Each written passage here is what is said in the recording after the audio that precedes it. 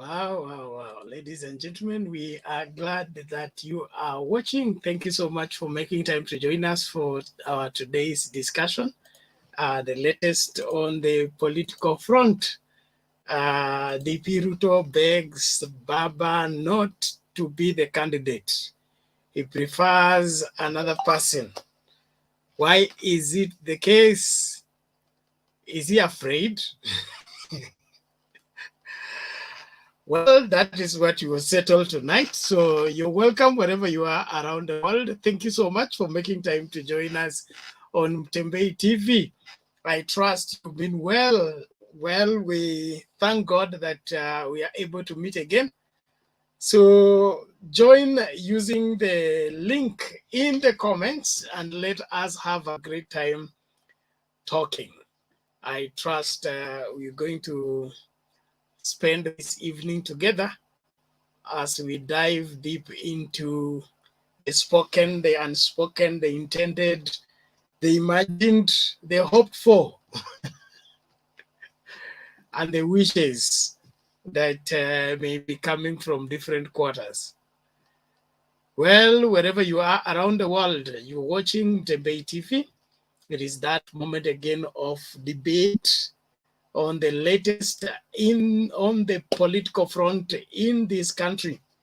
The IEBC today was issuing some warning on early campaigns, but it looks like we are all fully fledged in the campaigns. And then on the front line, there are this emerging DP is serious. He doesn't want to run against Raila Odinga. Why is that the case? That's the place I want us to dig deep tonight and be able to sort it out properly so that no excuse is left. So join us. Use the link in comments and let us begin to talk. Let me see a few guys on the comments. What Nyayo go say so afraid to face the man Agwambo in his game. Technopolitical. Raila is a phenomena. Don't joke. Justus Musyoki says, hey, Raila si warika yake. Wow, things are getting hot. Use the link in the comments and join me. Let us have this settled once and for all. Okay, we have Asiago Vincent say kama aliwashinda wakiwa na Uhuru Ruto ni Sosa kwa baba. Wow. Thank you. Yes, Omondi Joy, how are you?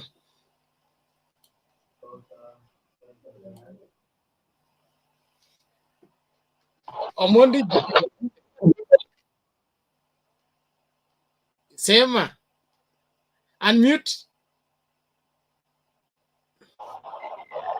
Yes, I'm good. How are you? I'm okay. Okay, sana ni mali kwenye wezi ona kati vizuri. Weji panga alafu kuja. Nahashon, how are you?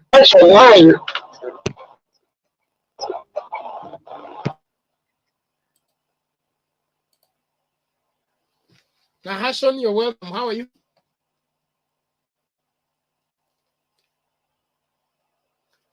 Unmute first.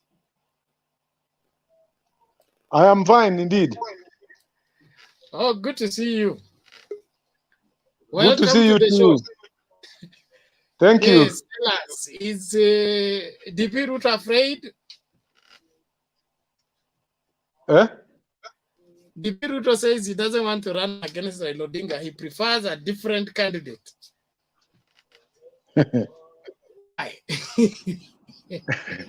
Is he afraid? That's the question we are asking tonight. Is he afraid? Yeah, I think, they say Yes. Sinners run even if there is none pursuing them. Unasikia? Yes. That could be the case.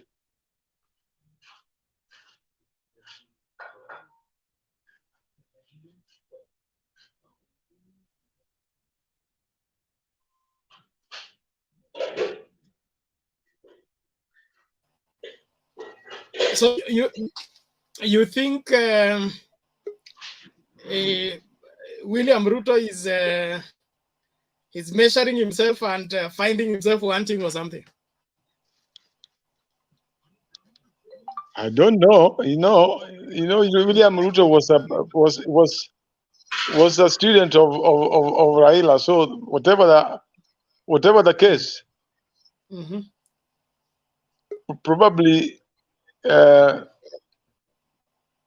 he knows that the guy might be knowing, might expose him to some extent. Okay. That's interesting. Thank you. Thank you.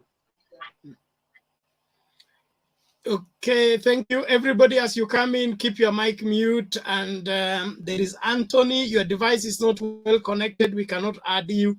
Make sure you give StreamYard the control of your camera and your audio. That's the only way you can get into the studio. Thank you very much. Eliud Kiprotich, how are you today? Unmute and talk to us.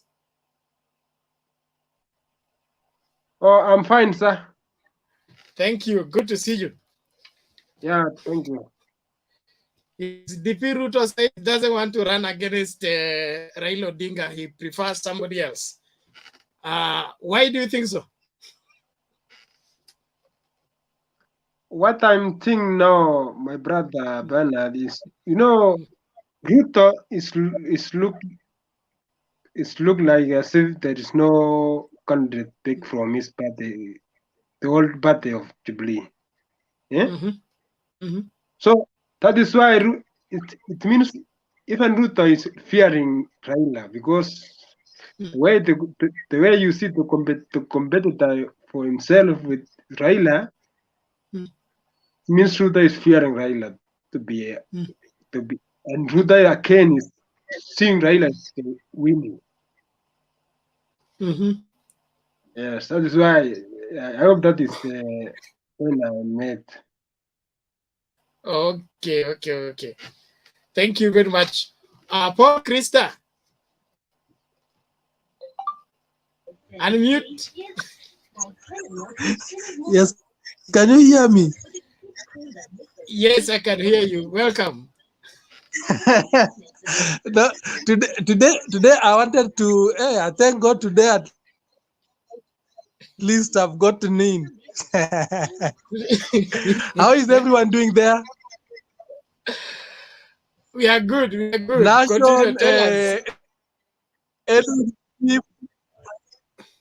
yes. I've just come in. I'm still trying to get the where the wind is going in regards to the there is a butterfly for someone to state that he do prefer another candidate. So each and every individual join you, I do someone so that at least I get into the system, because I don't know how far you've gone. We're just starting. Everybody's giving their opening remarks. Everything will be okay. Thank you. Okay. All right. Peter Ogwell, how are you? I'm fine. How are you? I'm fine. Good to see you. Although you're hiding behind the curtain. No problem. You're okay. So tell us, is Ruto developing cold feet or what? No, Ruto is not developing cold feet. Yeah. Ruto is a very shrewd politician. Yeah. And you see, what Ruto is going to come out with is that Raila is a walkover for him, and he'll come out with a lot of explanations. He will actually, what he's going to do is just to try to insult Raila in public that he's not somebody who can be depended upon, he's not somebody who can be trusted, and he's somebody really mchawi, sijui nini. So he wants somebody better with a bit of credentials. Actually, Ruto is going to try to look so bad in the face of Kenyans. And that's what he's been trying all along to do. Because one, he's so desperate and he's bereft of any development agenda in his campaigns. And most of the time you'll find that he's using insult. He insults almost every leader from any community, from all the communities. And now you wonder how he'll be getting support from this community he's insulting leaders from. And apparently, I don't know who is advising the deputy president. Because if I was him, I'll be very humble. You know, initially, Ruto had a lot of opportunities to make himself, to endear himself to Kenyans. And even most people were thinking that Ruto will come out to be a better alternative to the oligarchs that we are having. But it's turning out to be the worst among young people that we know. Because you cannot display insolence and arrogance and a disposition of insulting everybody you disagree with in public. People will fear you. People are wondering if this person becomes the president of the Republic of Kenya, what will happen? Will we have to run away to Tanzania or Uganda? Because Ruto is somebody who apparently want to face everything head on. And you see, you can't keep on talking a lot when you are a leader and you're campaigning. Let some people also talk about things that you are not supposed to pronounce. It's like now Ruto is talking about everything. Wherever he goes, he's the one who's talking about anything under the sun. And that's not very good for a leader. Thank you so much. Okay, thank you for your submission. Let's hear from Hilary. Hello, good evening, Mr. Bernard, and the present panelist. Good evening to you. Welcome to the show. Yes, today's show is all about DP Ruto begs not to run against Raila Odinga. He prefers another candidate and not Raila Odinga. I think in the race against DP Ruto against Raila is the serious contender. If you compare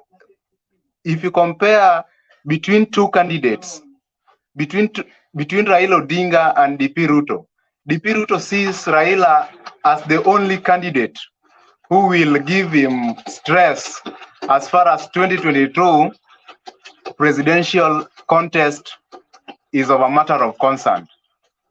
And DP Ruto himself knows very well that Raila Amolo Odinga has a very wide support base, and that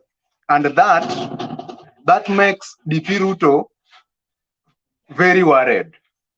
And if you see the support base of Raila Amolo Odinga, if you see the support base for Raila Amolo Odinga, let's start from coast.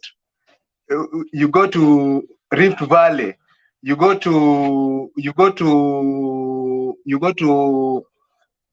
Northeastern, you go to Central. Raila Amolo Odinga has support everywhere across the country, and with the Raila Amolo Odinga support, this gives Mr. Ruto a nightmare. You see, he can't just take it easily, because he knows very well who Raila Odinga is as far as his support base is concerned. And let me talk of the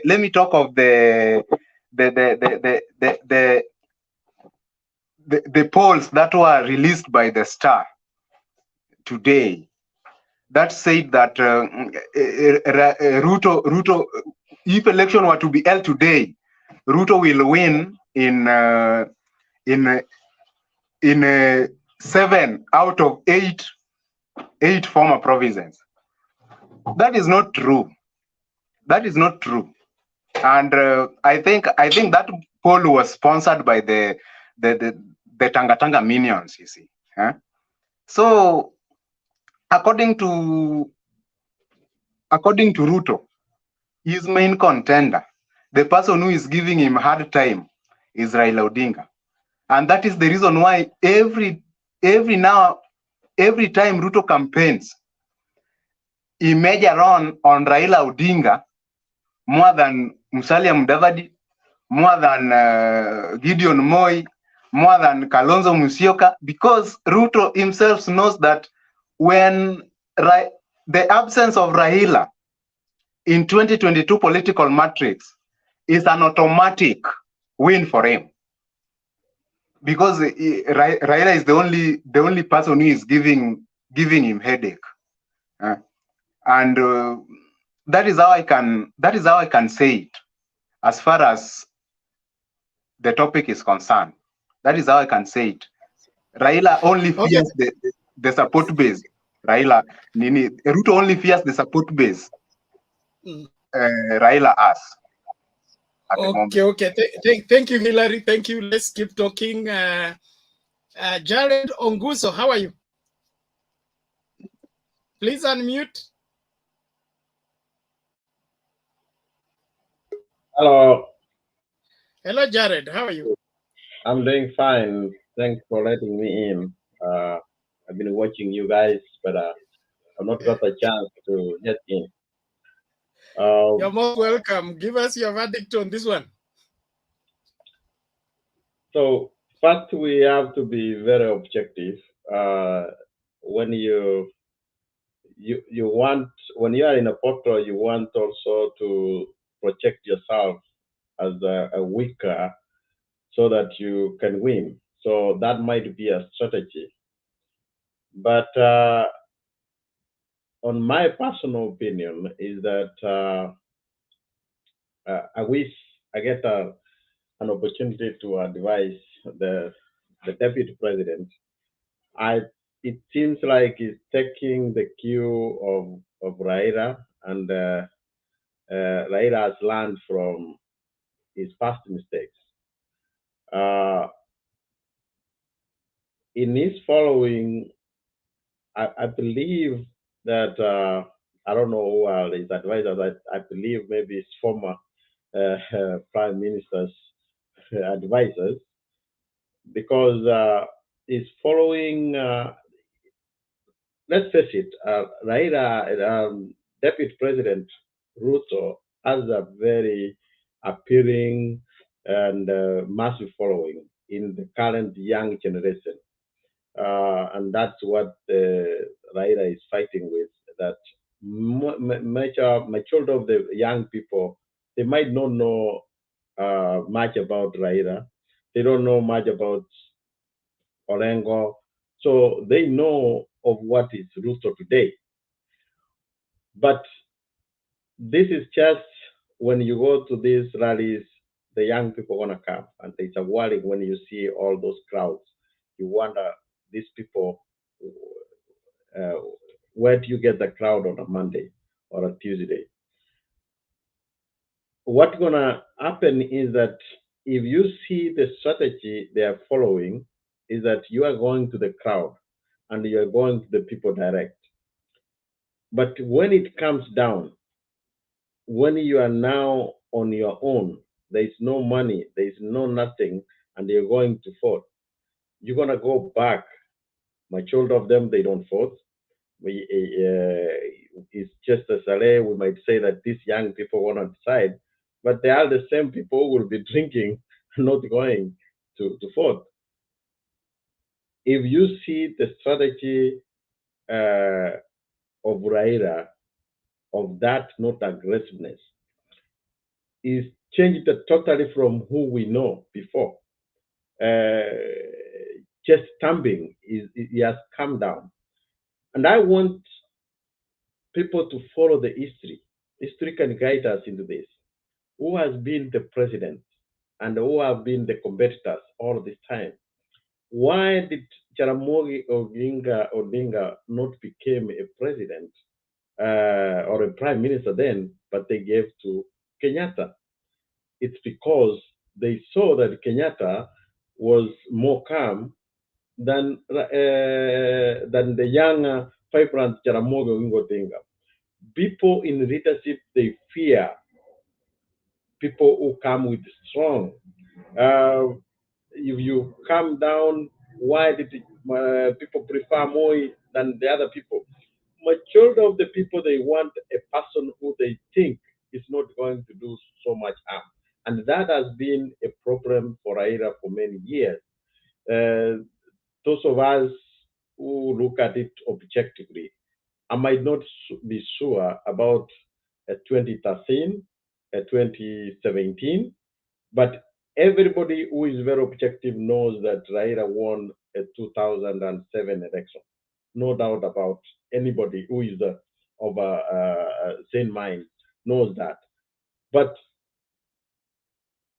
there is people who feared what that president will be. Those who own the country, they didn't want to do that. Today, you see why people preferred still to have Mwai Kibaki than the then people like Simon Nyachai, who was very prominent person at that time. But they feared that strong command that how is this person going to rule? We come down. People when 2013, when Uhuru Muigai Kenyatta came in, let's face it how it is. They saw that this is a person who is drinking, it's not going to. But those are the people who they prefer. Now, come 2022, there are people who you might be surprised if people were to choose. People would prefer Mudavadi presidency because they perceive that it might not be that strong. People might prefer a Carozo presidency, and that is what Raila, I think, has changed, transformed to. That is not that aggressive, and that is now what is getting into Ruto. That is the only anti-productive I can say with William Ruto. William Ruto is seen as a person who is very vigilant, very strong, very charismatic. Personally, if you are in behind the screen and you don't know all these people, you will always be persuaded by William Ruto. But there are those deep state, there are those people who will fear the Ruto presidency.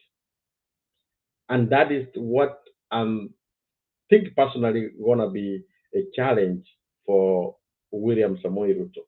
It's the fear. It's not like he's a very strong candidate. He pulls the masses. Remember how many crowds Raila Odinga has pulled before, and you think that there is no doubt that he's gonna win, but he has not stepped in state house. The reason is because people fear that strong and aggressive. If Ruto could have been seen as a person who will get there, like Moi followed, and when you get there, then you change, that would be. That's my take on what is going on now. Okay, thank you, Jared. I share your sentiments and I believe everything will be all right. Inawezekana, vipi? Salama sana Mr. Bernard. How are you guys? Habari za leo?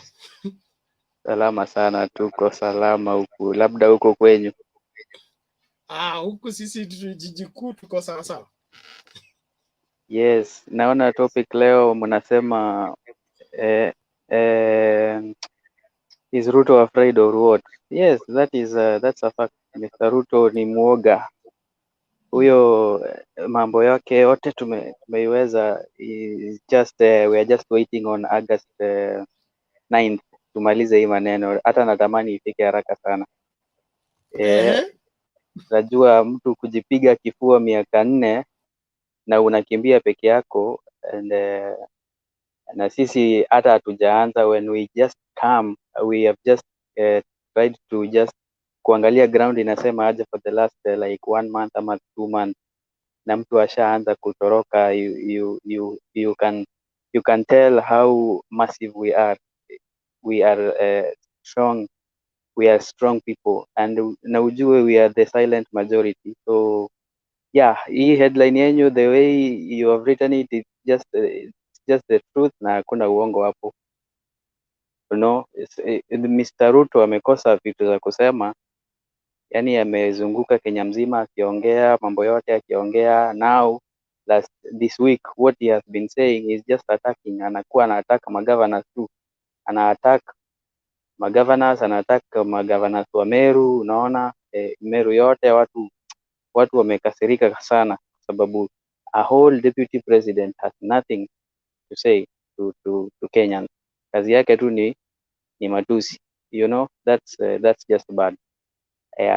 Bernard Leo, I don't have much to say. I like listening. That's just what I wanted to say. Maybe if I have another point, I'll put across. Thank you. Okay, thank you. Welcome to the show. Let's continue talking. Kaliwa. Haliwa, if I pronounce you from my village's language. You're correct. Thank you so much. You're welcome. Talk to me. Thank you so much for welcoming me in. And on the issue of this topic, I just want to give some points on my own perspective. One. Soga karibu na mic, sauti yako hatukusikii vizuri. Okay, one. Are you getting me? Endelea, tunakusikia. One, the deputy president is afraid of Raila being supported by the deep state because he knows well that Raila has always beaten them twice. Wakiwa kuna deep state. 2013, 2017, Raila won. So, by Raila being supported by the deep state and Uhuru being the other side, he is well aware that Raila will beat him. That is why you see a lot of, he's having that grievance. Akona hiyo uchungu yote because he knows what Raila will do with the deep state. He has beaten them when they are together, the two of them, Uhuru na Ruto, with the massive votes from Kalenjin and Kikuyu. So being that Raila is being supported by the son of the Kikuyu, he is well aware that this time around is cornered.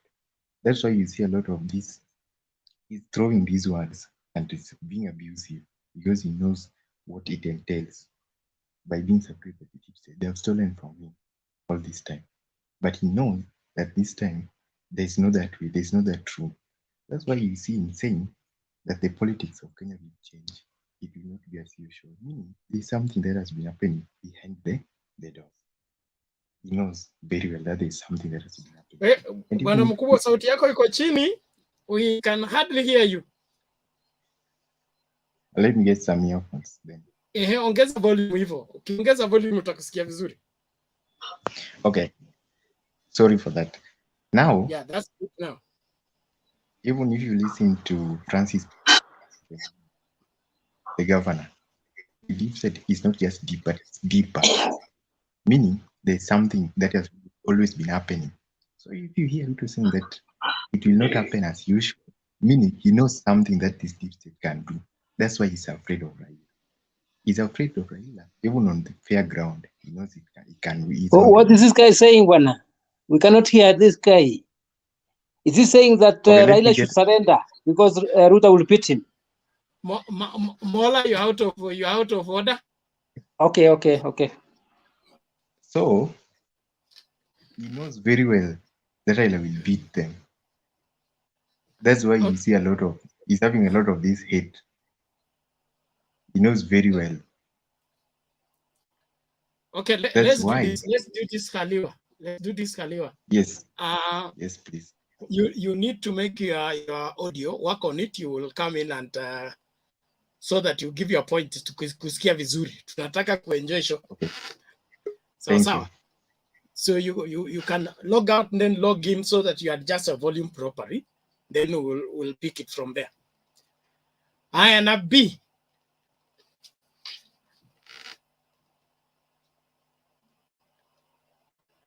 Nabi, how are you? Fine, thank you, Bernard. I hope I am audible. Kabisa kabisa, tunakusikia. Karibu. Thank you very much. Haya mambo unayoona vipi? On the subject matter, sir, I can only give two opinions. Yeah. Number one, I think Ruto doesn't mean what he says in regard to backing down to Mudavadi. In my view, I think he's trying to do what President Uhuru did in 2013, so as to test the waters, to see how popular he is. Remember when Uhuru did it in 2013, there was an uproar from his backyard, where some members said, if it is not you, then all roads will lead to Bondo. I hope we can still remember that. So Ruto is trying to weigh his popularity among his perceived followers. Okay. Or perhaps he wants to capitalize on the confusion in Oka so as to keep Mudavadi waiting. Because Mudavadi, we have always known him to be a fence-sitter. Actually, he wants to be given something. He doesn't want to fight hard to capture it by himself. So this strategy can also work so that the lawyer population, majority of lawyers, are kept in waiting so that they don't make an early decision on which election to go, in my view. And finally, you ambushed me, Ben. You did ambush me because I was not prepared yet.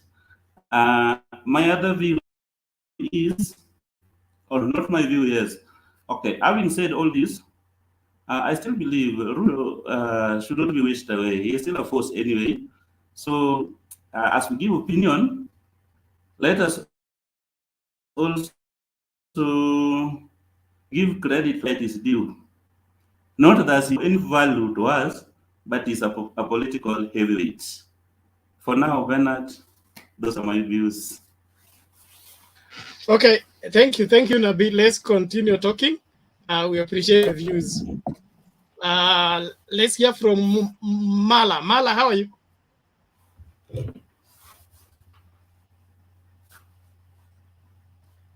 Mala, umetoroka?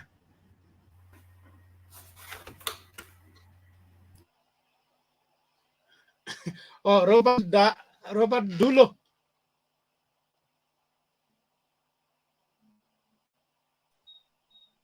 Yeah, good evening, Mr. Bernard and the fellow pundits. Good evening to you. I'm sorry for being late a bit. Actually, I was held up a bit, but again, the topic that I'm reading on my screen here is quite interesting. That is Ruto afraid, or what can we term this? Actually, I would say no. Ruto is not afraid. Whatever Ruto is trying to show is called propaganda. He's trying to start what we call political wars. Actually, all that he does is to instigate political wars, such that the opponents actually view him as a villain rather than a hero in this battle, such that he is approaching this battle as a dark horse. I don't use the term a donkey, but rather a dark horse. That, we are talking about a presidential candidate that actually is approaching elections with high expectations on his shoulders. That there are many Kalenjins, as well as a section of the gamer communities or populace that actually are hoping and have high hopes in a Ruto presidency. And that going forward, we find that things grow thick in terms of politics. We are talking about a situation where we have not even hit the home stretch as far as the campaigns are concerned. We have not even started the campaigns, but we are talking about a candidate who actually had started campaigning. So there are expectations, you see.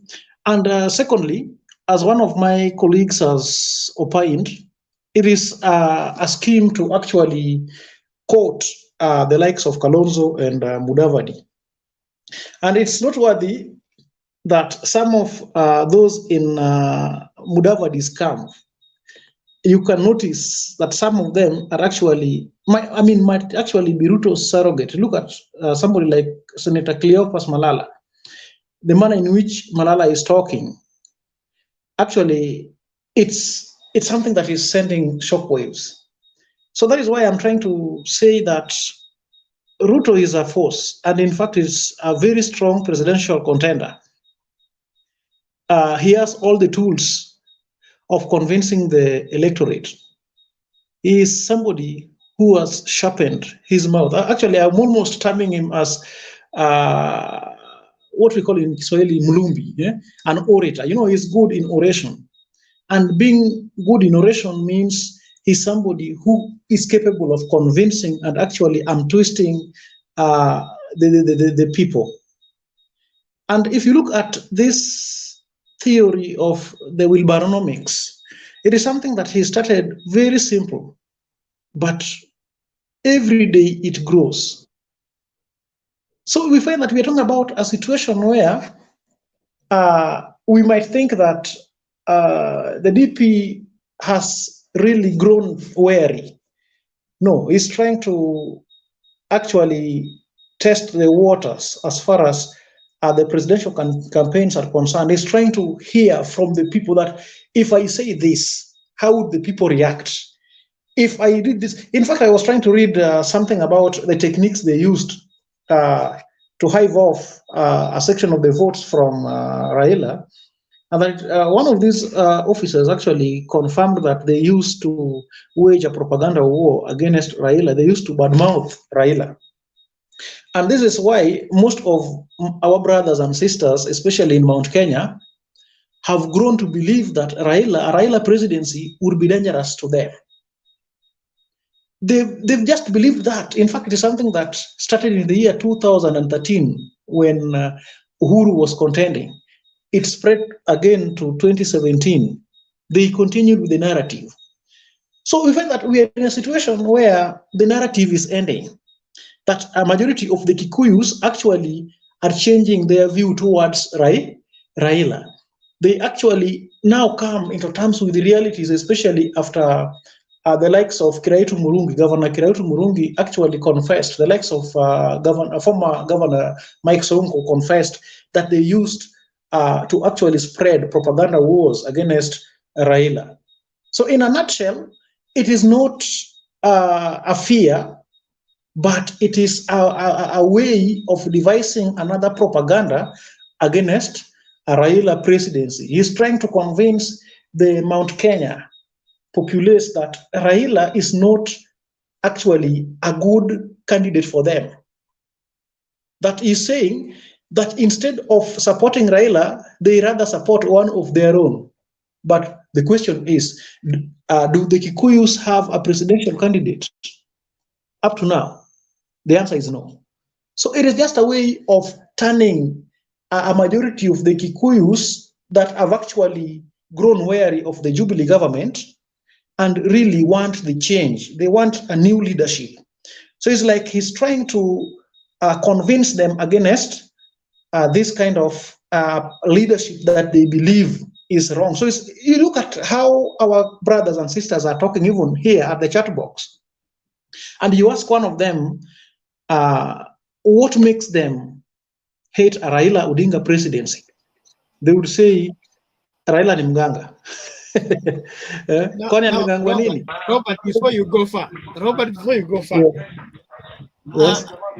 Why would DP Ruto be testing waters for 4 years? By now, he should know his ground. Yeah, we are talking about a candidate who was sharpened a mouth as far as matters propaganda are concerned. You remember the issue? Politics is more than mouth. It's more than tactics. It's more than tricks. You need to have a strategy. So 4 years of campaign, majority of that time was spent in the mountain. Why would he be testing waters now? Now, you see, the reason why I'm saying that he's testing waters now is because, we are talking about a situation where we were talking about the kumi thing, where in 2017, he believed that his brother would leave the seat for him for another 10 years. But then here comes the Raila equation, where Raila came and actually ratified everything to them. So it's like the ground that he believed and he was sure was for him actually stand against him in some instance. Thank you. Okay, Robert, let's leave it there until another time. Thank you so much. Yeah, thank you. Thank you. Have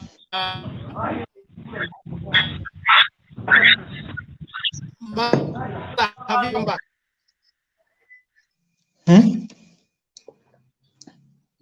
Hello. Okay, let's hear from James. Since it's your turn, how are you? James 1. Hello? Yes. Yes, welcome. How are you? Yes, sir. I'm fine. Can you hear me? Can you hear me? I can hear you clearly. Karibu. Yes, there's somebody who has not switched off, eh? Okay, what's an imbalance in the, I think that's connection issues. Oh, okay. I think I can go on. Yeah, go on, tell us. What it is that some time back, when he was being interviewed in one of the stations, he was asked, that is the deputy president was asked who he considers to be his opponent in the next elections. He said it is Raila Odinga. So when the interviewer asked him, what about the others? He dismissed them offhand as non-entities. So it is very strange now that the same person can start saying you'd rather face somebody else, or the community can front someone else. I think that is how I got it. I think the truth has started coming out. If we are to go by the latest polls, which of course there are those who have contention about them, by TIFA, they have shown that the Raila Odinga has been going up. He's been accumulating support. And this is a man who has yet to even announce that he is going to be vying.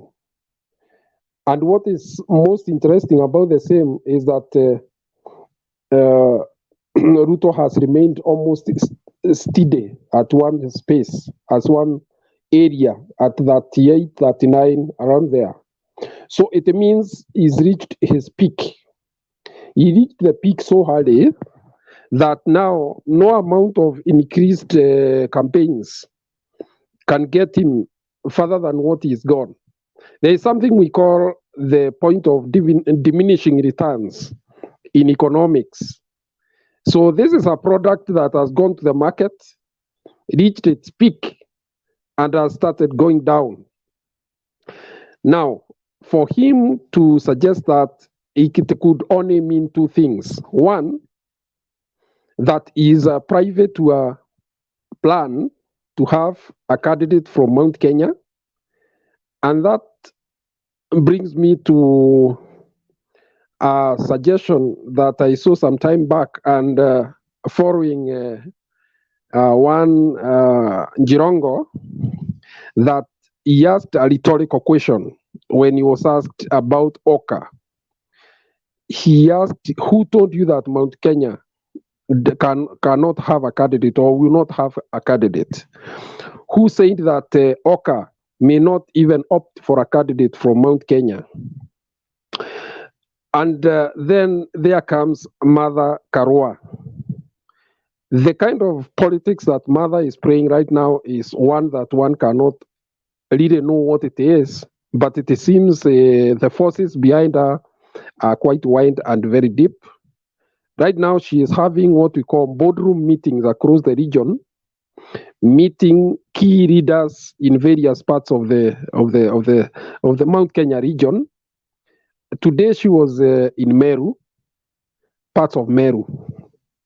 So, not unless it's private to a political movement that is building up, or he's reached a point where he knows for a certainty he doesn't want to be humiliated.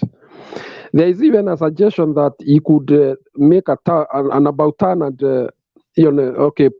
opt for Musalia Mudavadi just as a stopgap measure, so that he can try his luck in the future, especially if he finds that the system is aligned so strongly against him. And he is also aware that once he gets out of the political sphere, which is bound to happen if he loses elections, you'll be going home to Sugoi. And when you are at home and the taps are crossed, I do not see him trying the presidency ever again, because elections is about resources. So I think there is more that is playing in the background than we can appreciate or can know. And this can only come out with time. Don't be cheated by anybody. What is happening in Mount Kenya is going to shock many people. The elections in that area is not just about calling political rallies and going around dishing money. The decisions will be made, and if they don't fall on his side, he will be in bad shape. If you look at what has happened to some of the people he thought were his key people when he was going around, tells you that he has a ground to cover.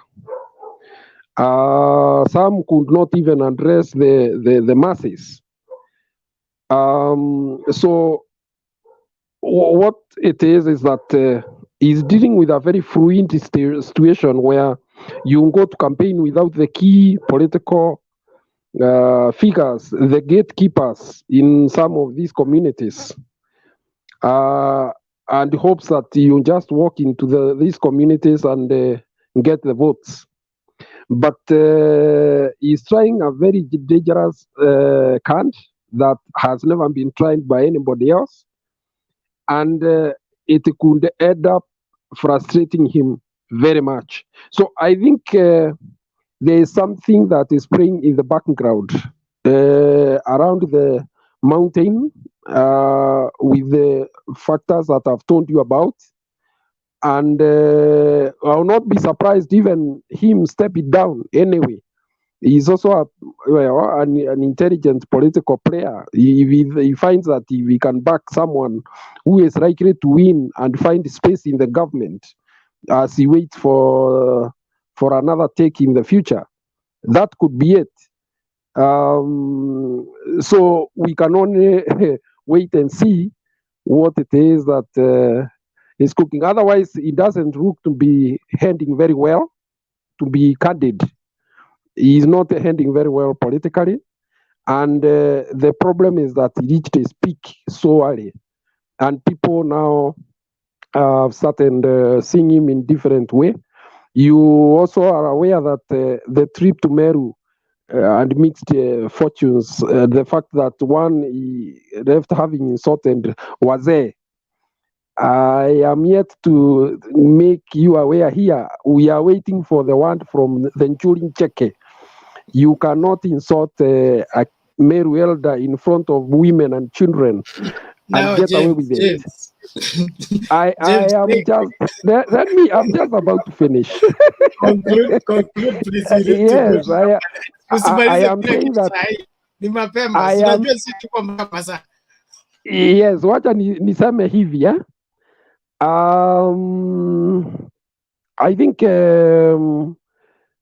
the chickens are coming home to roost, and the more the man has gone around, the more he has exposed himself, and the more he loses the ground, even for those who are supporting him without knowing exactly who he is and his character, are now coming to ask questions about his character, especially when you walk into a community like Meru and you insult all the key people there.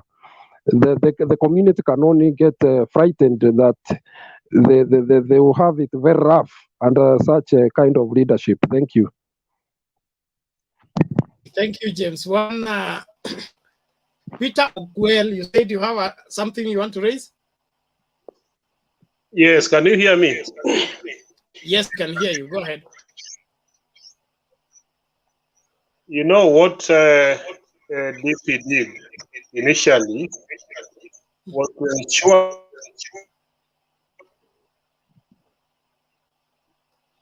There's something amiss with your audio?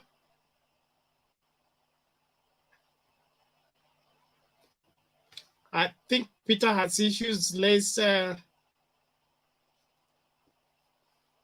Okay, let's hear from Dese.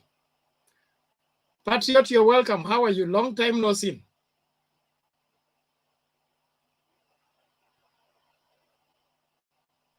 How are you doing?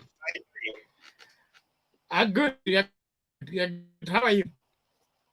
I'm fine. It's good to join this forum. I've always wished to join this forum, but in vain. But I'm really happy with what you guys are doing back there in Kenya.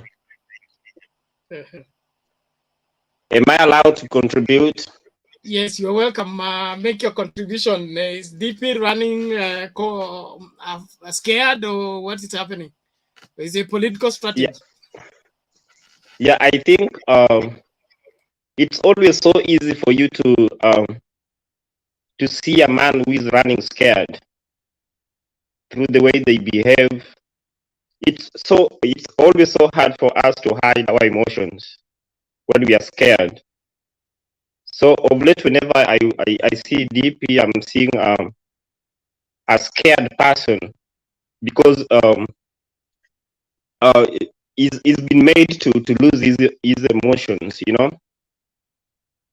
So to me, those are the symptoms. This guy seems scared of something, and the most mistake that that DP has made is to accept some people in his camp, believing that those are his supporters. Back here, when you read the story of America, when they were struggling to fight the British colony, George Washington used the services of the Kalpa spies, who could infiltrate the British system and they could extract information.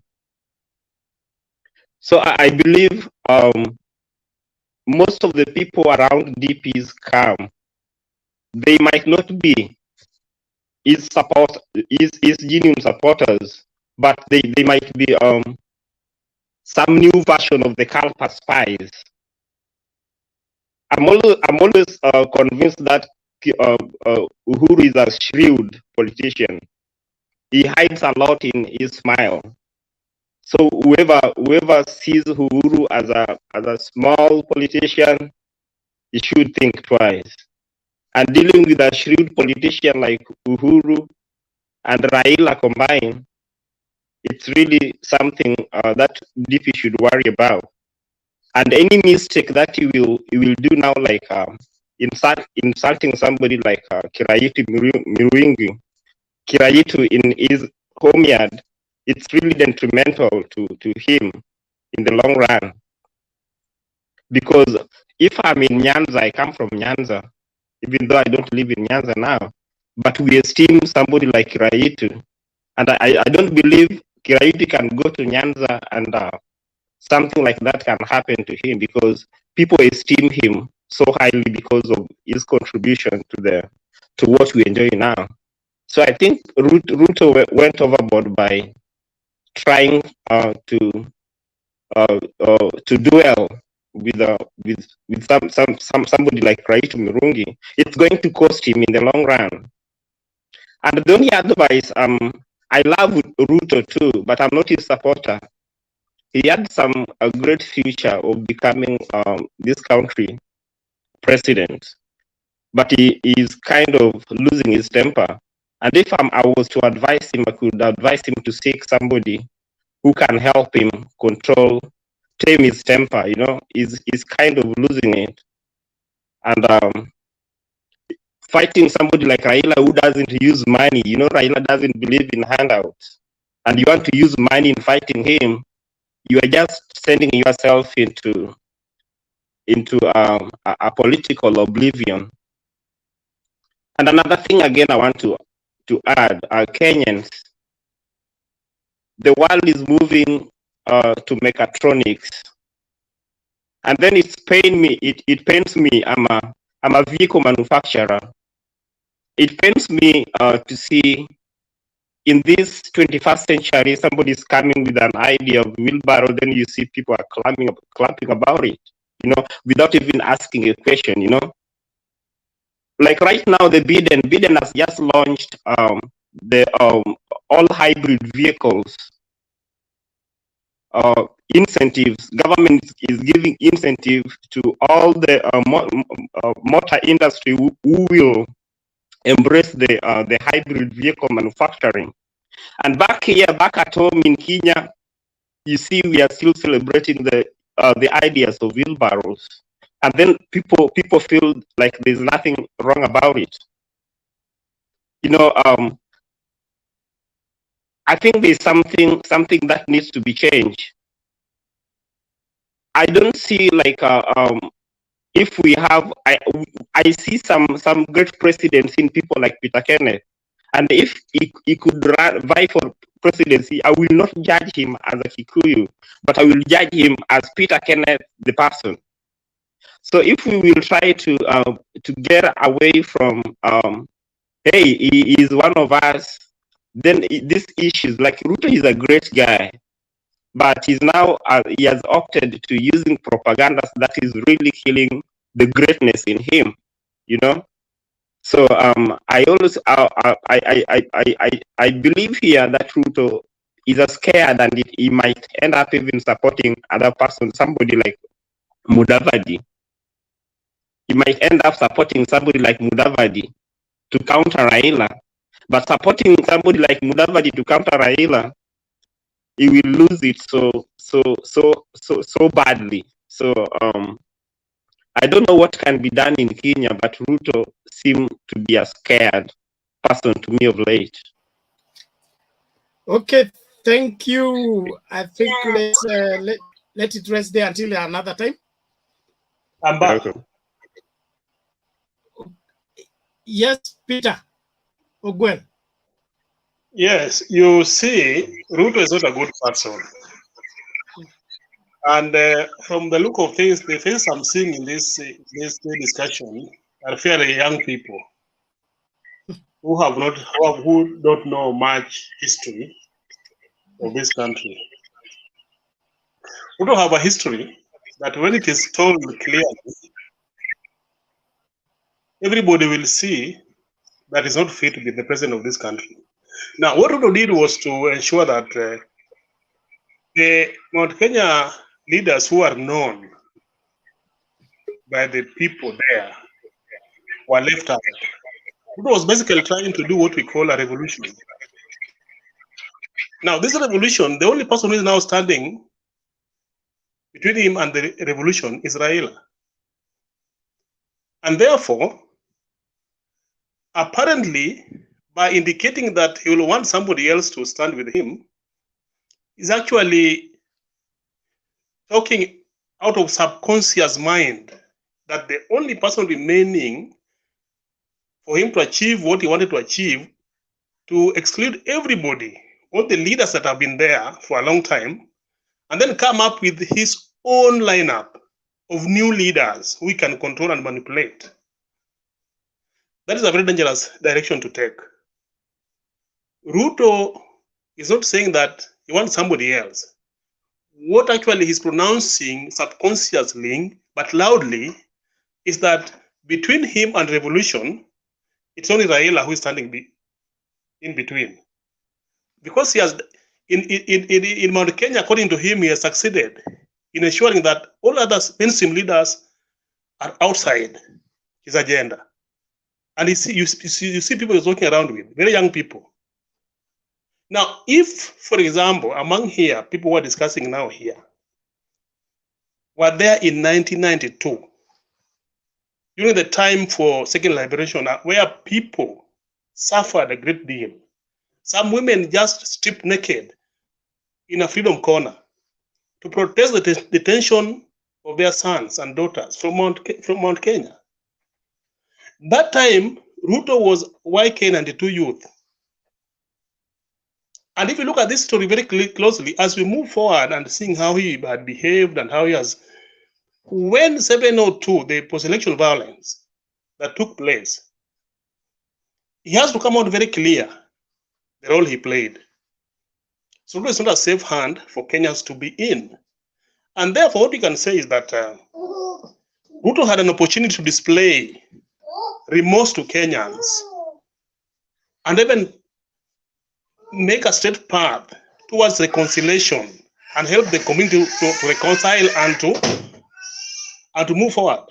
But instead, he's somebody who comes out as a bitter leader, insulting, he doesn't care, very arrogant, abusive.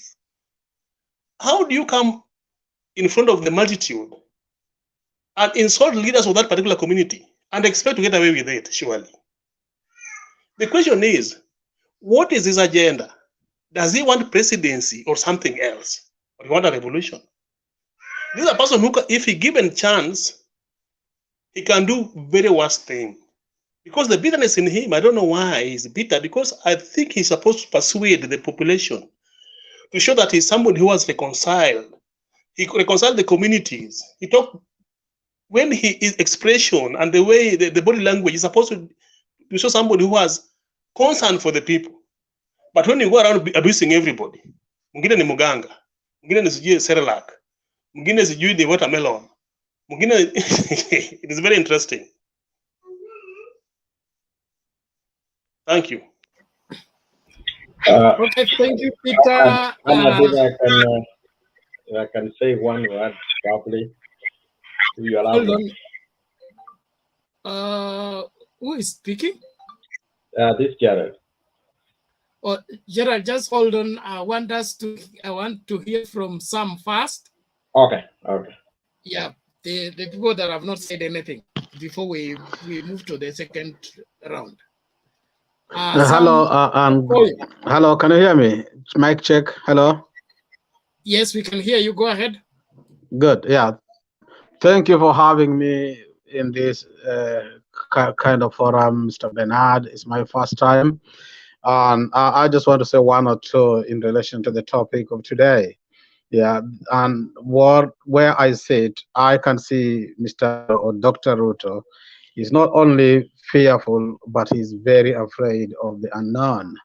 He is very afraid that should he not be the president, then the corruption cases might be brought up against him, and we all know a lot of issues that are waiting him. He is very afraid that should he not be the president, his close allies and people from his tribe will be hounded and taken in for questioning.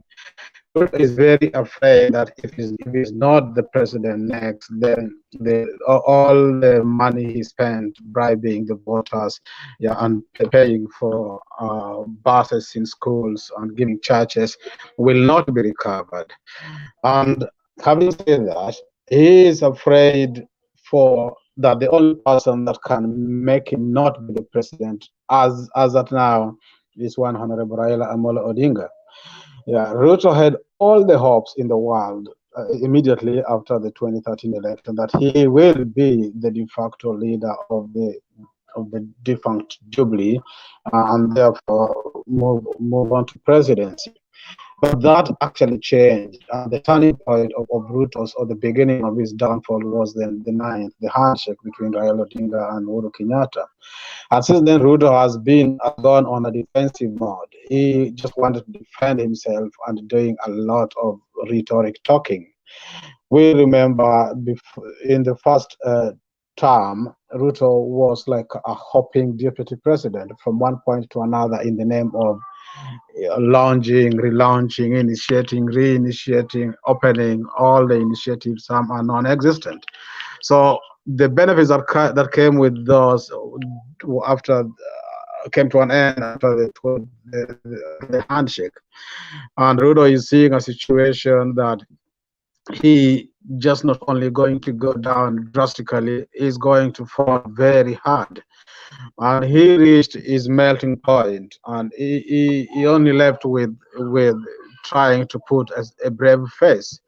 Looking at his entourage, you will see very little candidates are with him, and I'm sure many of us do follow.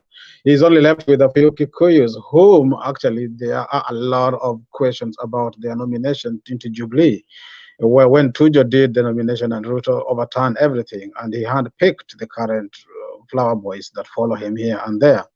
So he knows very well that in a free and fair election, or rather nomination, a lot of his associates might not come back, especially from the Mount Kenya. And those who rightfully got their nomination, somebody like Moses Kuria, he's in the light and seeing that really and truly William Ruto is leading the nation in a wrong dimension.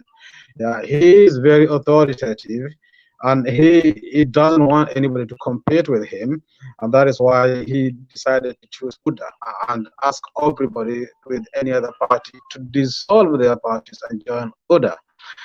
Having said that, his days are kind of done, and I think at the moment it's a situation of chicken coming home to roast. During his heyday, he really unleashed verbal and all the bad things on the people he perceived to be opponents or competitors. Yeah, right now, a lot of these people are regrouping. Yeah, the silence in Oka, in my view, is by design. Their time is coming, and they are going to take a very big stand, and that also something that Ruto is fearful of. What are these three gentlemen going to say? Which side of the corner are they going to jump into? Tail or head? Time will tell. Yeah, I won't have much to say because my first time, I don't know how long people are supposed to be taking on the stand. Yeah, but going on the topic of today, Ruto is a very fearful and afraid man. Back to you, Bernard. Thank you. Okay. Thank you, Sam. We appreciate you and your views. I want to urge all of you that are following us, if you are following us on YouTube, please make sure you subscribe. And when you're in the studio, you're waiting to speak, your turn to speak, make sure you are inviting somebody to watch so that we all flow together in the right direction, getting the right information. Our timing is usually 2 to 3 minutes every person, unless we will have some interrogation on what you are saying. But I want us to keep into that framework. Be mindful that others are on the queue waiting to speak, so don't speak forever. And this show goes on and goes on and goes on. So you take your 2-3 minutes, then you will get another 2-3 minutes as time goes. Thank you very much. I think it's time now we hear from Mwangi. Mwangi, how are you? Fine, thank you, Bernard. I'm fine. Long time no see. Karibu. Santi, I've been following, but huko nyuma tu, I've been referring. For me, I think tuambie DP anaogopa ama anafanya nini?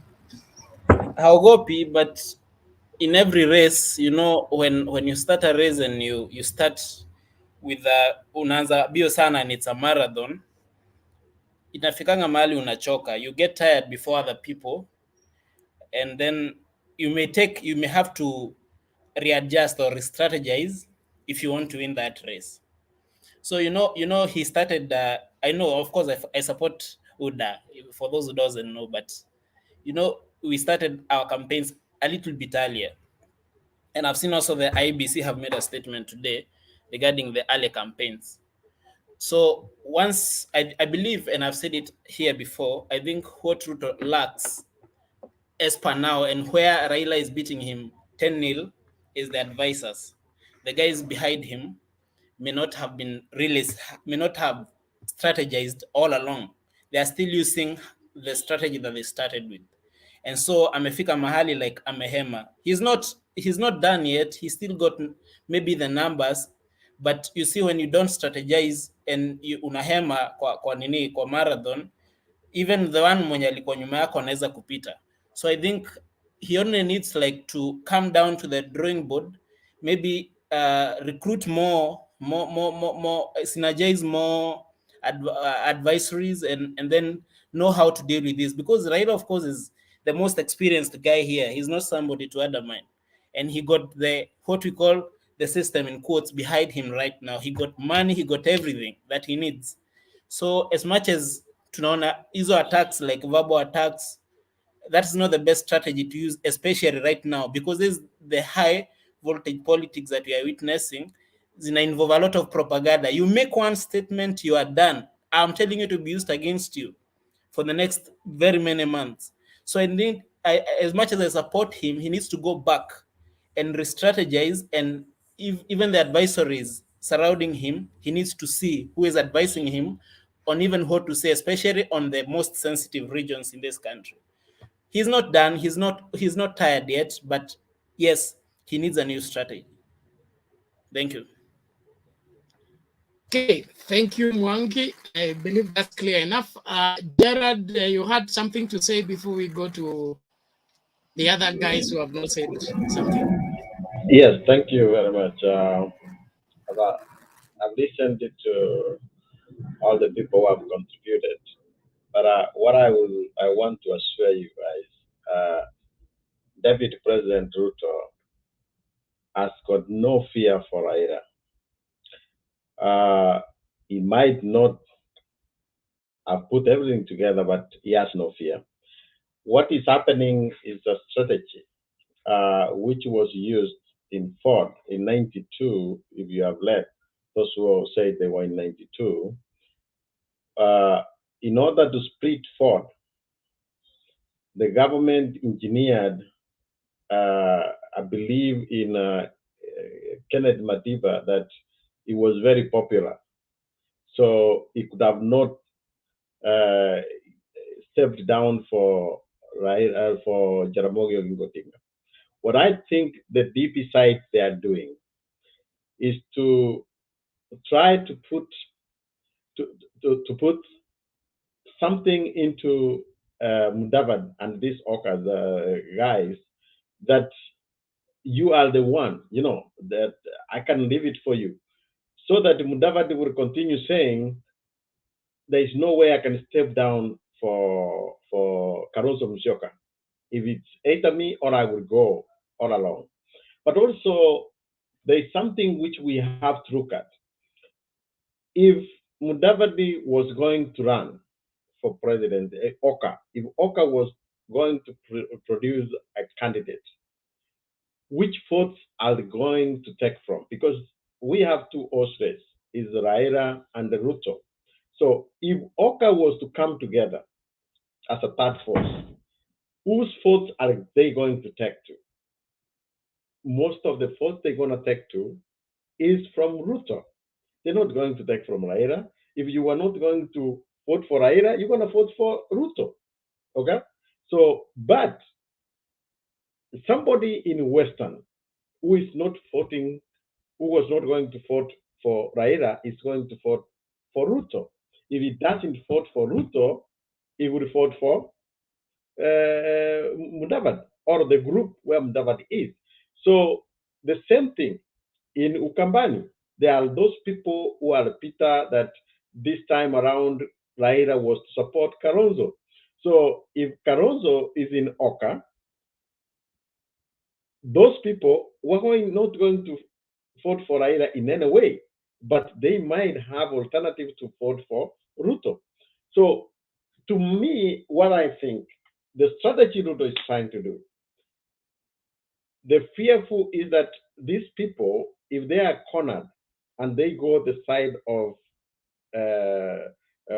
Raila, they're going to take away the votes. So all he's trying to do is that how do I make this Oka not to come together, but to set up, to defranchise, then he can pick Musalia on his side. Also, some people have said about Jubilee and all this, that's what is going on. I can assure anybody who has seen what is going on, and I've told many aspirants which I've got a chance to talk to, there will be no ODM in 2022. There will be no Jubilee in 2022. That is a fact. So we're going to come with a whole different name, either Ansec Alliance, all these. So that the people will not be talking about. Of course, even if Raila has Uhuru support, I don't think anybody stand on ODM in Central will get a favorable support. The same way Jubilee in Nyanza might not get that support. But if they come up with a new name, then that will be the new baby in the market. And that is the strategy which is going on. I do believe that there is a secret talks for people in Davadi's camp to go to Ruto. And this is why I am saying this. If you see the people like Marala, they never talk ill of William Ruto. They are talking ill of Raila, as if it's only Raila who is on the ballot. You should be talking of every candidate.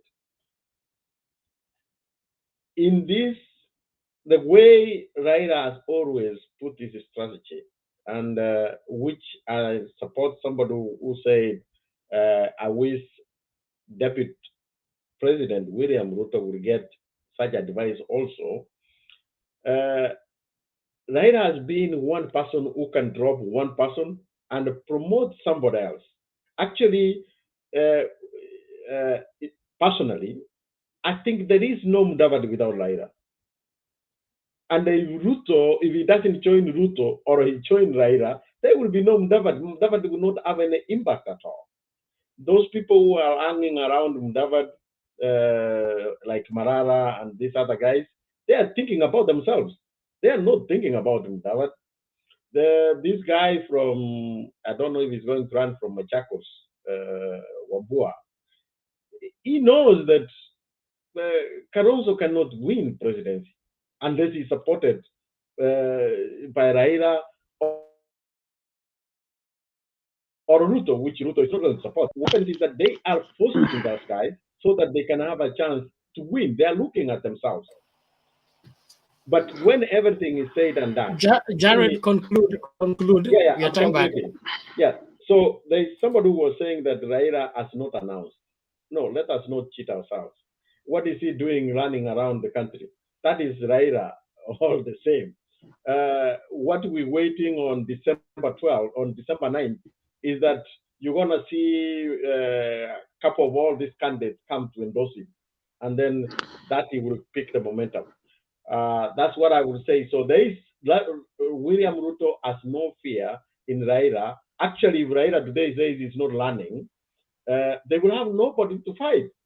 So that's why he will not have a chance to with another candidate. If Raila today was to say Kalonzo Dosa or Mudavadi Dosa, I think they will be in circles in Ruto's camp.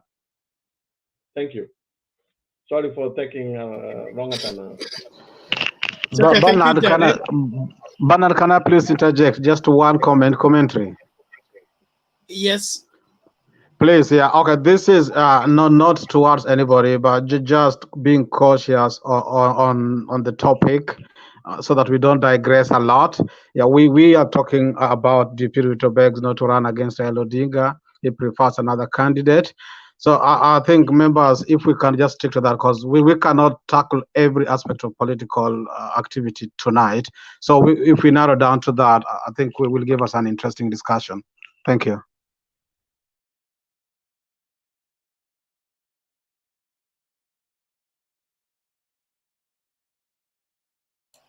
Okay, thank you. Let's go straight to Richard Omari. Oh, no, RMJ first. RMJ came first. RMJ vipi? Unmute kwanza. Oh, my bad. Asante kwa kunikumbuka. It is Unanisikia? well, karibu. Kabisa, karibu, Asante. karibu. Sorry members, first of all, niko kwa jiko, so kwa hiyo I'm gonna switch off my camera.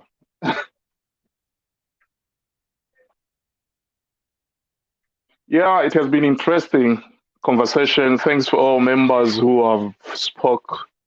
Gerard, inawezekana, Nabii, James, Mwangi, Sam, and the others as well. I think from my opinion, always I've been saying, DP, he miscalculated a lot of whatever mathematics he did. Those mathematics are going wrong now. Because we are not yet in campaigning time, but the way I see it is like you're in the swamp, chula anatoka kwenye swamp, anaenda kuota jua nje kwa sababu swamp imevurugika. That's the way I see DP now, because the way he calculated to deal with the mountain Kenya politics, he locked out all those. He knew that these are the giants politicians. So he tried to lock them out. So he didn't see that it was his plan, that he foresee himself on 2022, that he's going to run for 2022. So to make sure that no any person comes from Mount Kenya to arise and become as a big politician, so he can mess up his matrix.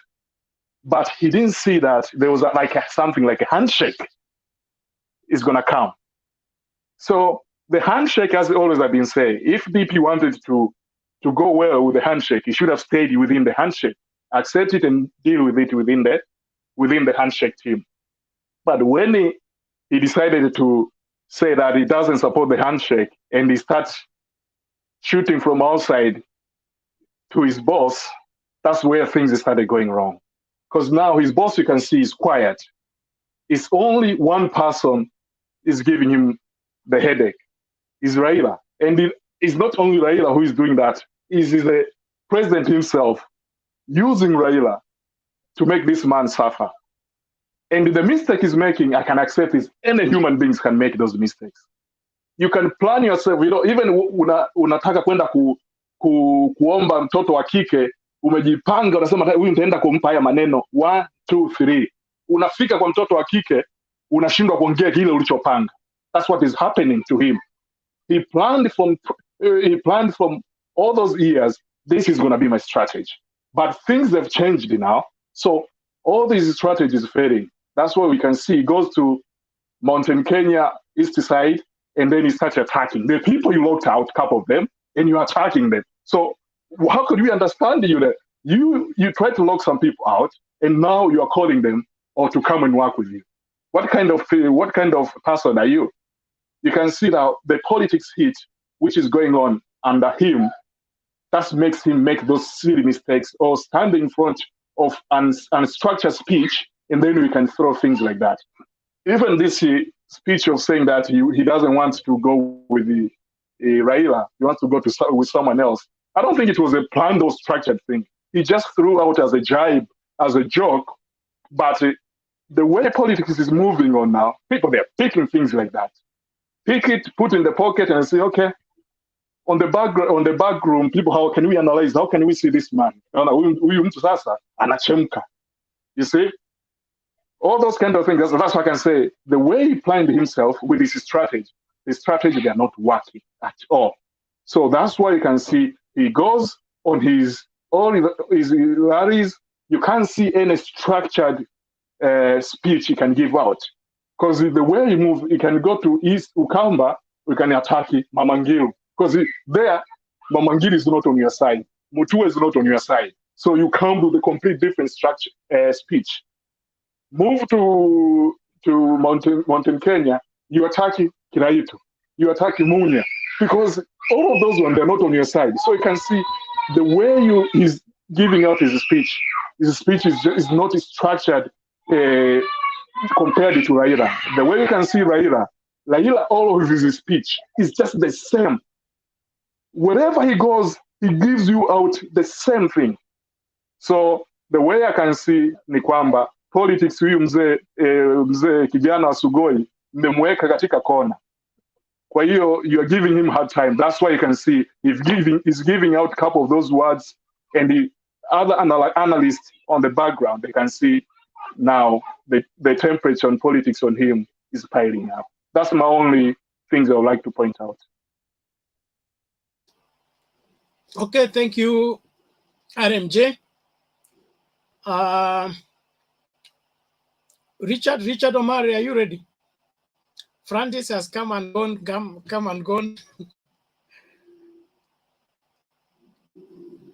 Richard,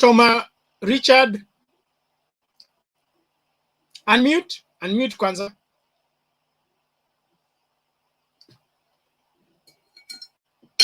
We unmute first, Richard.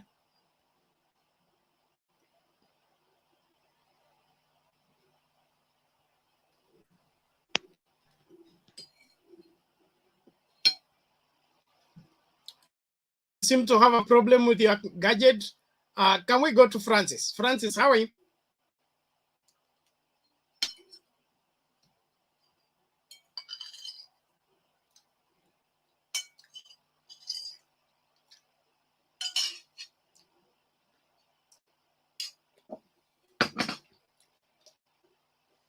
Who is he?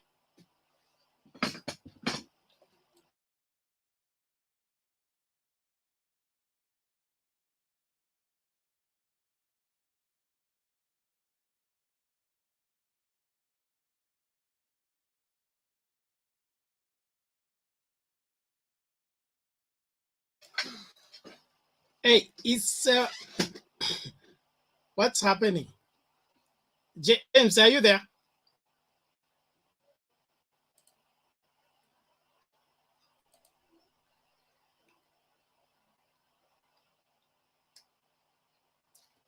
Yes, Omari, unmute.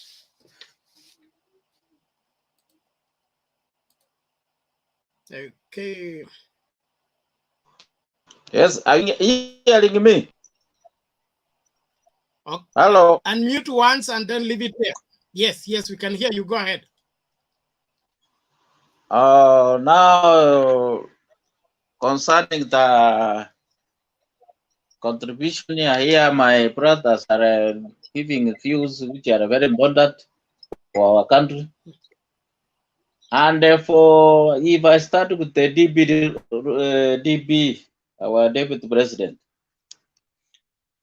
from my study, I've tried to look for the way he's campaigning is moving into a very tight corner. And from my observation, he took a system. I can remember a system of 2005 for the first referendum of the new constitution when they were together with the Raila Odinga, where Raila Odinga, after the fall of after the failure of the new constitution passing, they immediately formed the Orange Party. With him, although he went out that. Now, from that time, Raila started to popularize the party, the Orange Party, until they came to election 2007.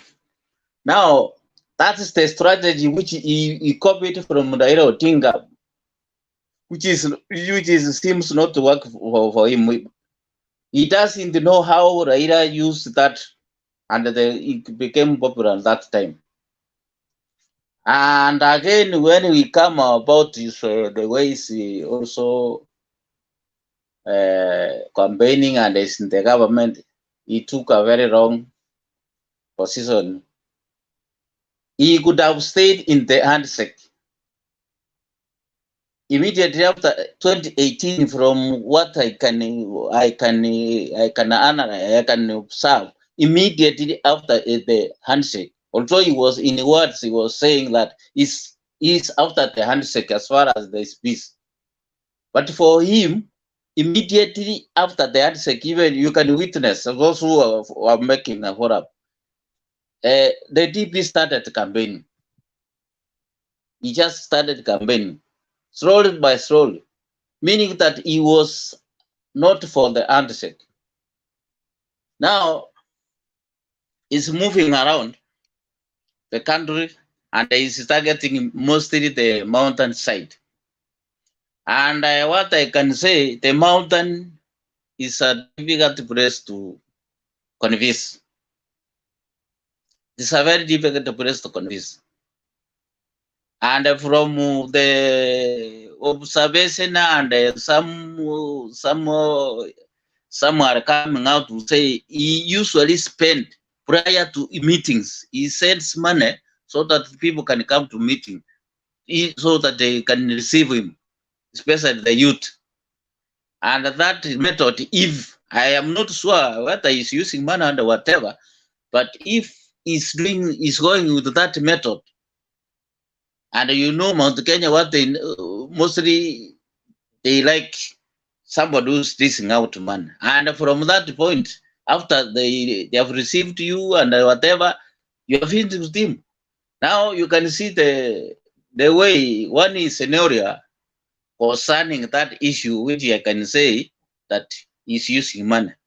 Recently, Mukomeni and Sudi and the other guys, they were in Nyeri, na church, without the DP. After the church, they went out to address people, but the people refused.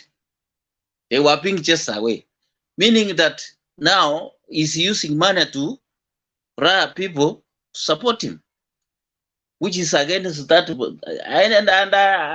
I can bear witness because I've stayed I've stayed in Tika for many years, 18 years, and I know those people that they are politics. I can remember one time I am a Kisi. They convinced us that you people, you have been voting with us for a long time, 2007. Can you put one of your own as an MCA, but you should find on a party which is within our region? And they give him a ticket on a DPT ticket. The former party for Moi Kibaki. So when during the election, our candidate was distant third. They didn't vote for him. So the calculation is doing, he should come up with a different method. Those people in the mountain are very difficult to learn. If he can, he should go on he should find a different strategy. So for him, I can say he should look at a certain way, and I should not compare him with Raila. The way I saw him saying that he should be given a different candidate to and it is on a way. He might be meaning to a traffic because he's saying maybe if Raila stands and you can see Raila is entering the mountain and the numbers cannot add the way he is expecting. On the other way, he might be he was doing in his sarcasm way that he can defeat Raila, maybe be given a different person whom they can compete with him, can give him run for his man. But The mountain is very difficult. Me, I've stayed for 19 years in Central Province. I know the politics. Those people, you can talk with him at night, and they mean it. And the politics of that place is swayed by those tycoon, the big businessmen. If those big businessmen say yes, you can get votes from there.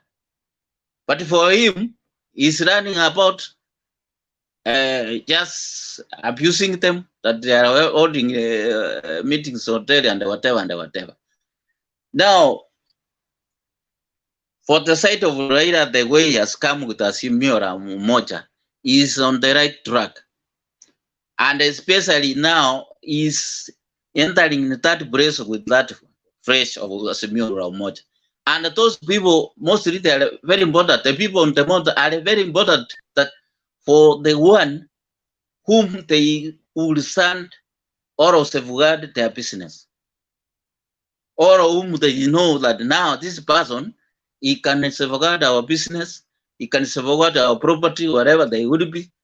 And again, for Ruto, for the DB, there's bad history. Our former president, let him rest in peace, Moi, after entering into the leadership, he make the people of Mount Kenya business people lose very much. For example, the Royal Media Service, SK Machare suffered so much on the hands of Moi. Now those people they are not taking justice. So this is a very tricky spot. You should come up with a different strategy. And again, if you want to rob people, don't use abuses. Go give them your manifesto, give them how you. There are different things now. Like now, the youths, they don't have jobs, they don't have whatever. Make a manifesto and give them a promise, although even they cannot accept it, but you give a views that if I got there, I will do something for you. But now, in his platform is going, every place is talking about Raila. He's preaching about Raila. Now, Raila is not a manifesto for development. Raila is also a candidate like him. So he should look a way of, you see, like of ranking people to on his side. You see the way Raila is doing, before he meets people of a certain region, he meets the delegates. They brief him everything. They give him the agenda, what they want. From our region, we want APCT. And they tell him now, we want us to meet now our region. Like now, like the other day, yesterday, I saw Malspet people, delegates came to Nairobi and they told him, Muse, you have to feast our praise, and then you will see what we have offered. We have delivered to him what we want to be done. That is the way. But no going, you hold like for him, he hold else delegate in Karen, it is money, and going to those regions, instead of giving his manifest, he's talking with the other candidates. It is against the other candidates. That's not right. So I tell you, this is a difficult part. We don't know, but God knows. Okay, thank you, Richard. I think we settled it there. Francis, you are back. How are you? Francis Ochieng, unmute and speak. I think he's hanged or something. Hype Dado. Vipi lakini? Mi niko poa. I hope you are doing well this night, and to the Yes. panelists. I hope mnaendelea fiti wherever you are. Yes, thank you for the chance this time. Okay, I just say my 2 points, maybe 2 to 3 points, I can say, about this topic. I think, to be honest, Ruto should fearing Baba. That is something that is we can see, because Baba is someone to fear in the political class or in the political game,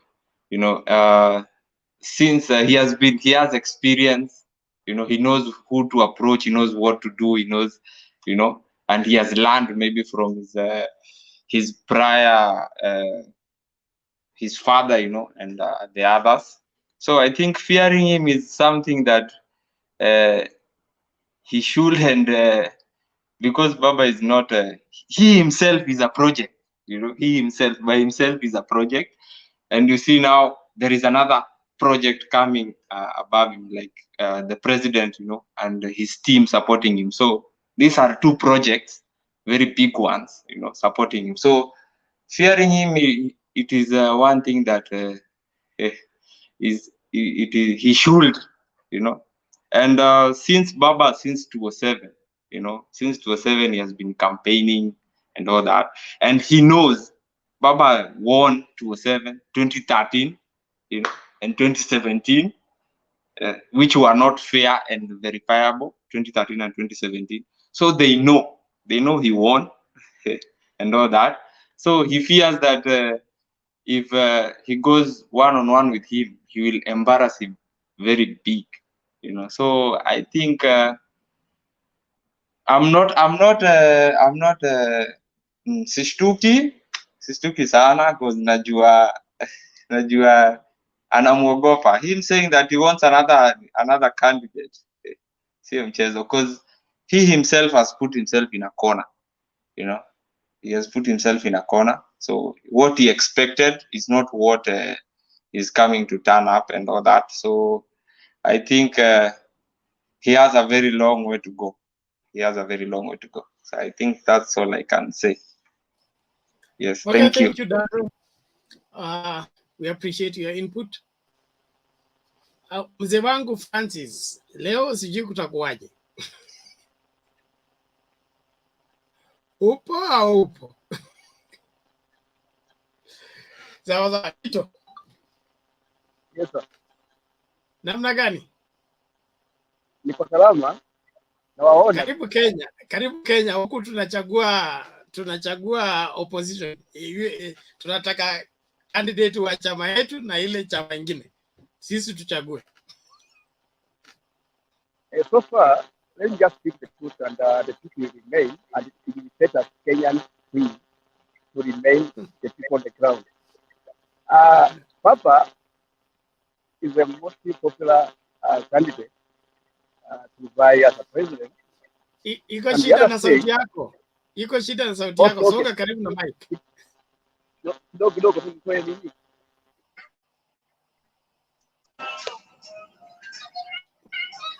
Nasikika saa hii?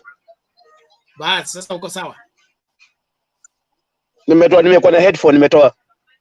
So let me just start by speaking that the most popular person in the Kenya who's rambling in the area is the only Papa. Baba himself is made of, I don't know how I can explain. They just call him Tinga or what. He's a very strong man. All those names that they are with the Papa, and he normally act like that. Those names that normally kill him. Baba is very strong, still very strong, and is going strong. Always shaken. Baba ako na nguvu mingi sana ya kushake na watu wenye wana Mudavadi ajue yuko siku alijipeleka peke yake barabara yake akaenda akakonga ukuta. Sasa hii akongi ukuta ni kwa maji ataingia na tutampata. Hiyo wakati ukuta ilikuwa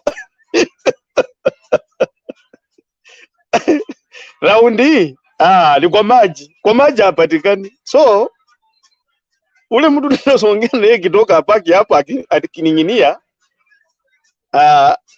ni Ruto. Baba kwa amekupaliwa Mount Kenya, na sasa Mount Kenya imekuja imerealize baba ana ubaya na mtu yote. Baba ni mtu wa kusamee, baba ni mtu wa kurudi chini, wa kujirudisha chini, baba ni mtu wa kuelewa. Ako na humanity ndani yake. Sasa si wote tumekuja kurealize huyu jamaa anaanga ubaya na mtu. Hiyo kuongea hash, anaongeanga hash kwa kutetea mwananchi wa kawaida. Hata kama tunaambiwa tutapewa wheelbarrow, tutapewa mkokoteni after kumaliza university, Papa alianza kitambo kutupikania hivi. Hata yeye ndiye angekuwa anatuambia tupewe wheelbarrow, tupewe nini. Lakini hajai kutuambia hizo. Yeye anasemanga tusome ndio tungangane tupate kazi. Lakini from all of a sudden you come and you start promising us to get wheelbarrow and what. Sasa hii life tunaipeleka wapi? Sasa we fikiria, nangangana msituni, napeleka mtoto shule mzuri. Saa hivi tunafanya hii mtoto ako secondary, amalize instead ya kutafuta kazi wampatie wheelbarrow. Sasa mimi ndakaa na huyu mtu namna gani kwa poma yangu sasa? Na na expect anunue shamba kwa sababu shamba ni ndogo. Na expect anunue shamba na wheelbarrow. Kenya mko na mchezo. Kitambo use machunga kwa wheelbarrow. Sijui utasonga kwa nini ndio ufike. Hapana. Mimi sijakubaliana na hiyo sera yao ya kusema bottom up. Bottom muachana, bottom ilifaliwa kitambo sana. Wakae na bottom yao. Si tuendelee na maisha yetu. Papa asunguke, asikize kila mtu na ajue shida zetu ni nini. The right person who is doing the right thing at the right time is baba, only baba. Kwa sababu anena anakaa chini, watu wanakusanya, wanamuelezea shida zao. Sasa akiingia kwa government atakuwa amejua the pinch iko wapi.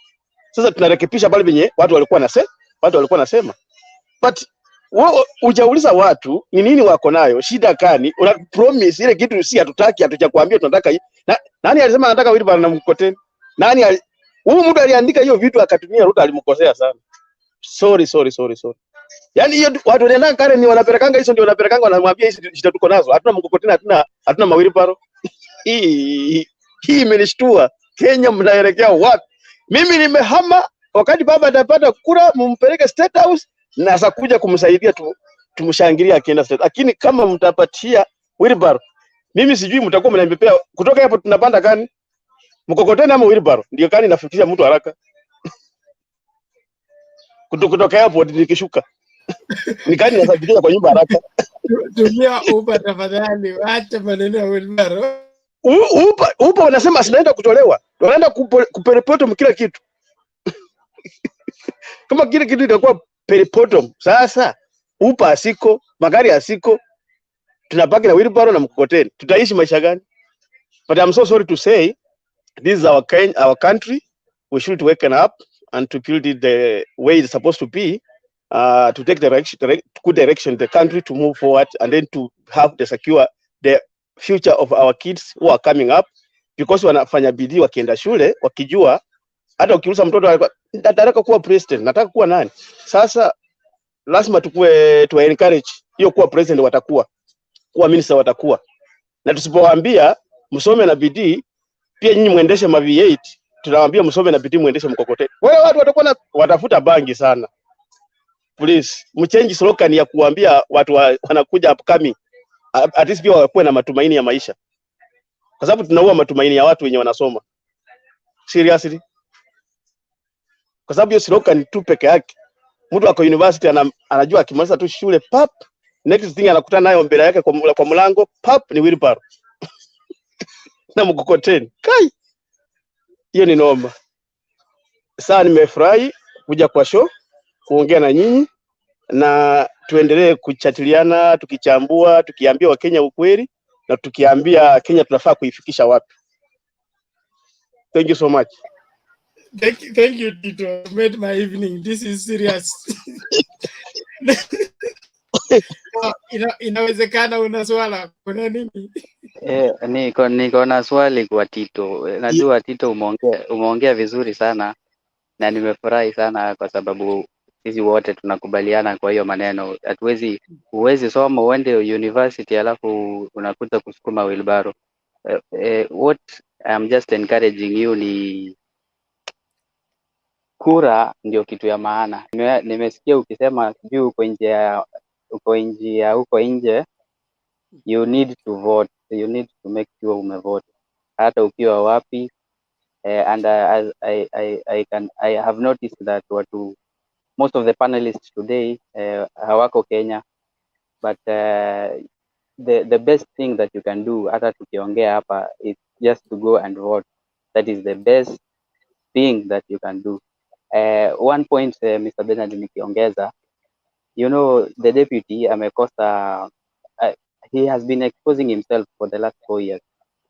Ndio unaona kila wakati akileta kitu mpya inapigwa na baba na Mr. Uhuru, anaiacha inakaa kando, alafu anaanza nini ingine.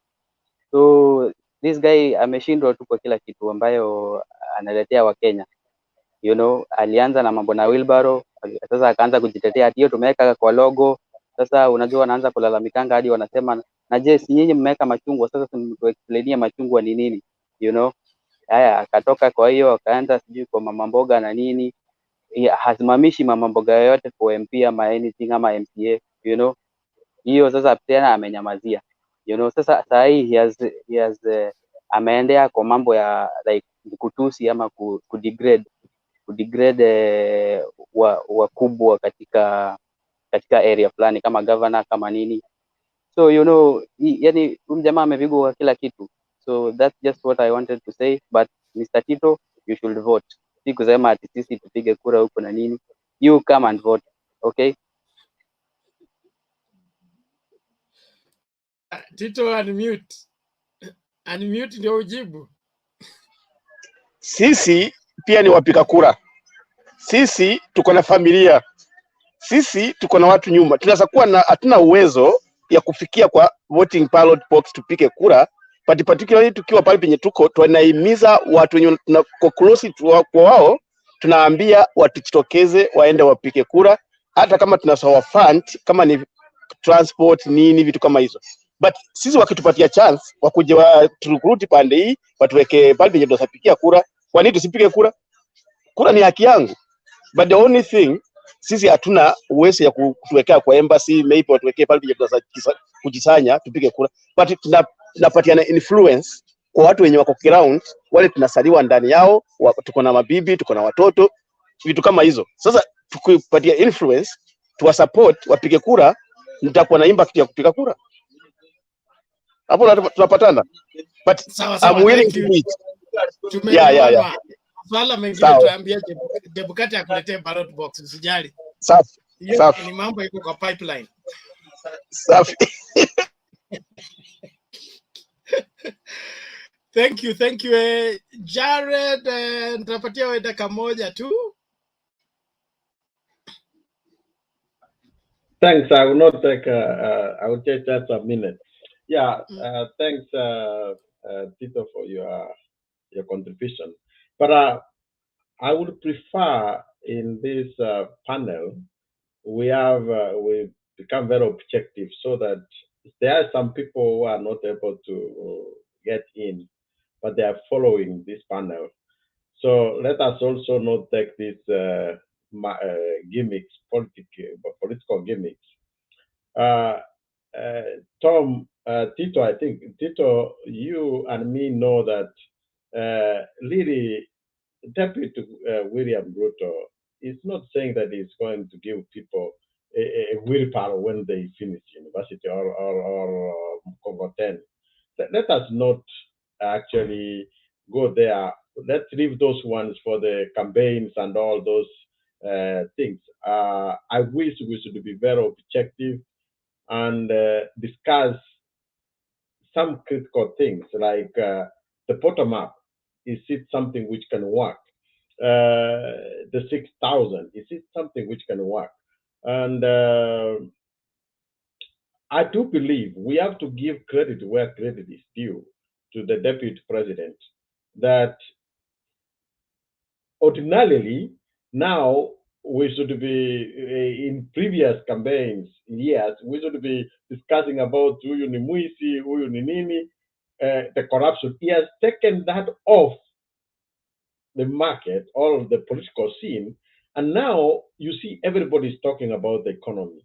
Everybody's talking about what they're gonna do to the regular Wanchiku.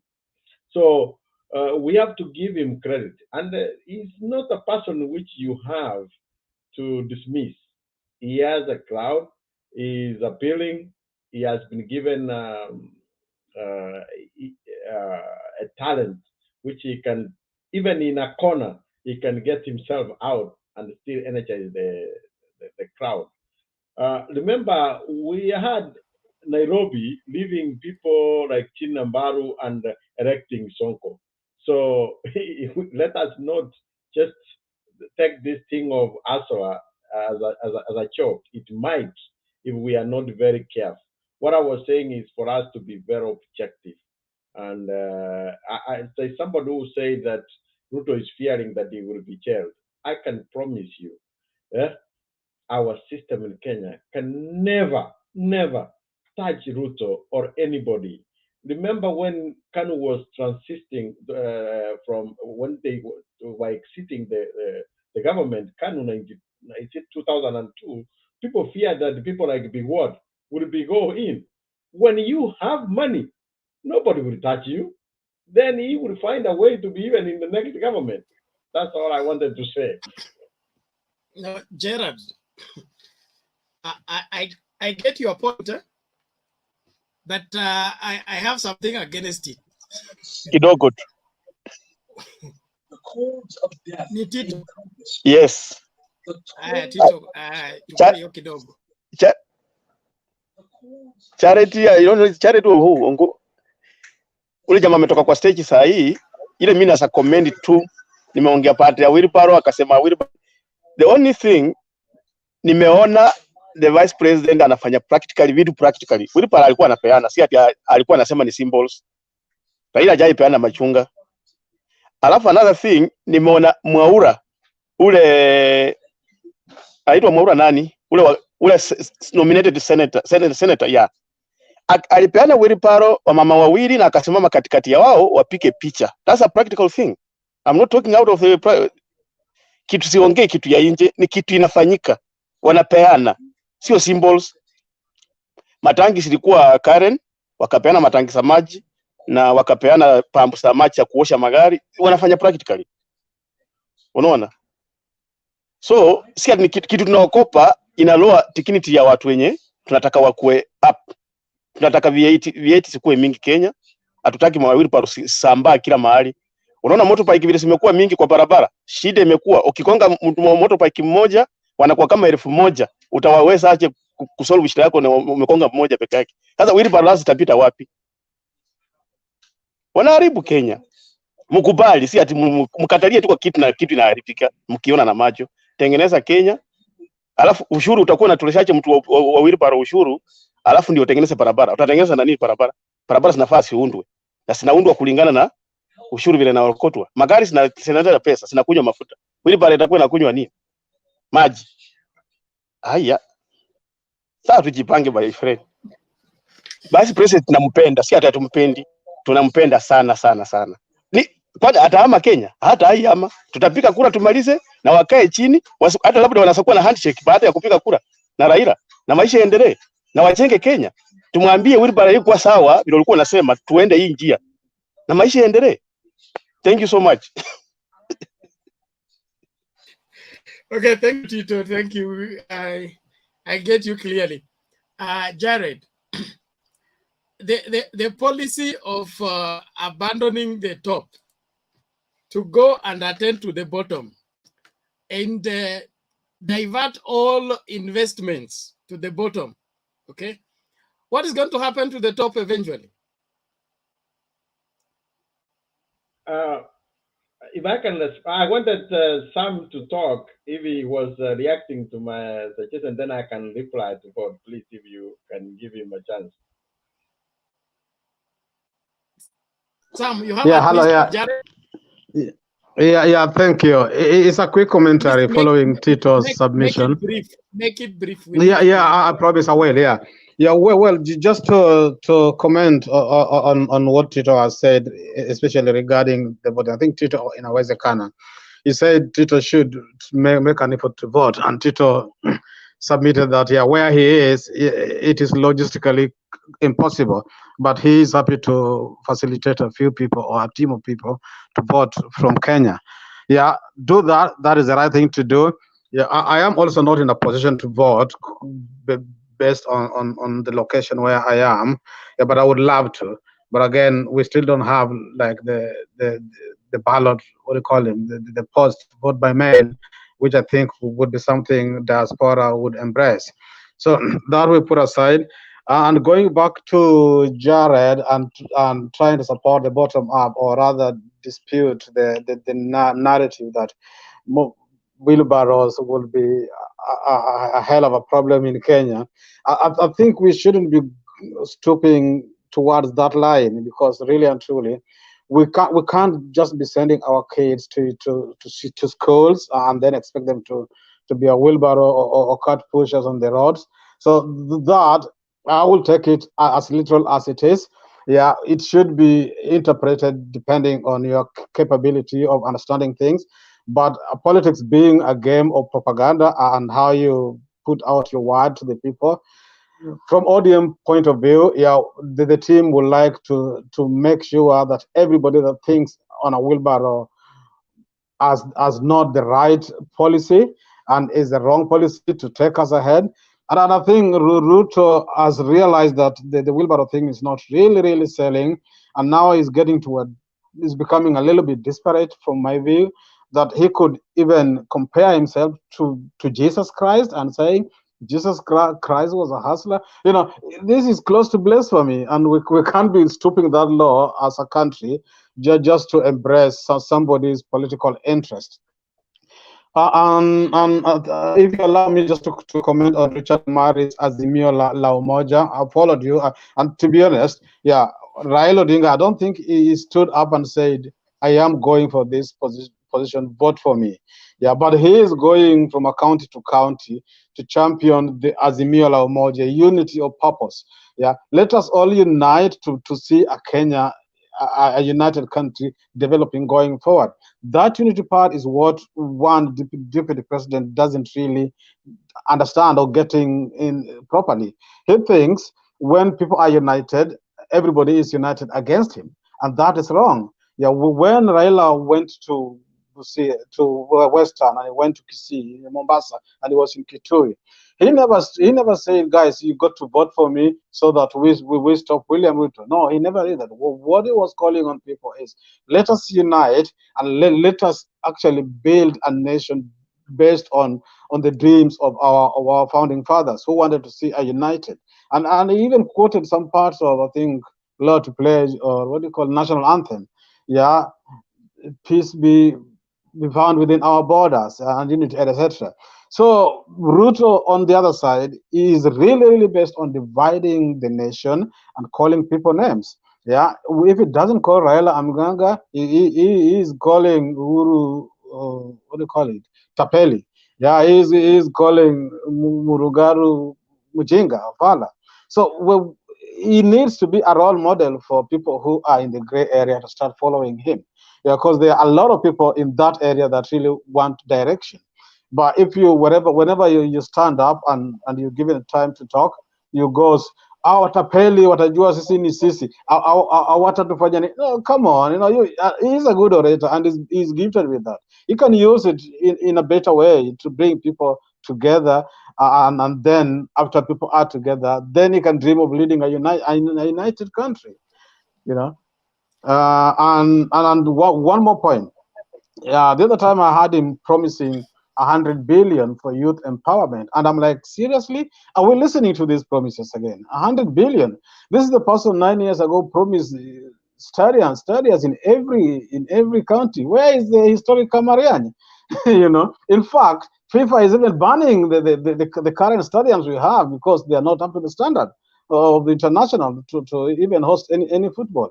So he gave promises that he never even get anywhere close to fulfilling. Yeah, think of laptops. The kids he promised laptops. Actually, we will be doing, I think, class 8, and then after that, he want to give them wheelbarrows. No, we need to start thinking outside the tribal line and think in terms of development that are one sustainable, two of real value to the country. I am pleased with what President Uhuru Kenyatta has done so far in terms of infrastructure. Yeah, the road work is really doing well. Thank you, Sam. Time. Thank you. It's okay. Thank Yeah. you. Jared. But if I can quickly I want you respond. to respond. I will only give you 1 minute. More than Okay. that, I will cut you. Yeah. But I want let me frame my question properly. I want you to defend the bottom up in the sense that the world is moving to their next highest level of technology. That is the direction of the world. Vision 2030 is the one that forced us to move from analog to digital because it was a world program. Everybody is moving to the next technology. How do we rally the country to go back to the 16th century technology and still be going forward? Help me. Thank you very much. I think there's a misconception here. Maybe I need to clear up some few things here. When you are in a panel, I'm not a supporter of either camp. I've lived my grown-up time over 20 years outside Kenya, so I only see the YouTubes and all this on what is happening. So, but I try to look at things objectively. Even the person giving a chance, a person to what he is doing right, we give him that opportunity, and what is doing wrong, we call it out. But not on this propagandas on this. We cannot fall into that. We leave that one for the rest of this. We might say that there were studies which were promised, but by that time it was good to Uhuru Muigai Kenyatta, and the people voted because he was promising that. Uhuru didn't say that I will not give. So let us call the government of Jubilee as a combined what they have failed and what they have been able to do. That's when we can be very objective. I never said that a bottom-up is a solution, actually, because I also believe it's not a solution. I'll give you an example. I've happened to live in the US for more than 20 years. And back in 2009, when Obama was coming in as a president, when we were in recession, he was given 890 something billion to now get us out of the economy collapse which we were in. And I did my quick calculation and I said, why is he suffering why can't he give everybody even $100,000 and everybody will be okay?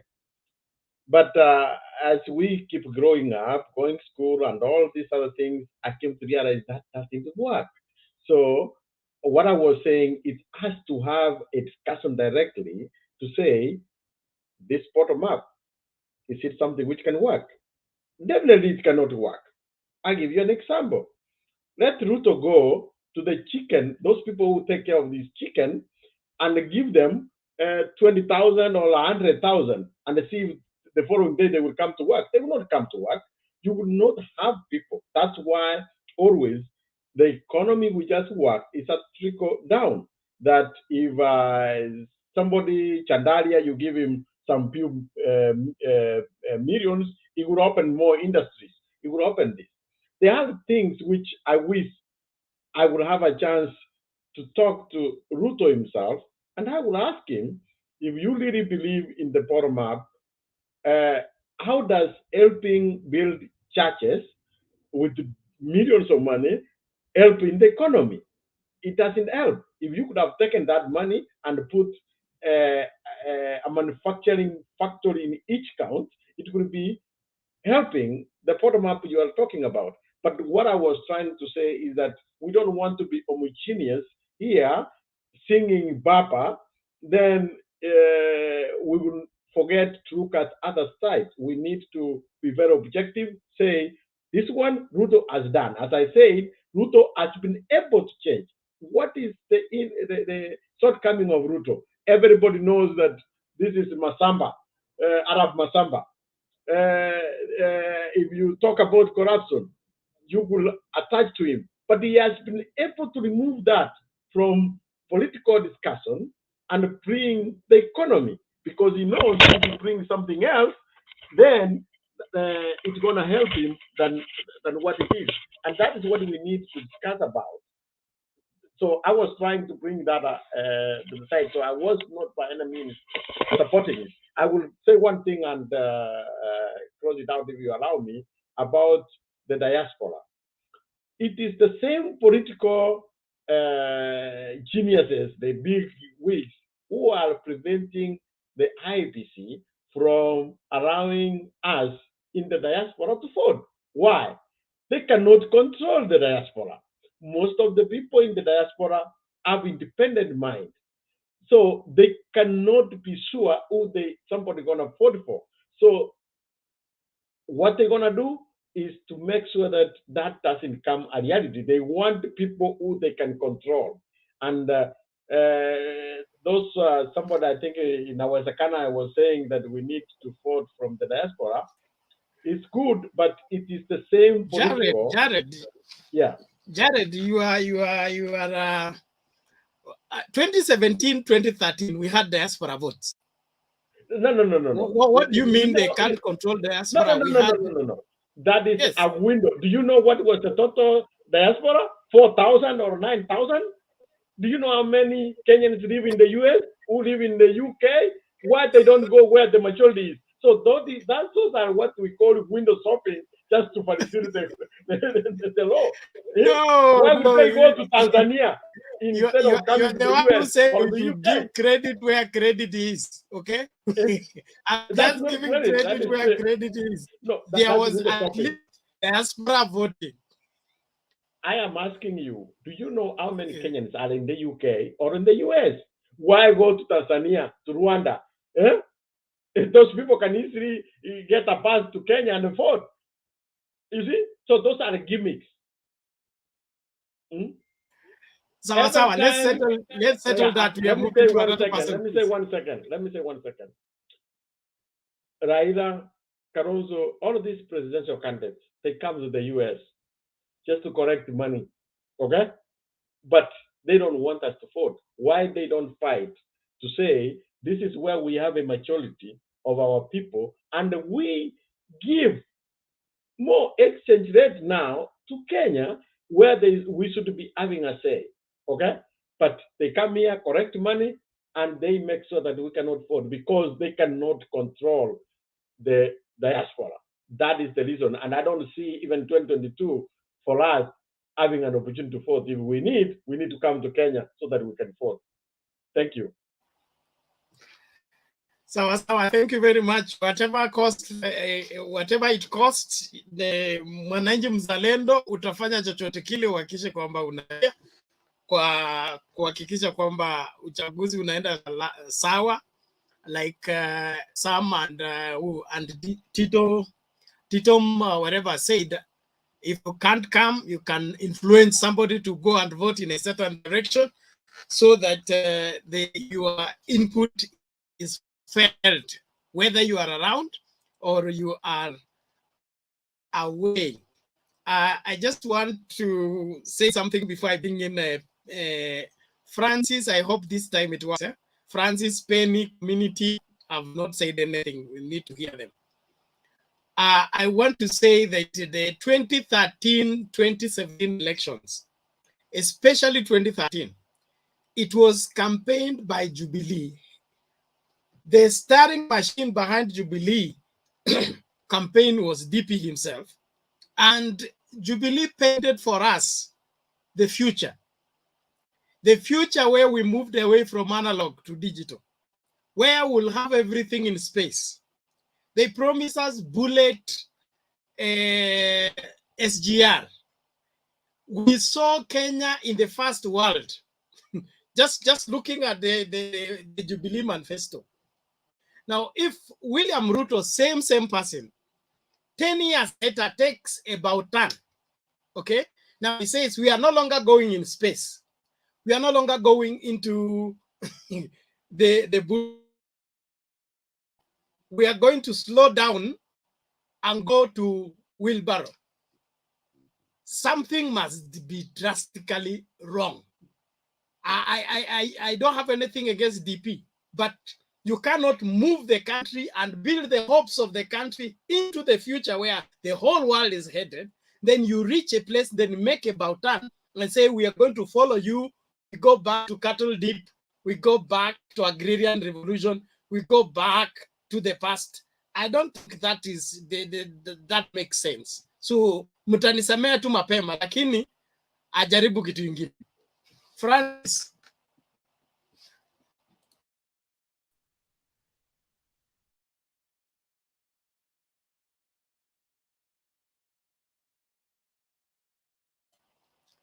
Sorry, Francis, unmute, then speak. Okay. Hello? Yes, go ahead. Can you hear me now? Yeah. Yes, we can hear So you. as the as the question of today begs, that whether the DP is afraid or not. He's not only afraid. The guy is desperate. Going by the 3 days he has been campaigning in Tharaka Nithi and Embu. If you want to know that the guy is desperate, is the way he's talking, he's abusing leaders, he's threatening, he's accusing even Matiangi of other people's faults. He's accusing CSS for supporting Raila. Yet, even him, he has CSS that are supporting him. So, if you look at the way he's been campaigning of late, you'll see a desperate man. Because this guy had believed that Mount Kenya was his. Now he's being told 35% has gone with Baba. And then you look at the way Baba is campaigning. He goes to a county and he talks of Azimio la Umoja. But the people surrounding him are people who are interested in him being the leader they want. In fact, they say it there. Yesterday, Baba had this Wamama somewhere in a hall. If you followed, you will hear those mamas talking of them contributing towards Baba's campaign. Have you ever heard anything like that in Ruto's campaign? Ruto is the one who goes to a campaign. He's telling people what he would want to do them to do, and then he will tell them that we have decided. You will never hear Baba talking of such things. You'll always hear Baba telling people to come out with their interests. And when you go when there is a delegation coming to Orange House to see Baba, they will present their interests, the things that are affecting him, and they will ask him to, when he goes into office, to sort those things out. So somehow he is seeing that, these people have even decided that Baba is the president. They are now presenting their problems. Yet, around a few months ago, this is one guy that believed that the presidency was his. Even when he's campaigning that some people have ganged out, all the presidential candidates have ganged up to deny him the presidency. No. Everybody is campaigning for the presidency the way he's been campaigning. Nobody is campaigning to deny him. If it is defeating him, they'll just defeat him at the ballot. So this question today, you have brought a very good question. That is, and I don't know, but I didn't hear him where he said that he doesn't want to compete with Baba. But if he did that, he is worried. And from the way he's been campaigning, you will just see that he really fears that man. And any person who wants to hold a political office in Kenya, if you are not afraid of Baba, then there is something wrong with you. Because this is one guy who has been campaigning and winning elections. You heard yesterday from Shebesh. But now that he has other prominent people backing him, how can you defeat him? So that is my contribution for today. Thank you very much. Okay, thank you, Francis. We appreciate you. Sam, it's okay. Thank you. Unless you have something you want to say before you go. If you are through, you're free to leave. No, thank you, Bernard. Yeah, I got some prayers. I'll see you guys tomorrow, those who will be in the panel. Have a lovely evening. Okay, thank you very much. Bye now. Okay. I want us to go straight to... Oh, my pen is gone. Huh? Community. Ancestor, how are you? Oh yeah, I'm doing very good, my brother, and my fellow panelists. Yeah, in fact, I've seen the topic of today about Deputy President, whom I love so much, that he prefers another candidate, not Raila Odinga, to run or to compete against him come 2022 presidential elections. In fact, by the way, to compete with Raila Odinga, it is not a joke. He can even go, he can even reflect some years back, even Moi, he was scared of this man. Kibaki was scared of this man. Uhuru Muigai Kenyatta, he was also scared of Raila Odinga until he had to make handshake with him so that he can be able to smoothly finish his final term of his presidency of Kenya. So in fact, Raila Odinga being an enemy, it is not a joke. So in fact, Ruto, I can say that, but supporting another person apart from maybe him going direct, I can be able to put some a few question mark. This is maybe perhaps it is like trying to make fire by use of an ice. Reason being, you know, it is good as gentlemen and ladies we speak the truth. In fact, look how much money this man or this deputy president has really splashed, more so as far as the gems from Mount Kenya and Mount Kenya at large is concerned.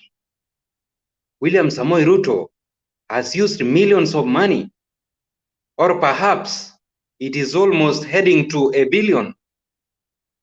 He has bought barrows and given to hustlers of the mountain. William Samoei Ruto has bought so many luxurious vehicles to bishops in Mount Kenya. William Samoei Ruto, in fact, he has bought school buses to Mount Kenya schools. So, in fact, William Samoei Ruto, in fear of going to the ballot to compete against Raila Odinga, so that he can be able to elevate or support somebody, this will be a very, very bitter pill to swallow. It will be a blunder whereby even Rift Valley, the very person whom William Samoei Ruto will be able to bring forward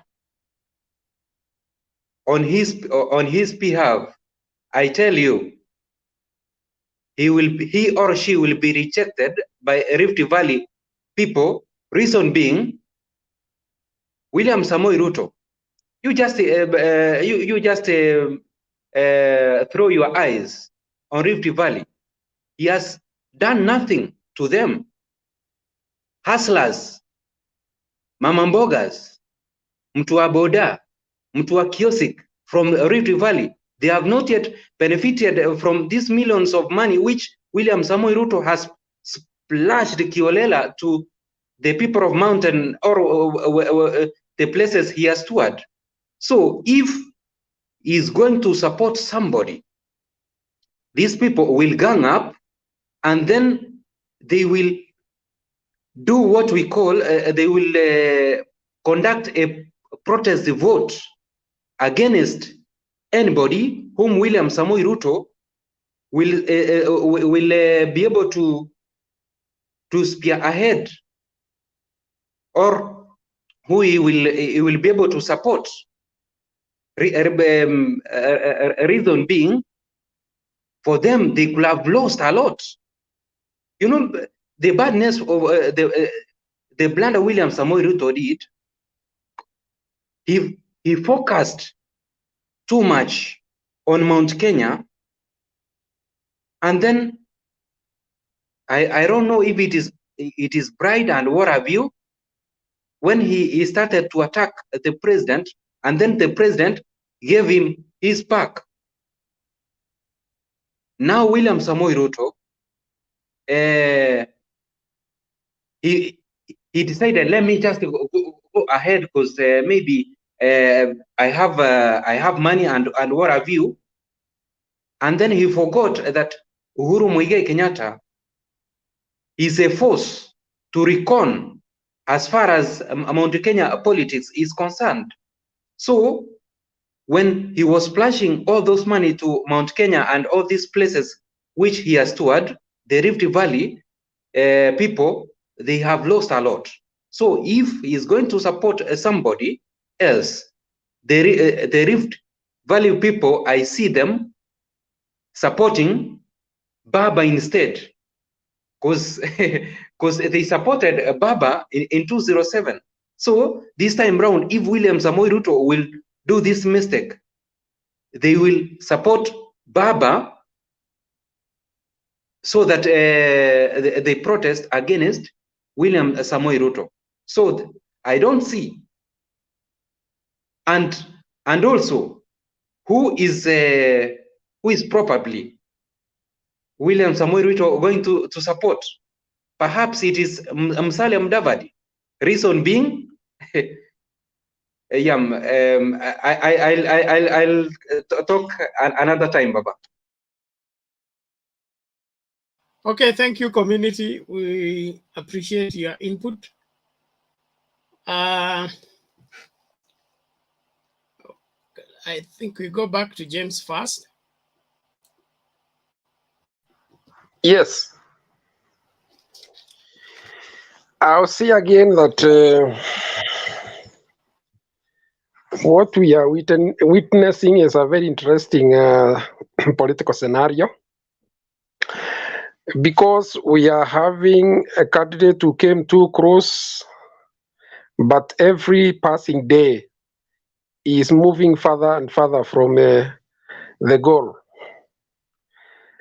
First of all, one thing you must understand is that if you look at the way William Samoei Ruto is behaving now, the aggression. That is the same aggression that was feared. It was anathema to the people of Mount Kenya. And that character of bringing in forcefulness and scaring language, does not resonate very well with quite a number of people, because what people start asking themselves is, what if this person has power? What can he do with this power? He's scored very poorly, especially among the discerning members of the society, and that he's not a calm leader, a person who, when he is faced with a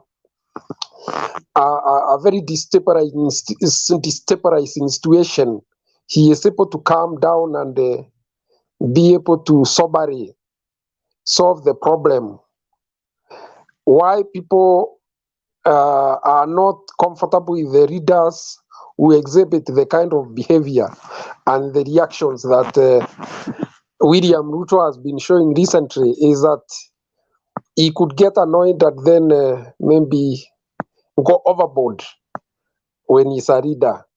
Look at how Uhuru has behaved since he started provoking him. It can only have earned him some respect from a number of people, not just among the communities of Mount Kenya, but across the country. Because there is also the question that is going around in that region. What if Ruto was to get somebody who is his deputy and he starts behaving the way he is behaving, doing campaigns and generally criticizing the boss every day? Would he really stomach that? Would he have the patience and the presence of mind to allow such person to behave in that manner?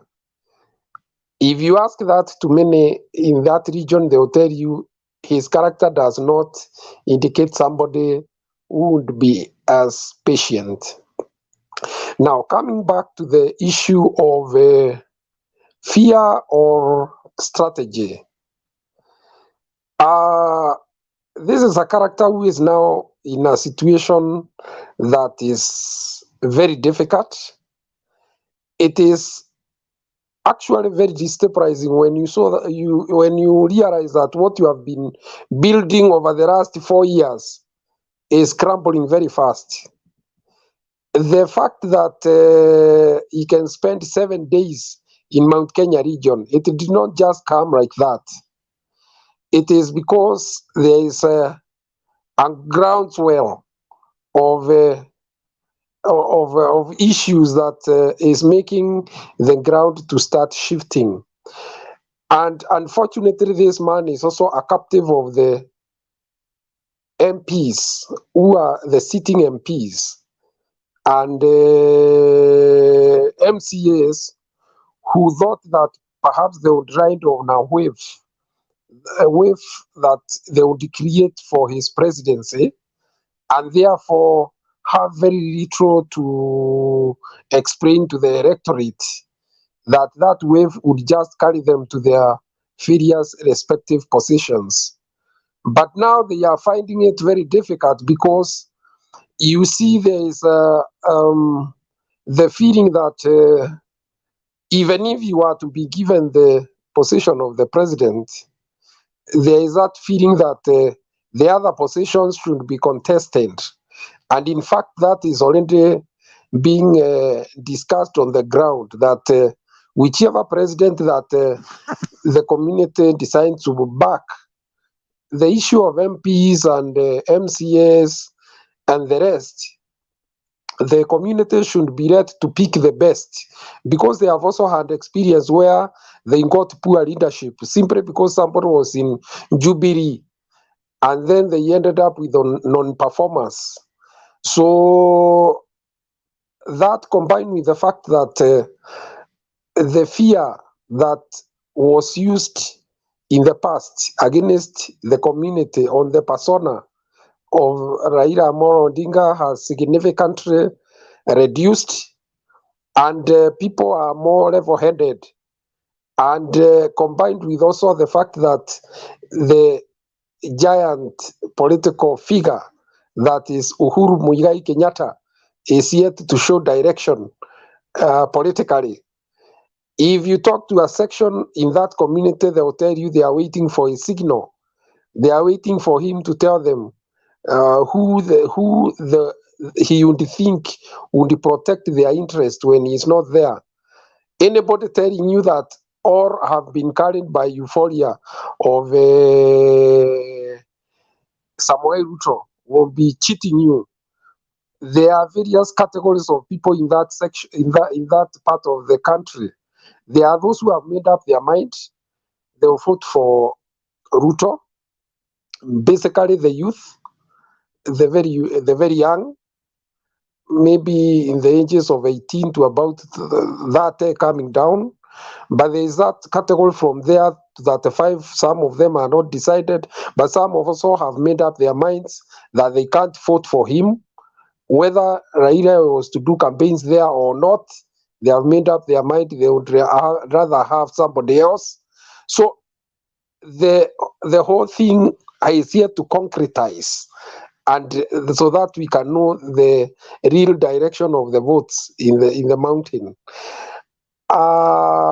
It is not a very comfortable situation that he finds himself in, especially because the people are discussing his character, they are discussing his performance. He has exposed himself so much that now people can have debates in the villages on his character, his reactions, his promises, and so on and so forth. And it is not coming out very well. So I think he missed a strategy in this matter because he's talked too much things that you can only talk when you are just a few weeks to the elections. So I think he has an uphill task. Well, he could have reached the peak of the Mount Kenya, and he is now descending. But there is somebody who is now ascending using a tinga. So I don't know, as he comes down with a wheelbarrow, and as the tinga goes up with the with the tinga, when they meet, I don't know what will happen somewhere in between. In between the mountain, one is bound to crash the other one, and you can obviously know. You can obviously see what will happen in that case. So thank you very much. Thank you, James. Thank you, James. That is a serious one.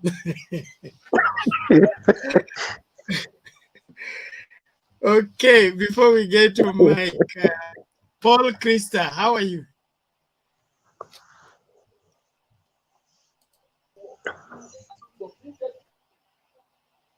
Paul Krista, unmute alafu ongee.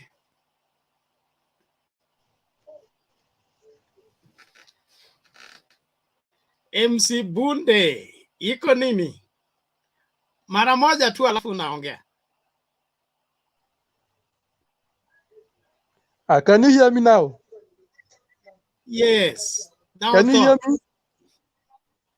Yes, we can hear you. Go ahead and Okay. Thank you very much. Now today,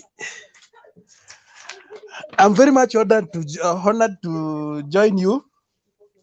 So I just want to majorly walk around the topic that has been shared. So just to begin with,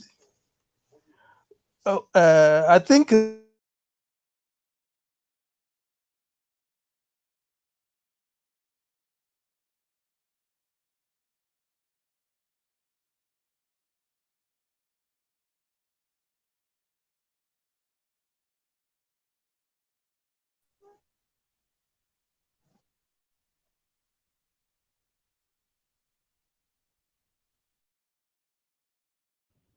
Bernard, you are on mute. Yeah, unmute Bernard. Thank you. Paul seems to be stuck.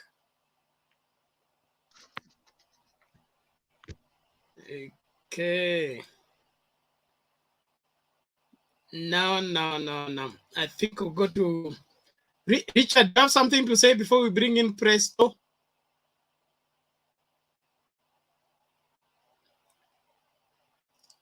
Richard, unmute file.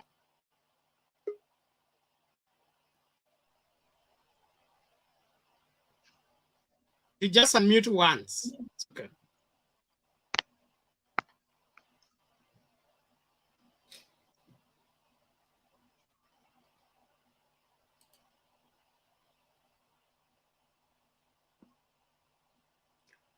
Richard, inaonekana uko mute bado tukusikii.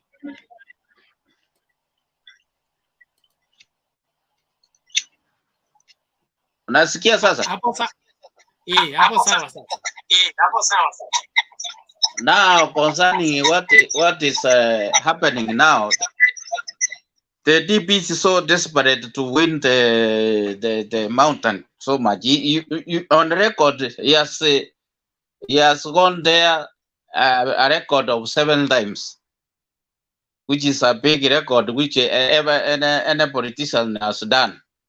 And the reason he's doing so is that he knows that Raila only needs a small margin from that, which is, they say, analysts say is about 30%, which he sees that he might get it.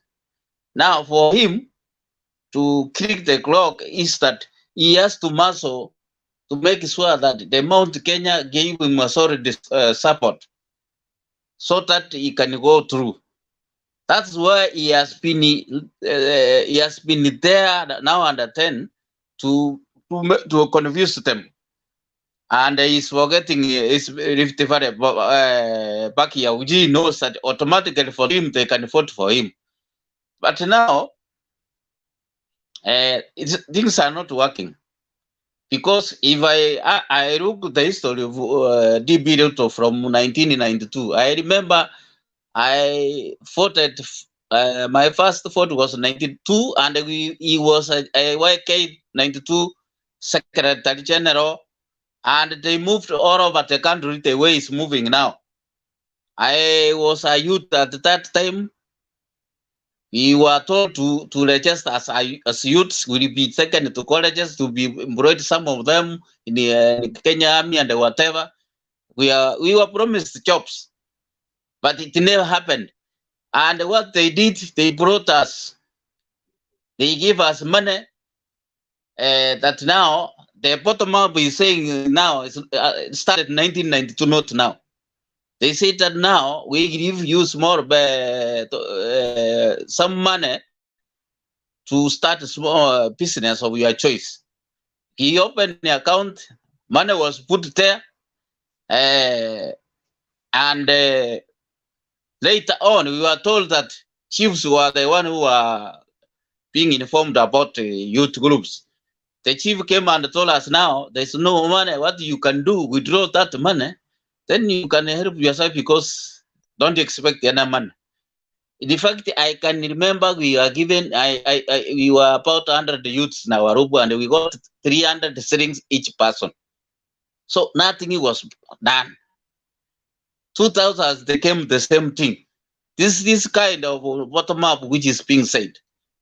So this song is not working for him. Let him come with a better language for helping youths. Let him not say about the bottom up. That one can help him. The way he's doing him, especially Mount Kenya,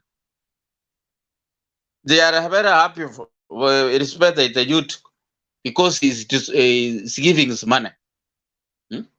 He's disputing money. Wherever he goes there, they get money.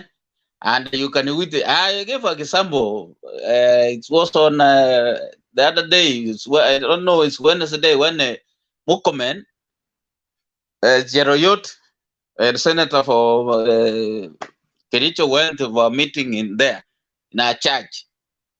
After going there without the DPs in Mombasa, they went there after going to chair a gathering. They were just away because meaning they had no money. So meaning his meetings or is moving around in Mount Kenya is about money, but not ideas.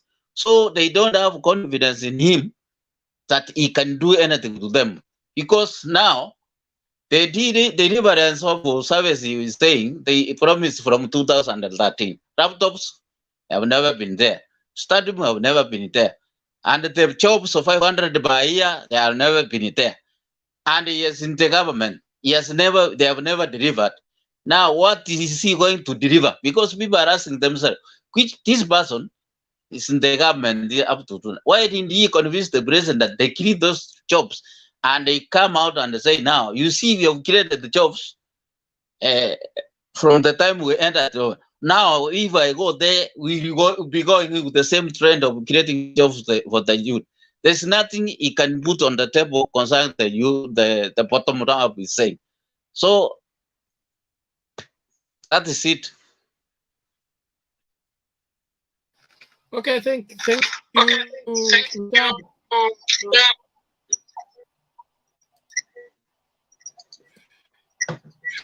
Okay, I want us to make progress. Mbona inainuliwa kwa andiko lipi? Community, what is it? What we need to hear from Yeah, I have a question for Mr. Richard. Yeah, Mr. Richard, I want to ask you about this bottom up for Mr. William Samoei Ruto. I've heard you speaking of and the devolution. Is there any difference, or they are the same? Devolution and bottom up for William Samoei Ruto.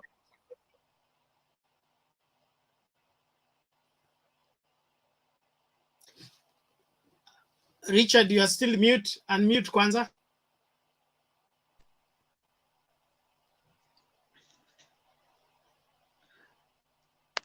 Hello.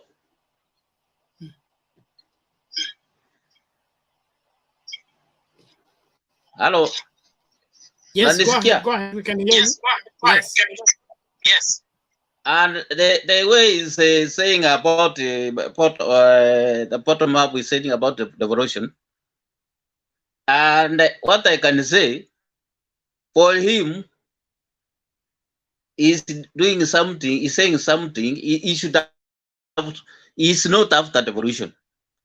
He could have even said that now, because we have a developed system of government, we will make sure that money will create a youth fund to go to counties and help the youth from there. So there is a difference for him about the devolution and the devolution. So even he's not even after devolution. Remember at the first point. So that was what he was to say. We make sure that we develop funds to the counties so that for the youth and the Mambamboga will get funds to wake up. But now for him, it's like doing like a donation. I will. We have a developed system of government. You should say the government will develop funds, so make sure that they develop. You know, he would have said, you know, nowadays, parliaments, they want to make sure that those funds are included in the budget. He will say in my government, they make sure that our National Assembly should put a vote in parliament and make sure that we get funds are included in our budget to help funds each financial year. You cannot come around. For him, it's just giving a gift. You can in our country, there's nothing like a gift. The gift is now the one is giving. It just distributing now. Okay, thank you, Richard. James. On the money issue today, one of the MPs, there was a big demonstration there in parts of Sadharakanithi. One MP called Kapepea is said to have been given 600,000 to give to Boda Boda, and they were waiting for the money. But the MP says that no money was given to him. Now he cannot step in his constituency. So that's about it. And then the issue of youth fund. In fact, the CEO of National Youth Fund was being interviewed today in the Nation, and is saying that the youths are not going for the money. So I don't know what system will be used to, because I hear that youth will be given some money and money will be set aside, whether it will be different from what is now currently happening, because he's saying that the money is there, but the youth do not go to get the money. I don't know whether it is because of the bureaucracy, I don't know, but it's not that money is not there. Thank you. All right, thank you, James. Thank you for your input. Thank you, Richard. Thank you, Minute. Want us to move faster, please. Let's limit ourselves to 2 minutes so that we don't keep many people on hold. Mike, I believe this time you are here. Before we hear from Preston. Mike, unmute and speak. I'm around. Thank you, Bernard. Can I go ahead? Go ahead, go ahead. Thank you, Bernard. Sorry, my network is on. Thank you. You can hear me? Thank you, thank you. Yeah, we can my hear you. network Go is a ahead, bit go ahead, unstable, please. but I will be very quick. Just been following conversations on and off, but I picked something, I think, while James was speaking, and I think that resonates with my thinking. Yeah, what I'm saying is that I heard James speak, and his message resonated with what I think I had in mind concerning what is happening in the political field.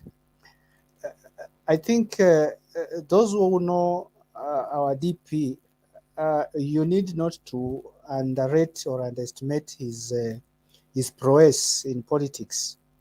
The gentleman understood the politics of betrayal a long time ago. And when he came in, he started his groundwork, knowing very well that there will come a time he will fall out with the people who he considered friends before. And to do that, he created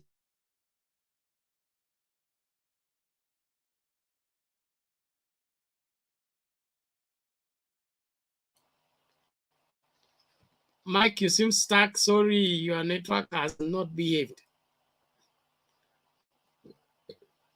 Preston Patrick, how are you? Yes, can you hear me? We can hear you. You're hiding. Yeah. So Okay. first, Bernard, thank you for giving me chance. Hello? Yeah, go ahead. Take your 2 minutes quickly. Yeah, let me just comment on something. Why Ruto, I feel Ruto is somehow afraid of Baba climbing the mountain. You know, it's on record that Ruto started campaigning way back. I think after the general election, the 2017 general election, Ruto had already started campaigning. And, you know, by now, most people are aware of their rhetorics. It's always mama mboga, I don't know, mganga, yule jamaa vitendawili. Like, hiyo kitu inafanya watu tayari saizi wameshajua ni hii ndiye atakuja aseme hii, aseme bodaboda sijui amefanya nini, wapeane pesa. Like Now kila mtu anaelewa, washajua tu hizo ndio vitu anaweza sema, like hana ile naweza sema ni agenda, someone who has planned for the country. Someone like Raila Odinga is on record. He has been the prime minister here, and we have seen what he had done with Kibaki, Mwai Kibaki, the retired president, and things like super highway, things like yani zile vitu zinaonekana ministries zote that waligawana na Kibaki, you could see that they really performed. They generated a lot of revenue for the government. And on the other hand, Ruto haezi sema ajefanya kitu, naona, cause ministry yenye alipewa, the docket already yenye alipewa ilikuwa na corruption, and that's why uliona mtu kama Raila, he took, since he was the prime minister, he took a chance and immediately aliwafuta wote kazi. Na ukiambia sahii Ruto aonyeshe record zake, naona, even in this government with the Uhuru Kenyatta, utapata the ministries zenye zilikuwa na, okay, I don't want to be tribal, but the ministries zile yenye aliweka watu wake, naona, from the energy, from the agriculture, zote zilikuwa na like graft cases, unaona. Hiyo ni the dark part of William Ruto. And again, ukisema ndio tuseme Raila ana gain na Ruto akilose, unapata ile Raila phobia narrative. Unaona kitu kama hiyo Raila phobia narrative ilikuwa ya kuogopesha watu kuvotia Raila Odinga, unaona. But Raila Odinga on the other hand, okay, hii ni politics, but walikuwa wanasema sijui ni okay, ni hata mimi nilisikia ati sijui ni mchawi amefanya sijui nini. Now those are things that ilienda na watu wa kitambo. Right now this is a new generation, and that's why unapata most people, most youth wanasema wata vote kwa wingi this time round, and the youths hawezi amini vitu zile yenye wazee walikuwa nasema zizo sijui sijui uchawi na nini na nini. People want to see what you'll do and what you have for them in your agenda, unaona. The business community, these are people who have they are protecting their interest, unaona, in the government. And when such people support you, my friend, hata watu wafanye nini, like they will make sure the person who wako safe and their properties are safe with zikiwa kwao kwa huyo mjamaa, watafanya juu chini hadi uingie, unaona. So saizi mimi ni mtu ODM, sitaficha, lakini naweza ambia watu wa prepare for the Mandela moment, and niambie watu pia walishapiga kura, manake msiseme BBI imetoka. BBI is still on. Waliwaambia reggae is still on. When Baba says reggae is still on, hata ufanye nini, reggae wewe zima tu radio yako, lakini jua reggae is still on, unaona. Sasa mnasema hapa hiyo BBI imepotea. People registered, watu walienda zile biometrics sijui nini, wakaeka vidole. Mmeshadanganywa tu kidogo kidogo hapa hivi ati sijui imetolewa.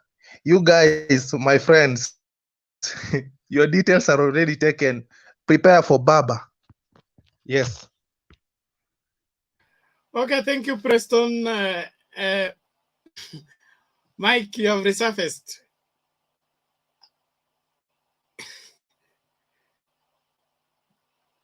Take your minute, Mike.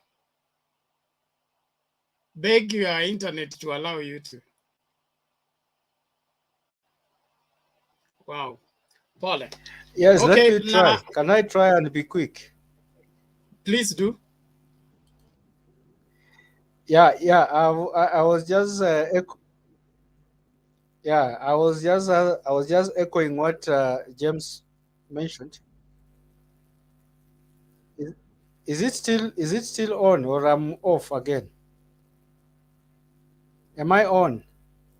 Yeah, Elia. Thank you. So what I'm saying is that for our brother Ruto, who has prepared himself for the last 8 years to have a system or somebody come and do what he has done for 8 years is actually very frustrating. And for those who have learned psychology and body language, you can see the type of anger and bitterness that is in the body and the face of our DP. He speaks with a lot of bitterness because he has invested time, money, and all the strategies he had. Remember, in the first 5 years, he had access to all the systems, including the mapping of this country. So his layout was premised on a certain arithmetic and arrangement that he deemed would work well for him.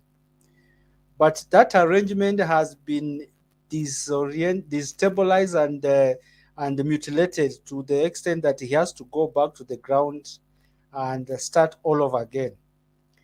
I don't know if you guys are aware that the government was literally under the deputy president. If you look at the parliament, all key members that held serious positions, from leader of majority in the Senate, leader of majority in the national parliament, all leaders in committees were personally answerable to Ruto, and he handpicked them. He was literally controlling both houses of parliament, and he could. People are taking it as a joke. The man could easily have impeached the President Uhuru if he wanted, but we are taking it as a joke because if you had over 180 members and a few members from opposition whom he had bought, like Aisha Juma and Ali Muhammad and very many others, he could easily have gotten 233 members. And we always need to thank Raila for volunteering to come and shake hands with his nemesis, because this is a man that literally stole his votes, but he saw the country to be bigger than the situation that the situation that was hand needed a statesman to come in and salvage the country. So what is happening? What we are waiting ahead is a very interesting moment. I cannot predict, but it's going to be very interesting because everybody has gone back to square one, and Raila is not late because he's just we are all starting at the same time. Ruto has to start his ball game all together. The billions he spent is like in a gambling house that is lost money. You have to try and throw your desk again. Thank you for that. Okay, thank you, Mike. Thank you. We appreciate you. We appreciate your input. Now, I was doing some little housekeeping. There are those looking on how to subscribe to Mtembei TV. On YouTube, you just find Mtembei TV. And those of you in the studio, I have put the link on the private chat. In that private chat, I also want to have WhatsApp numbers for James, for Jack Kindubey, and which other senior citizen. We want to do a special show for the elders. I call it In the Eyes of the Elders, which will be doing, having one of the elders, and he will be taking us through the history lane of the country to help the young people understand what we are up against and what we need to, the position we need to take. So I would love to have your number so that I line up a show which will be having one individual senior citizen. Then we put questions to them to help us marry the current situation and the past. Because we seem to have young people in between here who are lost and running on their heads without understanding that their feet are not on the ground. So I would want in the private chat, just leave your numbers, your phone contact, so that I can use them to line up a show, which will be running consecutively. We want to ensure that we leave nothing to chance. We don't want to have an ignorant generation that knows nothing about the past and somebody wants to take advantage of that. Secondly, there are these two of our guys, Collins Owaka and Jacob, or at least Jacob has gone through. Collins, make sure when you follow the link, allow StreamYard to control your audio and your video. If you don't do that, it's impossible for you to get into the studio. Your device has to be correctly connected for you to be added. So just get out and then get back. Make sure that StreamYard is controlling your camera and your audio. Thank you. Let's go straight to Jakindu Bay before we hear from Daniel and then back to Paul. I hope Paul this time is favored. Jakindu Bay, karibu. Asante sana Bernard, na wengine wote hamjambo. Hatujambo, karibu sana. Asante sana.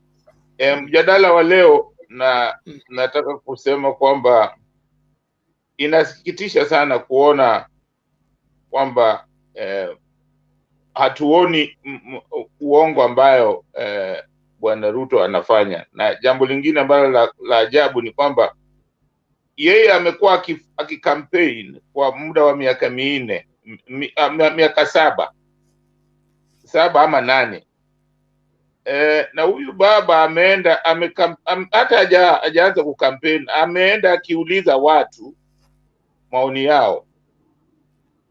Imemtia wasiwasi sasa. Kwa hiyo inaonyesha kwamba, nataka vijana wajue kwamba hiyo inaonyesha kwamba huyu jamaa anajaribu kujenga kwenye mchanga, anajaribu kuweka nyumba juu ya mchanga.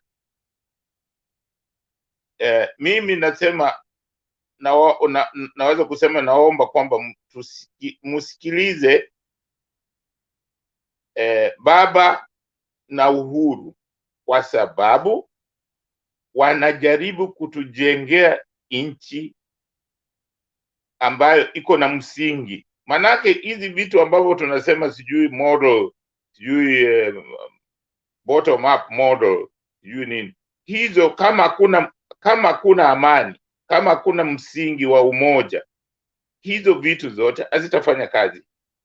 Na mimi nataka vijana wale wako na vile wanaweza kuangalia, muone kwamba Ruto wakati Moi alikuwa kiongozi, alikuwa mgandamizaji, kwa sababu alikuwa kwa youth, alikuwa mgandamizaji. Hakutaka multiparty iwepo. Baba alikuweko. Ilipokuja 92 baada ya kukubalika kwamba tuko na multiparty, Ruto alikuwa kwa upande wa kugandamiza watu, ndio Moi yazidi kuchaguliwa, hata kama alikuwa anaongoza Kenya vibaya. Wakati ilipofika kwamba tunataka katiba mpya ambayo sasa anaifurahia, alikataa. Alikuwa anataka ile ya zamani. Unaona? Kwa hiyo kwa maoni yangu, hata ninyi vijana mnaweza kuona ni mtu ambaye hapendi maendeleo, yani progress hatapendi. Kwa hiyo mnaweza kuona tofauti yake na baba, kwamba Bwana Raila ni mtu ambaye anapenda progress, na tena ni mtu ambaye ni mvumilivu na mtulivu. Hata kama watu wamesema uongo sana juu ya Raila. Unajua Raila ashashindwa kwa uchaguzi moja tu, na alikubali wakati alishindwa. Hizi uchaguzi wengine hajashindwa. Leo nataka mtafute muone Martha Karua akiwa anahojiwa. Alisema kwamba kwa kweli Kibaki hakushinda, kwa sababu wakati ule walikuwa wanafikiria Kibaki alishinda. Sasa anakubali kwamba Kibaki hakushinda. Kwa hiyo amwezi mtu nasikiaga watu wakisema eti Raila anashindwa. Huyo jamaa hajashindwa. Ni mtu mtulivu, ni mtu ambaye anapenda nchi. Kwa sababu kama angekuwa anapenda nchi, hizo uchaguzi angekuwa ameleta fujo, ingetokea Kenya mbaya zaidi. Hatungekuwa na nchi kama hii. Angalieni nchi zingine vile zimefanya. Cote d'Ivoire mliona walivurugana wakakatana mapanga nini, hata hapa Rwanda. Lakini Raila ni mtu ambaye mimi naweza kuambia wa Kenya kwamba tumuunge mkono, atujengee yeye na Uhuru, watujengee nchi yenye msingi wa umoja. Ndio kusema ninyi vijana sasa mtakapokuwa mtaongoza nchi ambayo haijali wewe ni kabila gani, haijali wewe unatoka wapi. Yaani tutaenda pamoja kama wananchi wa Kenya. So hii mambo ya Ruto kusema sijui, kwa sababu sasa mkiangalia anavyofanya kampeni, vitu ambavyo namsikia akisema, huyo mganga, huyo mtu wa kitendawili, mara analeta hapa, mara akifika huko anatukana Kiritu Murungi kwamba ni mjinga. Sasa Kiritu Murungi akisema anatoka Harvard, amefanya Harvard, alikuwa university ya Harvard, yeye si mjinga. Sasa hiyo ndio wanachukua ati anaringa. Lakini unawezaje kumuita mtu mjinga? Kwa sababu Kiritu anapendelea upande mwingine. Kwa sababu hizi ni choice. Unapenda upande gani? Kiritu hawezi kumuunga mkono kwa sababu Kiritu na Raila walikuwa kwa trenches pamoja. Hawezi, hata kama ni nani, hawezi kumuunga mkono, ataunga Raila. Na lazima kuna vitu vingine ukubali kwamba Kiritu na Raila walikuwa pamoja, na Kiritu wameona lazima watimize yale walianza. Vijana mjui, wakati ule wa hiyo 92 uko sehemu kuanzia 82, nchi yetu ulikuwa uwezi hata kukohoa. Kulikuwa na vitu vingine kama sijui pambana, sijui kulikuwa na vitu vingi. Siku moja nitawaelezea vitu ambavyo vilikuwa vinasingiziwa tu kwamba wewe umeonekana na sijui pambana, na ukiuliza pambana ni nini, ati ni gazeti. Huioni, lakini ilikuwa ni njia ya kufinya wale ambao wanajaribu kusema hapana, hatupendi hivi. Kwa hiyo Bwana Ruto, wale watu wanamuunga mkono, tafadhalini mchunguze tena. Tafadhalini mimi nawaomba muone nchi yetu. Nchi yetu inafaa iwe kwa msingi wa umoja. Kitu moja inaitwa umoja, ni kitu muhimu sana. Kubaguana ni kitu mbaya zaidi, kwa sababu ukianza kubagua utaishia wapi? Kwa sababu unaanza kusema wale ni Wakikuyu, wale ni wa Somali. Hao Wakikuyu utakuta kuna wengine wa Nyeri, na kuna wengine wa Kiambu. Alafu ukikuja Kiambu utakuta wengine sijui yani kila sehemu huyu anatoka Nairobi. Ukianza ubaguzi huwezi, hakuna mahali utasimama. Utabagua hata ndugu yako ambaye mmetoka tumbo moja, kwamba yeye anapendelewa kuliko wewe. Kwa hiyo tafadhalini tuangalie hiyo msingi ya kusema azimio la umoja. Nafikiri wale watu ambao hawapendelee, nafikiri wanasikia joto, kwa sababu watu wengi wameanza kusikia huo msisimiko wa umoja. Kwa sababu huo msisimiko wa umoja, mimi nilipokuwa mtoto niliona hiyo umoja. Kwa hiyo nikisikia umoja, mwili wangu inasisimuka, inatoka raha na mambo mengi sana, na inanifanya najua kwamba kitu tunaweza kuendelea. Mniruhusu nikugusie tu, wakati Kibaki alichaguliwa, watu wengi wanamsifu sana Kibaki kwamba aliinua uchumi. Aliinua uchumi kwa sababu watu walipata msisimko, walikuwa na furaha, walikuwa na umoja. Tulikuwa na umoja, tuko tayari kujenga nchi yetu. Unaona, kama hamko tayari kujenga nchi yenu, hata mkipatiwa pesa ngapi hamtafanya. Jambo lingine, hiyo mambo ya kusema bottom up, kitu ambacho mama mboga anataka wanunuzi. Ukimpatia pesa atatoa wanunuzi wapi? Mimi nauliza, atatoa wanunuzi wapi? Kitu mama mboga anataka wanunuzi. Kwa hiyo kama kuna wanunuzi wengi, hali yake itabadilika. Kwa hiyo tunataka mtu ambaye atahakikisha kwamba kuna nafasi za kazi nyingi, nafasi za biashara nyingi, ndio hao mama mboga ambaye anasema wapate watu wa kununua, hawa watu wa bodaboda wapate watu wateja, kwa sababu ukimpatia pesa atatoa mteja wapi? Hiyo kabisa, unaona ni uongo. Akija jambo lingine ambalo ningelipenda utuulize, mimi nawauliza na sijapata jibu katika siku zingine tukizungumza hapa. Hawa watu ambao wanakuaga na pesa za kupatia wapigaji kura, wanapata pesa hizi wapi? Bwana Ruto anapata pesa wapi ambayo anapeana kila mahali anapata wapi hizi pesa? Hiyo ndio inatakiwa tujue, anatoa wapi hizi pesa. Na kwa nini wanasiasa ndio wana pesa, sisi ambao tunawachagua tuna? Mmejiuliza hivyo? Tafadhali mjiulize hiyo swali. Kwa nini wana pesa, sisi ambao tunawachagua tuna pesa? Tafadhalini tuache yule mtu ambaye anakuja kutuonyesha pesa ati ndio tumchague. Huyo tumuogope kama kuogopa ukoma. Asanteni kwa saa hizi. Asante sana Bernard. Thank you Chakindu Bey. That is clear enough. Naamini kila mmoja anafuata. Tunahimiza kila mmoja unayetufuata kwa YouTube, please make sure you subscribe and keep inviting somebody to join.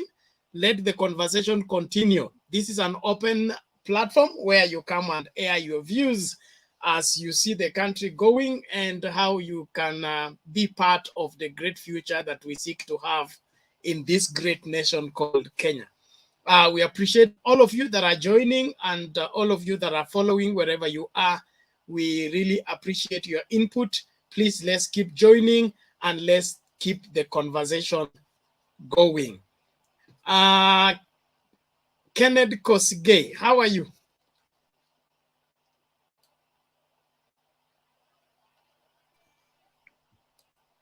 Niko poa Bernard, mambo? Salama, namna gani? Hello. Salama kabisa. Hello. Naona mjadala Simba. Endelea na mchango wako. Ya, sina mengi, nafikiri mimi sina mengi leo kwa sababu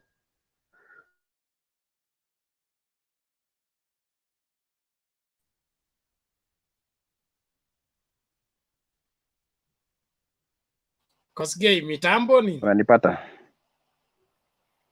Hebu ulikuwa umepotea. Nenda moja kwa moja kwa mchango wako. Wewe unaona haya mambo vipi? DP anasema apewe candidate mwingine, Raila atoshi mboga. Wewe unaonaje? Mi najua kwa kusema ukweli farasi ni mbili ambao ni baba na bwana DP. Hata wajambuzi wa kisiasa washatoa ile orodha yao ya kuwa DP na Raila ndio wako mbele ya kisiasa. Ijapokuwa tunachambua zingine ni borojo tu, zingine tuuze sera. Juu kuna zingine hatuna ile uhakikisho na kuna zingine tuko nazo uhakikisho. So unapozungumza maneno yako, jaribu kuzungumza ile maneno ambayo itasaidia Odinga ili akaweze kupata kura. Lakini ukisidisha uongo nyingi kuhusu DP, sidhani kama wale ambao wameamua kumuunga mkono hiyo uongo itamchangia, ila kuna uongo zingine hata hapa huwezi kuwa na ile thibitisho. Mimi siwezi ongea uongo kuhusu baba kwa sababu mimi si mfuasi wake, ila tu ambao mimi naomba tu ni tunapozungumza tusizidishe zaidi, tuuze sera. especially msee ambao sisi tunamheshimu sana kwa mjadala wetu, tuuse sera zetu na tuuse kwa ile njia mzuri sana. Especially napenda platform ambao Bernard ameweza kutupea, ni ile tunachambua kisiasa na nchi venye kunaenda. Kusema ukweli, tukifika ile kiwango ya demokrasia, mi naona demokrasia hatujafikia kidemokrasia hivi sasa Kenya yetu, especially kisiasa. Tukiongelea demokrasia na siasa yetu ya Kenya, sijui ni kwa nini, mbona tunajiuliza swali la pesa, na pesa imekuwa katika nchi yetu aswa Kenya. Wakati ya siasa lazima pesa liwe, na sidhani kama hauna pesa kwa sahi kama utasimama kisiasa. Raila juzi amekuwa Mombasa, amefanya harambee, amepeana pesa. Liki Nyanjui amepeana mbele ya baba shilingi milioni 2. Hakuna pesa kubwa kushinda ndogo, ama hakuna pesa nyingi kushinda ndogo. Wanasiasa wote both side, ODM, NASA, Jubilee, Wechefa, wako na pesa. Ombi langu aswa sana ni tuchambue sera. Bwana DP ameuza bottom up yake, so tuuze sera ya mabadhi singine, machama singine hasa hii kama Hoka wako na manifesto sao. Tunapoongea zaidi aswa wafuasi ya baba, tuuse pia ni nini baba ambao amesema hii 6,000 atatupea, anatupea kwa njia gani? Tukikawia sana kuhusu kuongelea DP leo, kesho kutwa, kesho ile ingine, mimi naona ni kama hata atapata zile inaitwa sympathy votes, kwa sababu unajua ukirudi kwa Biblia inasema kuwa miti mzuri ni ile inalingwa, miti ambayo iko na matunda ni ile inalingwa. So nikijaribu kuangalia hata ni kwa nini Sinovet imetoa leo DP anaongoza, ni kwa sababu anapata zile inaitwa sympathy votes. Wanasema ni mwisi, wanasema ni Wechefa, wanasema ni nini. At the end of the day, hizo polls imeonyesha kuwa ako 38%. Mr. Odinga mwenye wanasema maybe ako na zile pia sympathy votes ya deep state amepata 23, including hata wamemwongezea mpaka na Jubilee. Wamemwongezea Jubilee kafika 23. So tuuse sera, maana siasa hakuna mtu atakwambia, kama vile nimesikia mzee ameongelea Kiraitu, hakuna siku mwanasiasa ataenda pale na aseme wewe ni mzuri. Wanasiasa wanatuhusiana hivyo. Ile at the end of the day wenye ataumia ni mimi na wewe, kwa sababu mimi na wewe ndio nyasi. Lakini hao wataingia magari zao kubwa kubwa wakienda. Point yangu ni sisi aswa kama watu wa Asola Nation, ndio kuna ile utaifu kwa upande wetu, na pia kuna utaifu kwa ODM, na 100% kuna kama kina John Badi, kuna kina nani, ukifuatilia matamshi yao pia ni matusi bado. Hakuna mwanasiasa aongelei matusi. Lakini jaribu sisi kama wananchi ambao tuko kwa siasa, tudumisha amani. Tuuse tu amani. Tusije baadaye tukauza uoga na tutishiane kwa ile kitu ambao tushafanana kama wanasiasa bado. Nafikiri Bwana Bernard, nikiwa nyuma ya tent, hiyo ndio maoni yangu, juu bado niko na wewe. Kesho ni weekend, siendi mahali asubuhi, so bado naifuatilia bamba tu bamba. Umeibiwa mambo mengi, subiri hapo. Nataka kuuliza swali. Ngoja James. Swali.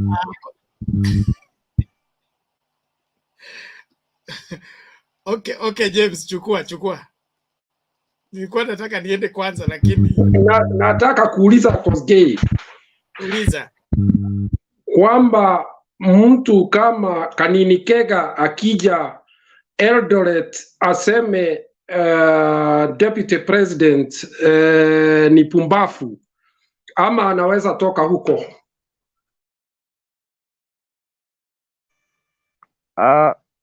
Mimi kusema ukweli, si ati ni mara ya kwanza, hata baba alikuwa kule Eldoret. Na James, wewe unajua James, mimi nakufahamu vizuri sana. Wale watu ambao wako kule pale Eldoret, mimi niko Nairobi, lakini nadhani wale watu nyako kule Eldoret wako na demokrasia. Ndaso unaona juzi baba alikuwa kule LD na kauza sera zake, na sidhani kama baba alitoka bila kuongea jambo tofauti kidogo kwa wale walifuatilia matamshi yake. lakini ni wale watu ambao wamefuruta network, wamejua vita ya 2007 haisaidii kwa sasa hivi. Jibu swali. Anaweza Ndio toka huko. najibu. James, you're out of Bernard, order. msaidie, niko nasungumuza.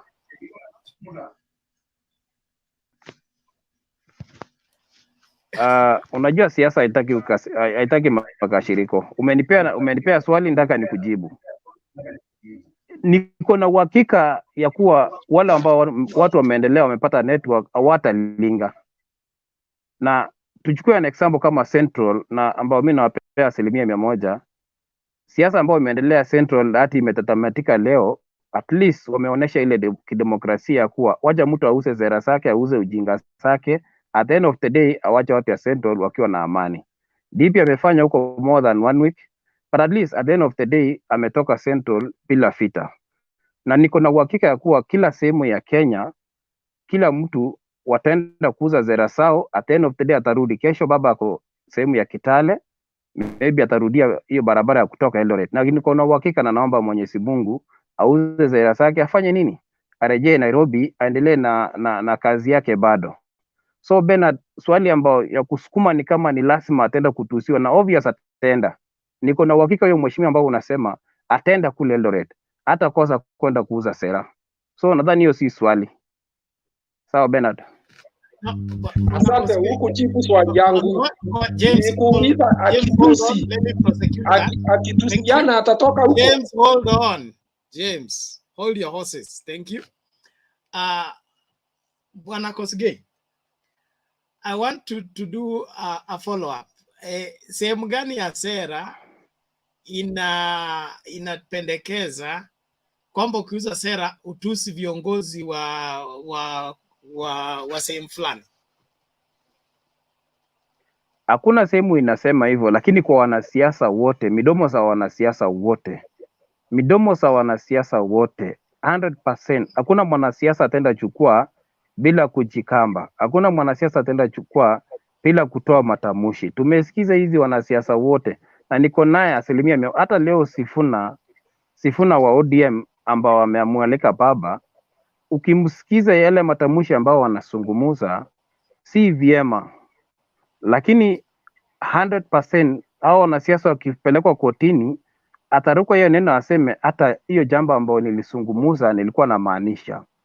So tusikue ati ni watu wa kwanza matamushi ambao yametamuka. Yes, hebu subiri kwanza.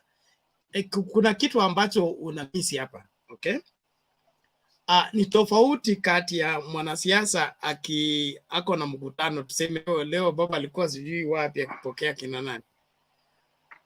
Kuna tofauti kati ya wewe kuja kwa nyumbani kwangu kwetu kwa boma letu na baba yangu na vijana wake amewapanga huyu kijana ndio kiongozi wa boma, okay? Wewe ukikuja kwa boma letu alafu unitusi ama utusi ndugu yangu, ni tofauti kama umenitusi tukiwa Nairobi ama tukiwa Uhuru Park. Unaona hiyo tofauti?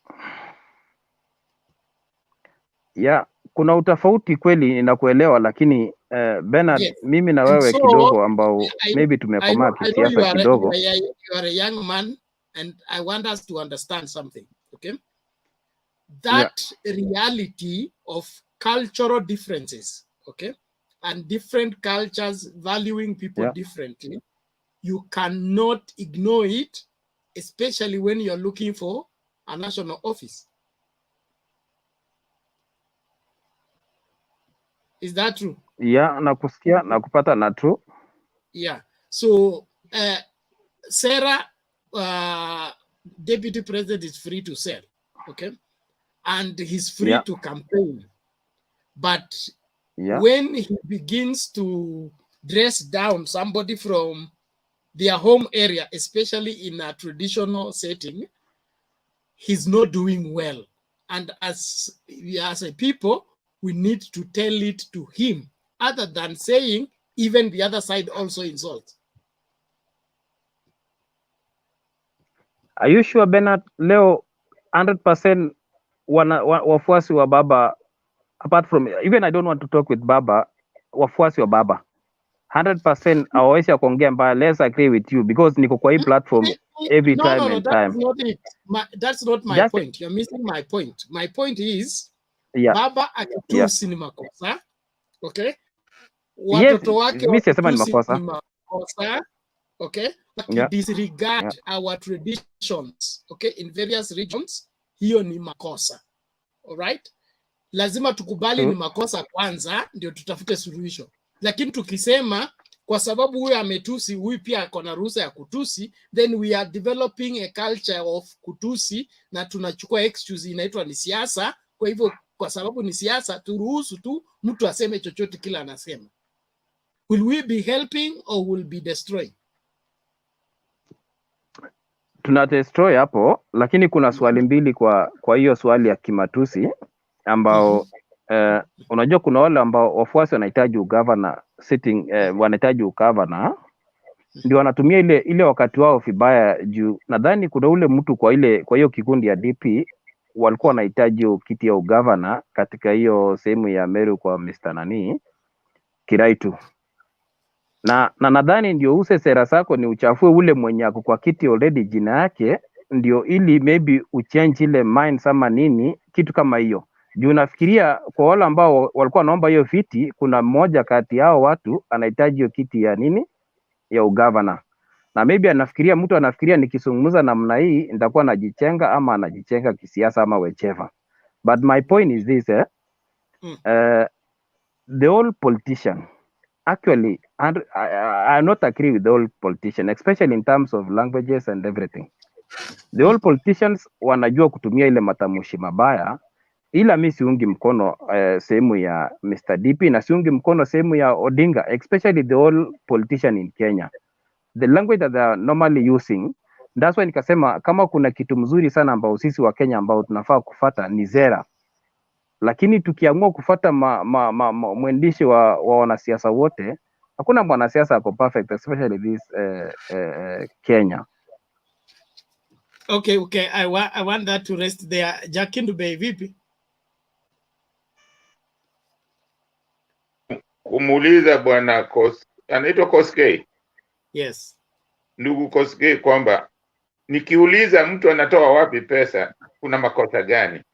Kwa sababu mimi shida yangu ni kwamba mtu anatoa pesa wapi. Sasa kuuliza hivyo ni makosa. Basi kama wewe nikiuliza hivyo ni makosa, basi kwa demokrasia ni wewe ndio una upungufu wa demokrasia, kwa sababu ni haki yangu kuuliza. Mimi yale maneno yote umesema sijasema usiseme. Maana ya demokrasia ni kwamba lazima tuzungumze kila mmoja apewe nafasi ya kusema maoni yake. Unasikia? So haiwezekani kwamba mimi nikiuliza swali unasema hakuna demokrasia. Hiyo ni demokrasia.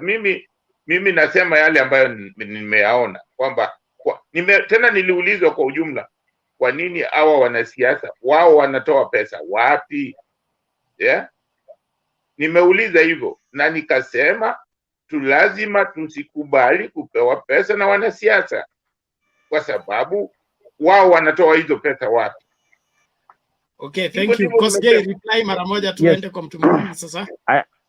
Mzee ameongea 100% ambao namfulia kofia.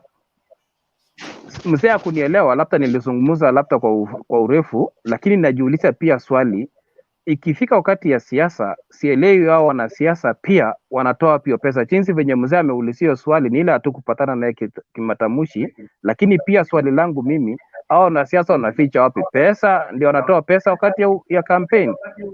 Haya, nikimalizia, hakuna siasa utafanya kwa sahihi, especially 2022 bila pesa. Hii siasa ya leo ya 2022 ni pesa. Ndio ipate kiti kwa hii Kenya kwa sahihi, lazima pesa ifunje mlima. Without money hakuna mtu atasimama leo aseme mimi ni mchungaji bishop munipee kwa sababu mimi ni mhubiri, munipee kiti. Pesa yako ndio itapanda mlima. Ndio maana nakwambia. Hold on Jakindu Bay, subiri hapo. Kennedy, huo msemo umesema unakuwa supported na sehemu gani ya constitution ama ya Biblia? Nilikuwa najaribu kumaanisha an example, bishop wa kanisa asimame aseme mimi ninajua demokrasia kama ABCD, an example, like muniamini kama Wakenya. Lakini sisi Wakenya tunapenda sarakasi na tunapenda pesa ya mtu kushinda ile uhakikisho ya uongozi. But in generally Kenya hii yetu saizi wewe Koskei umesema mpaka pesa sivunje mlima, okay? Walai Bernard, ngoja kwanza nikupatie mfano. Kuna huyu mbunge ni sijui ni Igembe South ama Igembe wapi, yule ambaye alifanya kampeni na Ikeli na kawin kiti, mpaka siku ile alikuwa sworn in, rais akampatia gari. Una story ya nakujua, nataka nikujibu. Unajua ni kwa nini huyo mtu akapita hiyo kiti? In fact alipita independent.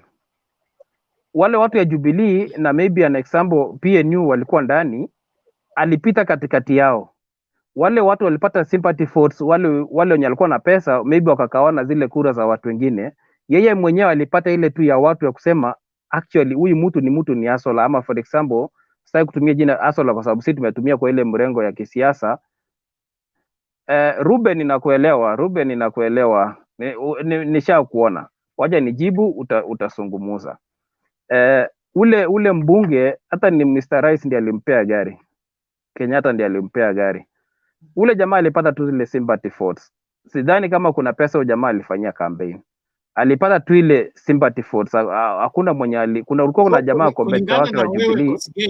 Kulingana na wewe Koskei, hakuna vile unaweza kuwa kiongozi Kenya mpaka uweze kununua huo uongozi. Kwa sahihi Bernard, tusidanganyane, kwa sahihi kwa hii Kenya ambao tuko kwa sahihi ni ngumu sana. Hata ulisikia juzi wakisema ndio uamuke ugavana, IBC wameka red ya pesa nyingi sana, kwa sababu kila kitu ambao utafanya kwa hii Kenya kwa sahihi, Kenya ambao tuko kwa sahihi ni ngumu sana. No. Mi nataka unihakikishie kwamba kulingana na katiba ya kisasa na Kenya ya kileo, kuna sheria mpya kwamba uongozi wa public office ni lazima ununue kwa pesa, especially registration fee. Hata ukijaribu kuangalia registration fee ya IBC kwa hizi mambo na nini, waliweka pesa nyingi sana. Sizungumzii kuhusu maneno ya formality ya kuregister. Hiyo kuregister ni normal, is everywhere.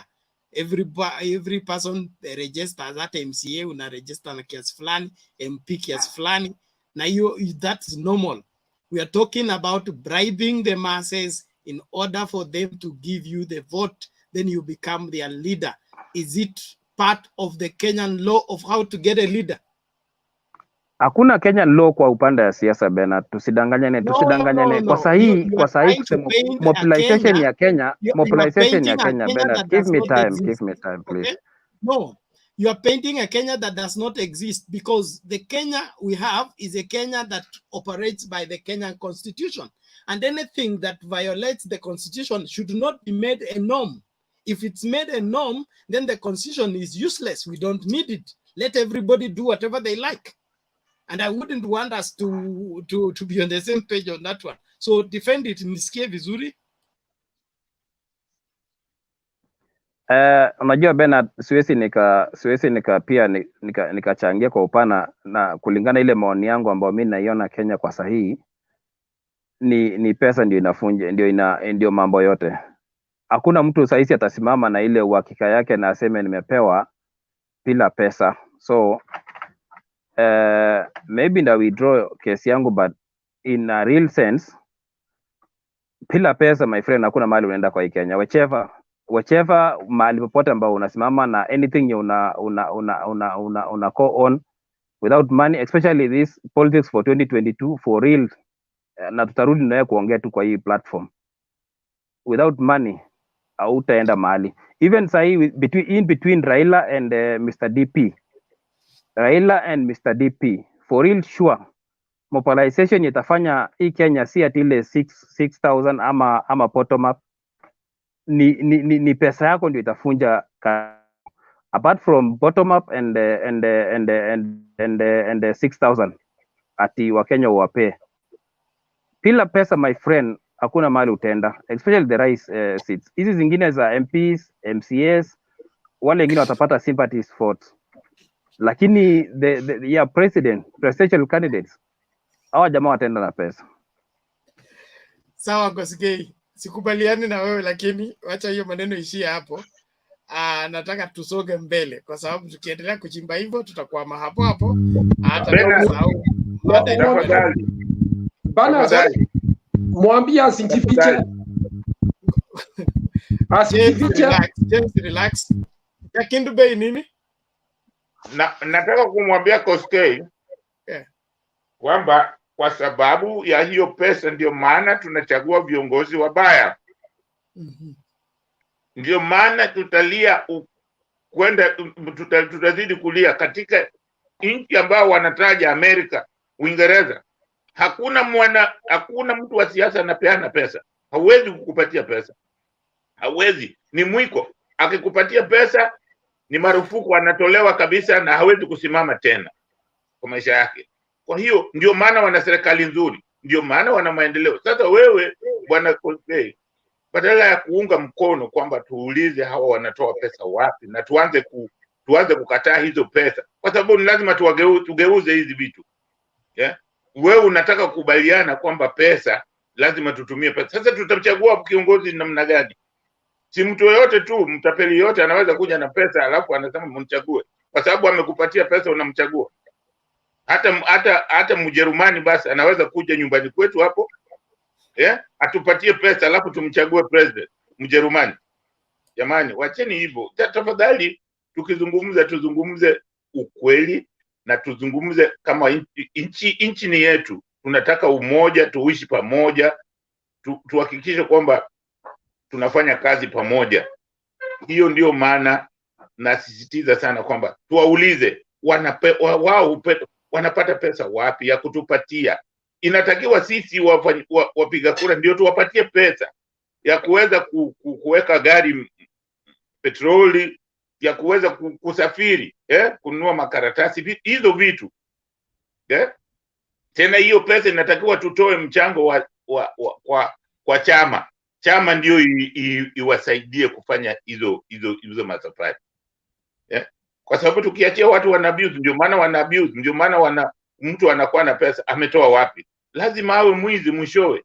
Bwanake kama hawezi kusema pesa ametoa wapi, inakuwa ni shuku. Asanteni sana. Asante bwana Koskei. Kama lakini mimi nafikiri hivyo. I don't think Koskei ana support. I think he's just mentioning how he sees it. Thank you Jakindu Bay. Tunakuelewa na tunashukuru kwa hekima yako. Naomba songe mbele.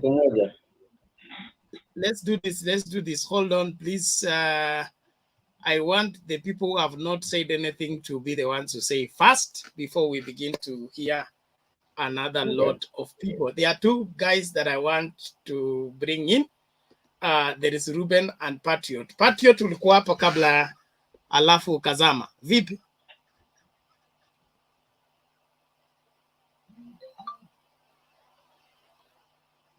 My Patriot. Are you still there? Huyu amelala. Wewe Koskei, wacha hiyo. Okay, Ruben, twende kwako. Moja kwa moja. Thank you, Mr. Bernard and my fellow panelists. Good evening.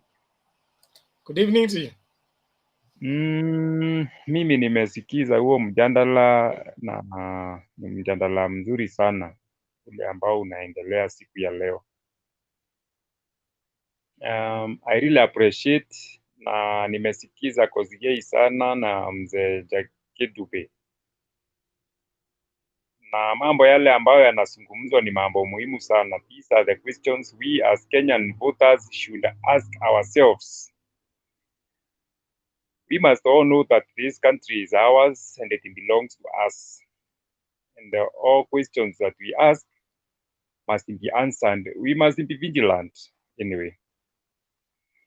Story ile ambayo inaendelea na nimesikia ikiulizwa swali la umuhimu na nikasikia ninafaa niingilie, ni hii ya viongozi ambao wanatembea hii nchi wanaenda wakitusi viongozi wenzao. Honestly, let me say this without contradicting myself. Kura ni nini?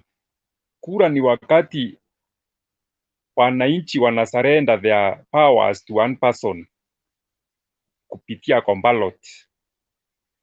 Wakisarenda power yao, kwa sababu sisi wote hatuwezi toshea parliament, hatuwezi toshea national assembly, hatuwezi toshea wherever, we surrender our powers through ballot kwa mtu mmoja akaturepresent. Now when you come for example to Meru or Tharaka Nithi, as our deputy president has been going around, and then you believe that you can just come and humiliate an elected governor or member of parliament, you are actually insulting the people who surrendered their authority and power to that governor. And that thing cannot be taken lightly by the people involved. That thing he must know. So by merely insulting people like Kiraito Murungi, you are insulting the 250,000 people who voted Kiraito Murungi, including all the Meru, because by the virtue of Kiraito Murungi being the governor of Meru, he leads all of them, all of us. So you insulted all of us. Number two, you can do clean politics without insulting your fellow leaders. You can do clean politics without insulting people. Just come and sell or market your manifesto. You can market your manifesto without demeaning or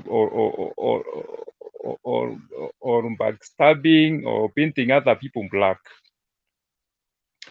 About the question of money that Mr. Kozigei has just said that mwenye ako na pesa ndiye atavunja milima.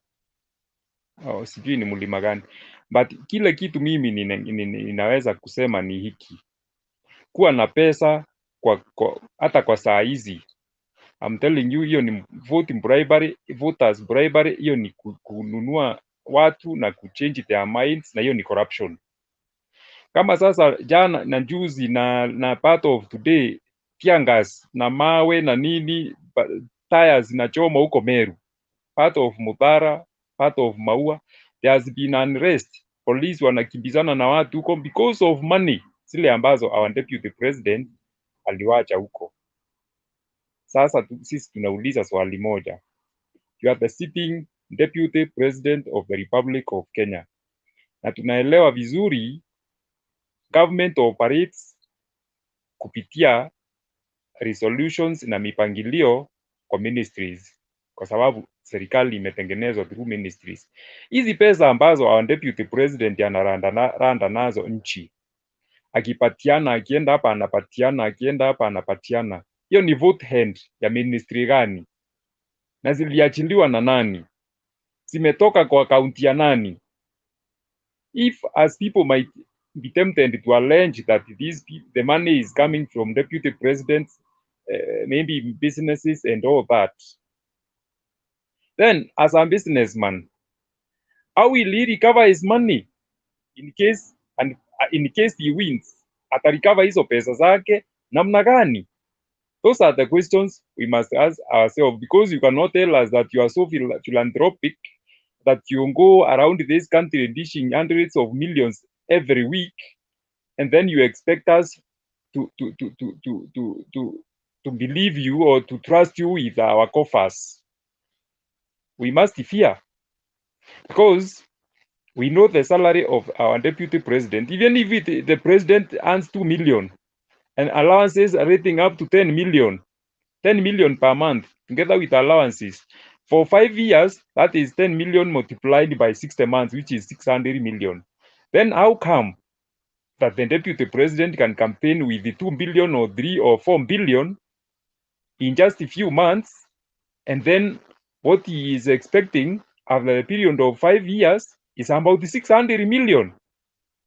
Then you are a bad businessman. You do not understand business, because everything is business. If you use more money than what you will get, then it leaves a lot to be desired.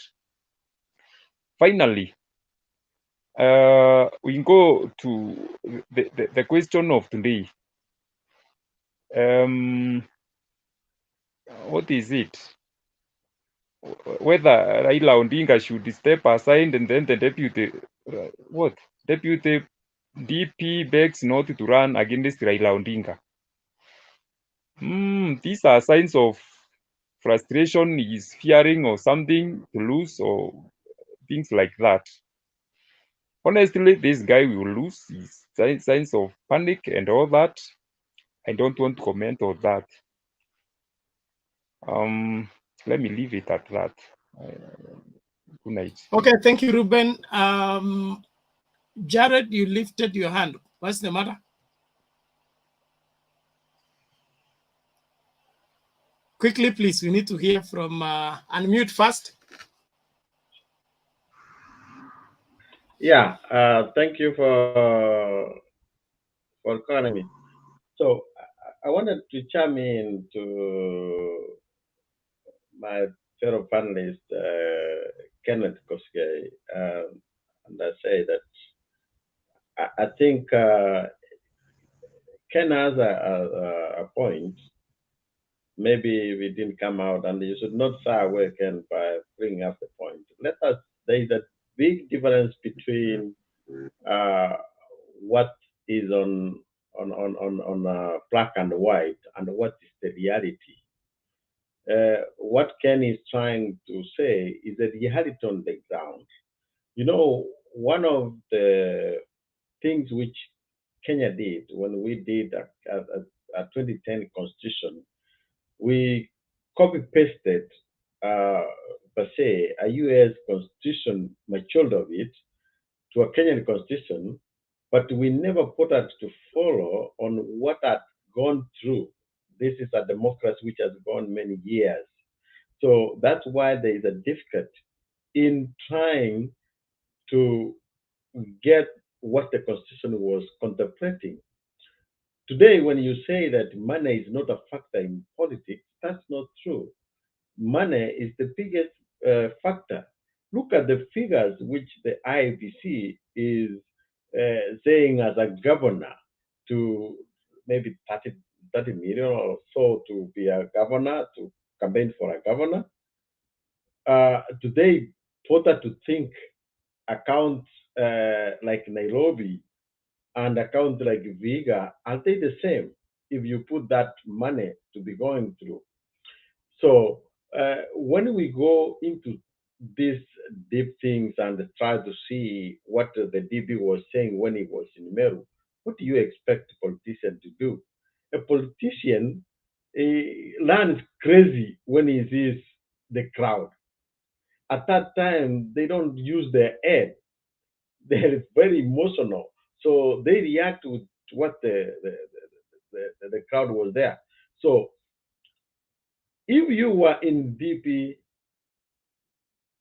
shoes, you have been in Jubilee. You have campaigned for this Jubilee for two terms. You really helped the president to be the president today against Raila Odinga. And now there is a reality which has the dawn has come that these people, they are going. Yeah, let's not take the figures of 8 million people that they couldn't find anybody. But we are seeing something which could not be. What Jubilee was trying to do when they corrupt 13 or so parties, they wanted to be the ANC.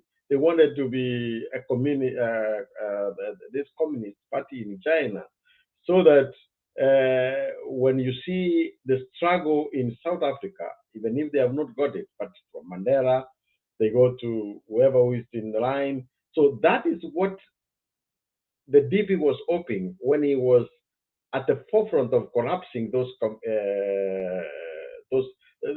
parties, because he knew after 2017, if they go the same way as a coalition government of as a Jubilee alliance, then after 2017, TNA would go itself and wherever the other was, LPK or the Republican Party for the DP.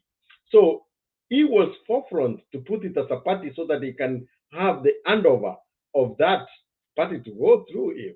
Now, these things is not happening. So when he is going there, he's asking a question. This is not an insult. This is not a personal insult, but say, this is what they do. Look at when Raila says takataka. They convert it and say he's calling people takataka. Did he really mean that he's calling individuals or certain people takataka? No. He says that this idea is takataka. Okay? So he's saying for the people in Jubilee now to bring somebody from outside that they want now this person to learn new Ujinga. He's not saying that Christ Murungi is a Ujinga. And also, how do you expect him to do when he has other people who are on his party, wherever the UDA are in that party? He also wants to show them that, hey, I have your back. So let's separate between the politics of the day, and I can bet you when Ruto and Kretu they meet at a separate time, they will be friends. They will be talking different things, but in the public, we are being misguided from there. So let us not take that to heart, like Mandago says. Let's not take that way deep. But instead, I like what Kindube, Jack Kindube was saying. Yes, we should be asking with your income, where are you getting this money? But what surprisingly, everybody is blindsided. You don't have to worry how much the DP is making with his eggs, with his all this. Where is KLA? If you have all of this money, we should be seeing the consummate pay of taxes. That is the right place where they should be asking, if you're making all this money, how much taxes are you paying? So we are not asking good questions. You know, he has gone back himself saying he's making 1.5 million a day. So how about the taxes? Where is KLA? Let me tell you one thing. There is a reason why the government has not gone after Ruto. Because, as even the Bible says, we are all fallen short of the glory. Because they know if they start exposing each other, we will see something we don't know. Because he has been in the system. He knows what the government has done, what everybody has taken. That's why you see people like his speakers, I don't know the name, Itumbi, they are getting these doses out. It's because they have been inside. That's why I said earlier that Ruto might be not in government, in the next government, but nobody will touch him because he knows a lot. That is the same thing which happened to Piwot. Thank you. Jared. Yes. I can see there is a spirited effort of normalizing the abnormal. we have had elections. We have had elections in this country. Okay, we had elections 2007, 2002, 2007, 2010, the Constitution, 2013, 2017. Of which of these elections campaign did you see William Ruto doing what he's doing now? Going in a locality, leaving 2 million in public, going to another locality, leaving another for the sex workers, and then like that in public during campaign. Has that ever taken place in our history? Okay, I think you don't know who is the teacher or is a student of Moi. You forgetting that Moi every Sunday was at church. You forget that. No. Jared, you are not being honest. I'm talking about the public display of money in the campaign.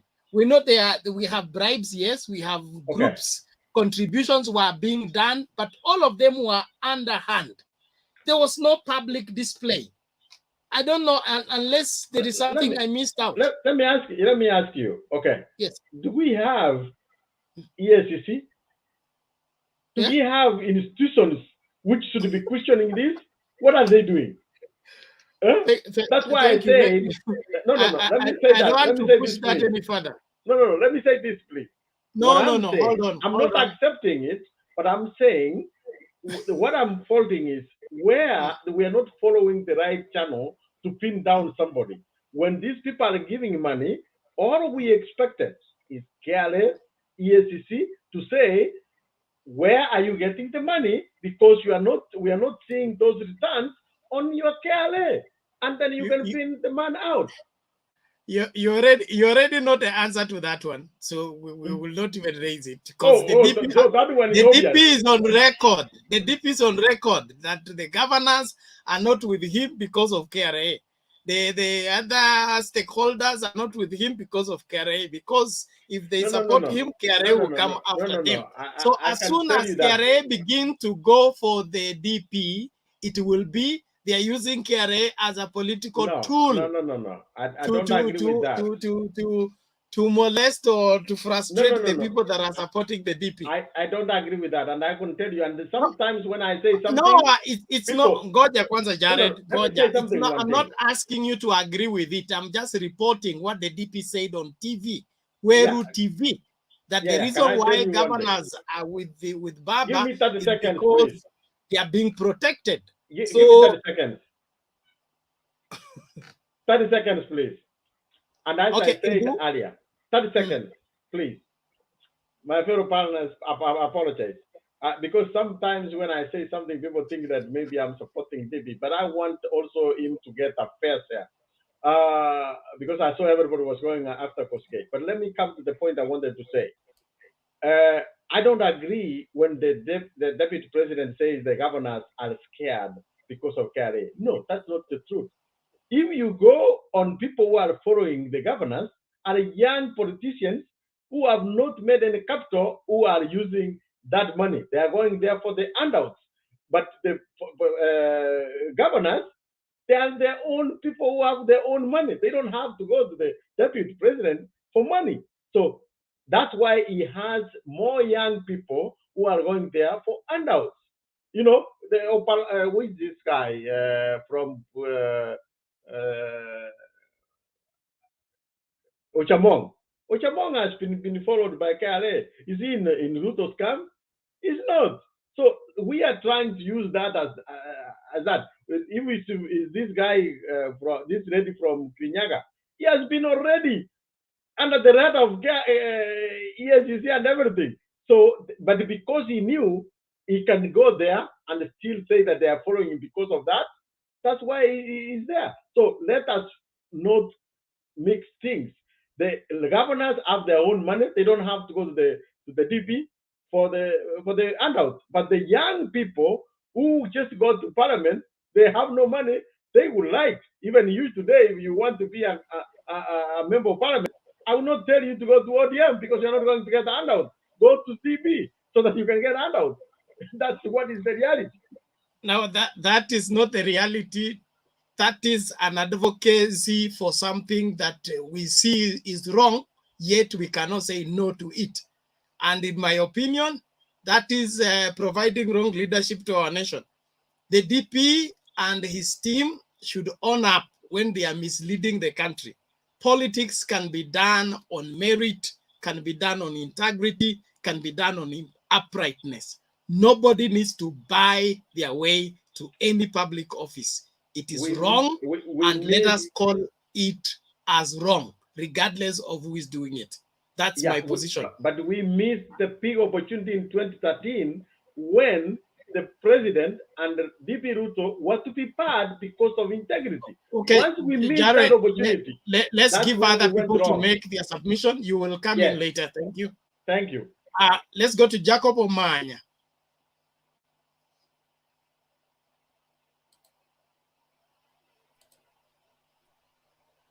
Amelala, Jacob, nipe. Sorry? Jacob uko? Ayuko Okay. nipe. wewe ushaongea, Kosgei ushaongea. Nataka wale watu wajaongea kwanza. Let's listen from Joe. Joe has been trying and I think network imeleta kizaza. Yeah, thank you very much, Bernard. I've been trying, I've been going on and off. I want to start by saying Imambo title Duto DP Ruto begs. I mean, could you have not used a better word like he's trying to evade or fighting not to stand against Raila? Because the one if you write begs, it's already slanting on one side. Ukiweka kwa ratili. So next time, just use a better word, please, Bernard. But what I can tell you is Ruto is under fear and under siege. I had a police IG and Asema Siege. And actually, I was surprised because if you're in the military or in the security, siege is a word they use almost every week. So Siege alitoa wapi. So actually, Ruto, he has a lot of reason to try to fight against Raila because apart from Raila, I think he can beat all these other presidential candidates. That's one. Two, he knows Raila means what he says. Yeah, akisema hizo pesa atazifuata na watu wataenda jela or they will be prosecuted.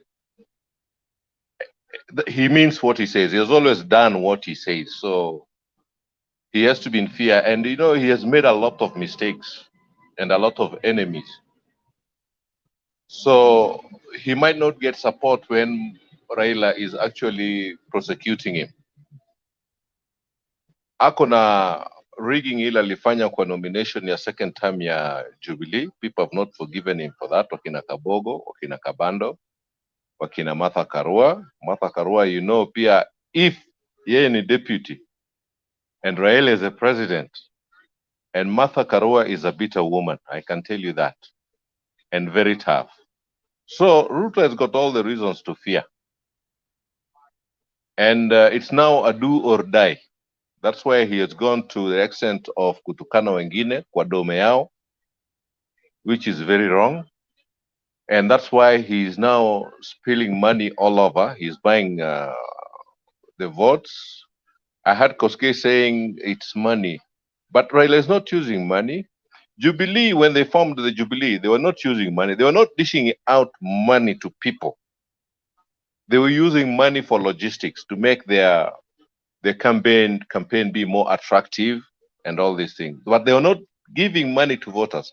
I have voted since 1980s. I've never been given money to vote, and I've been voting all the time. And most of the people around me that vote, I've not heard them saying they have been given money to vote. So it's not that money inafanya mtu awe president, but DP is disparate. So he's doing all these things, kutukana watu, kutukana watu in their own home. I mean, these are some of the things that Raila fought for: freedom of expression, freedom of association. So he cannot stop people from associating with people who are also doing their own thing legally.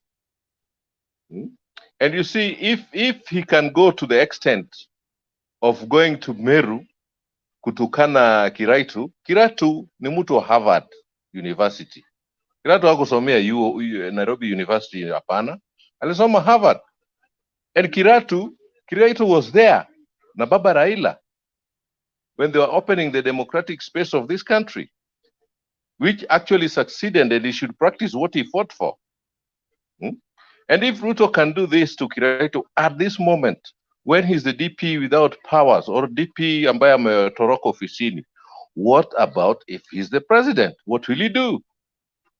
Is he not going to take us backwards, kule tulitoka, where you cannot associate with anybody? Are we even going to talk?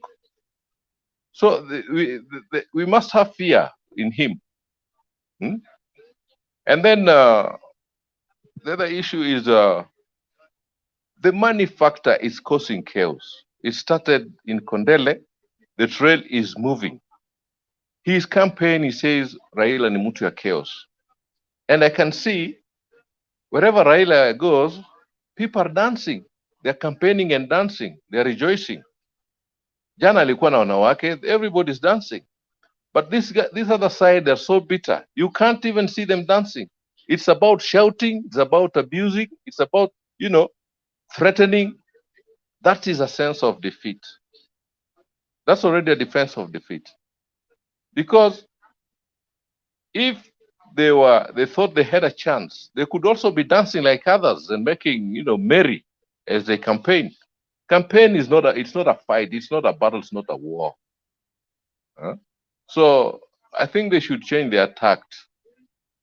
Even if they're that desperate, they should spare us the hatred that they're trying to push between communities and all that.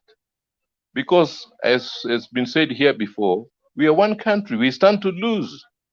When we make a mistake, we all lose. Wale wale vote Jubilee. I mean, they're not buying petrol less than us. They're just buying the same. They're suffering like us. So Kenya is for all of us. That's what I want to say for now. I've been monitoring, and I'd like Koske to take note that money, I've never been paid. I started voting in early 80s. I've never been paid. And even now, I'll vote without being paid. So this money factor, as somebody has said it here, we cannot vote because of money. Presidential is about ideas and policies. It's not about money. Money, hata partner anaweza tokea hapa saizi na we governor ya Nairobi if it's about money. So let's not talk about money. And let's not put money mbele yetu ndio inatunio. If it was money, I mean, how did Raila and Okina Matiba open the democratic space of this country? They didn't have money. It was about policy, what Kenyans want. And that's what I think should drive us into making a choice of who we vote for. And that's what I want to say for now. Okay, thank you. Thank you, Joe. Thank you. That's clear enough. And I also want just to emphasize one thing as we proceed. We need to accept the fact that being Kenyan is what entitles you to public service. I don't see what is really abnormal about Jubilee working with ODM for the interest of Kenya that should make the DP bitter. I don't know, I may be the one who has limited understanding, but if DPU had the ERP, they went and worked with the president with TNA, and they formed government. That was not a stranger working with another stranger.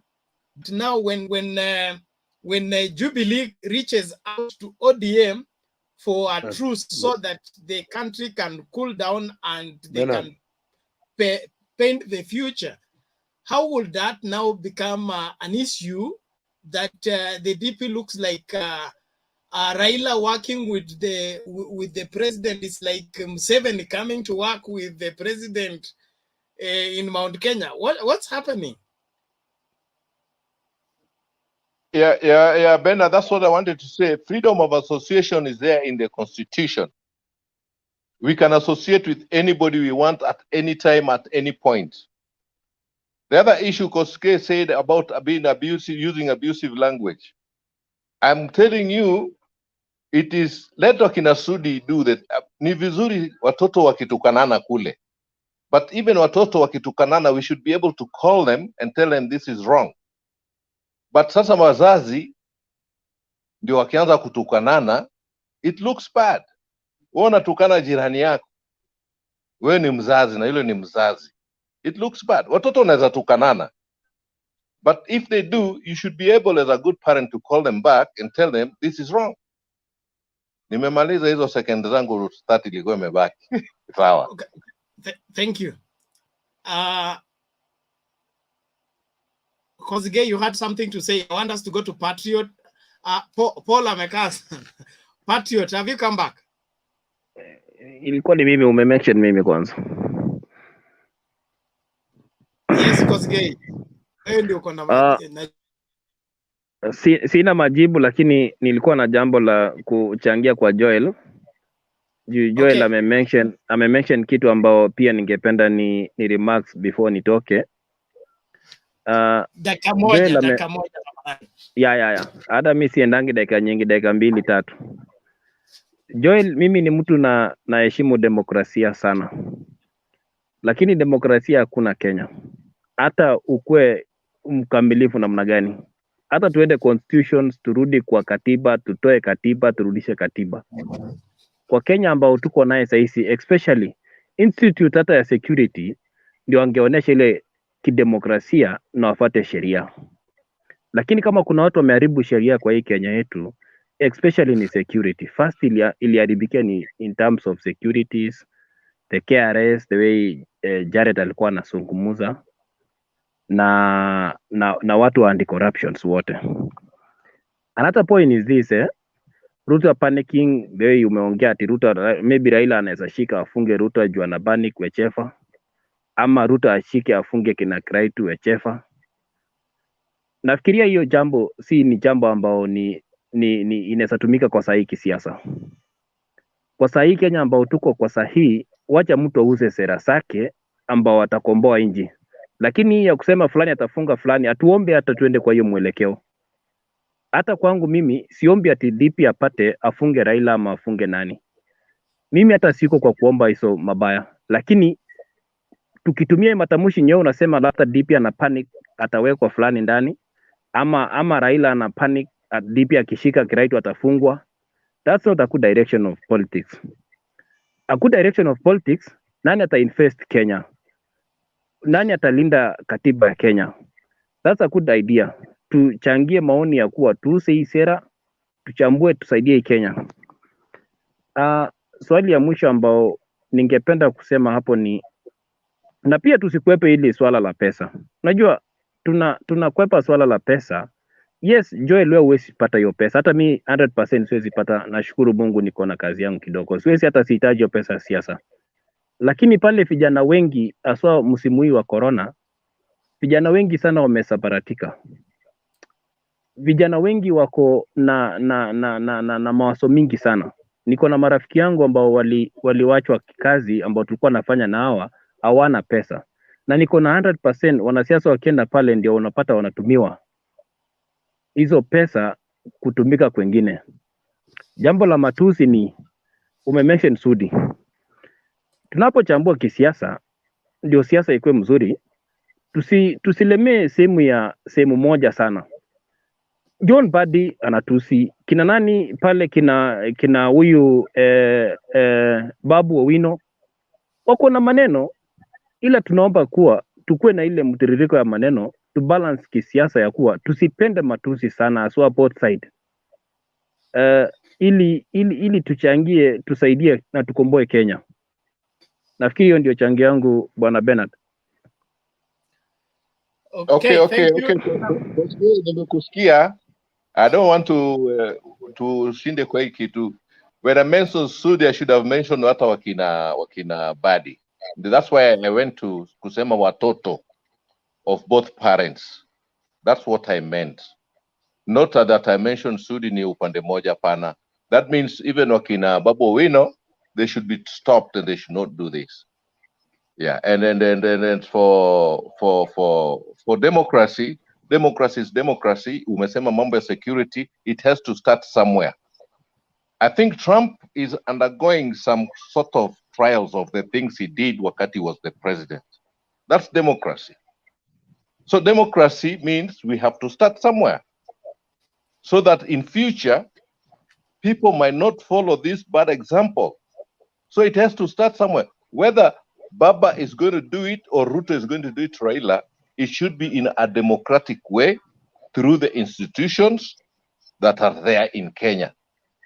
It should be taken to court. Sio mambo ya kutupa mtu detention. It should be tried in a court of law and evidence zitolewe.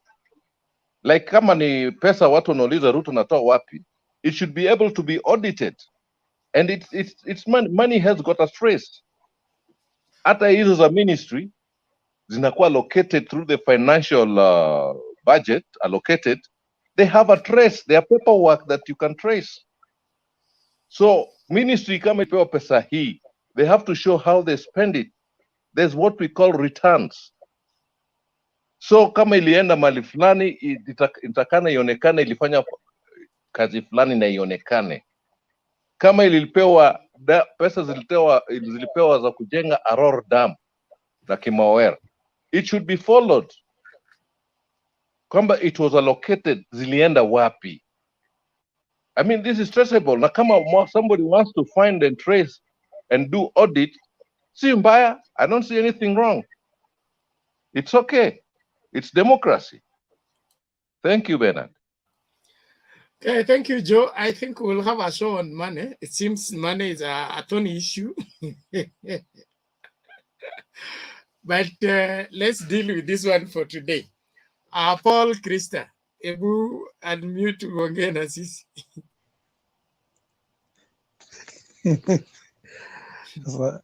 Asanteni sana. Yes, karibu tunakusikia. Oh, sawa, acha niendelee. Internet ilipotea. Now, as I was saying before, whether there is fear or there is no fear, each and every player must be afraid of the opponent.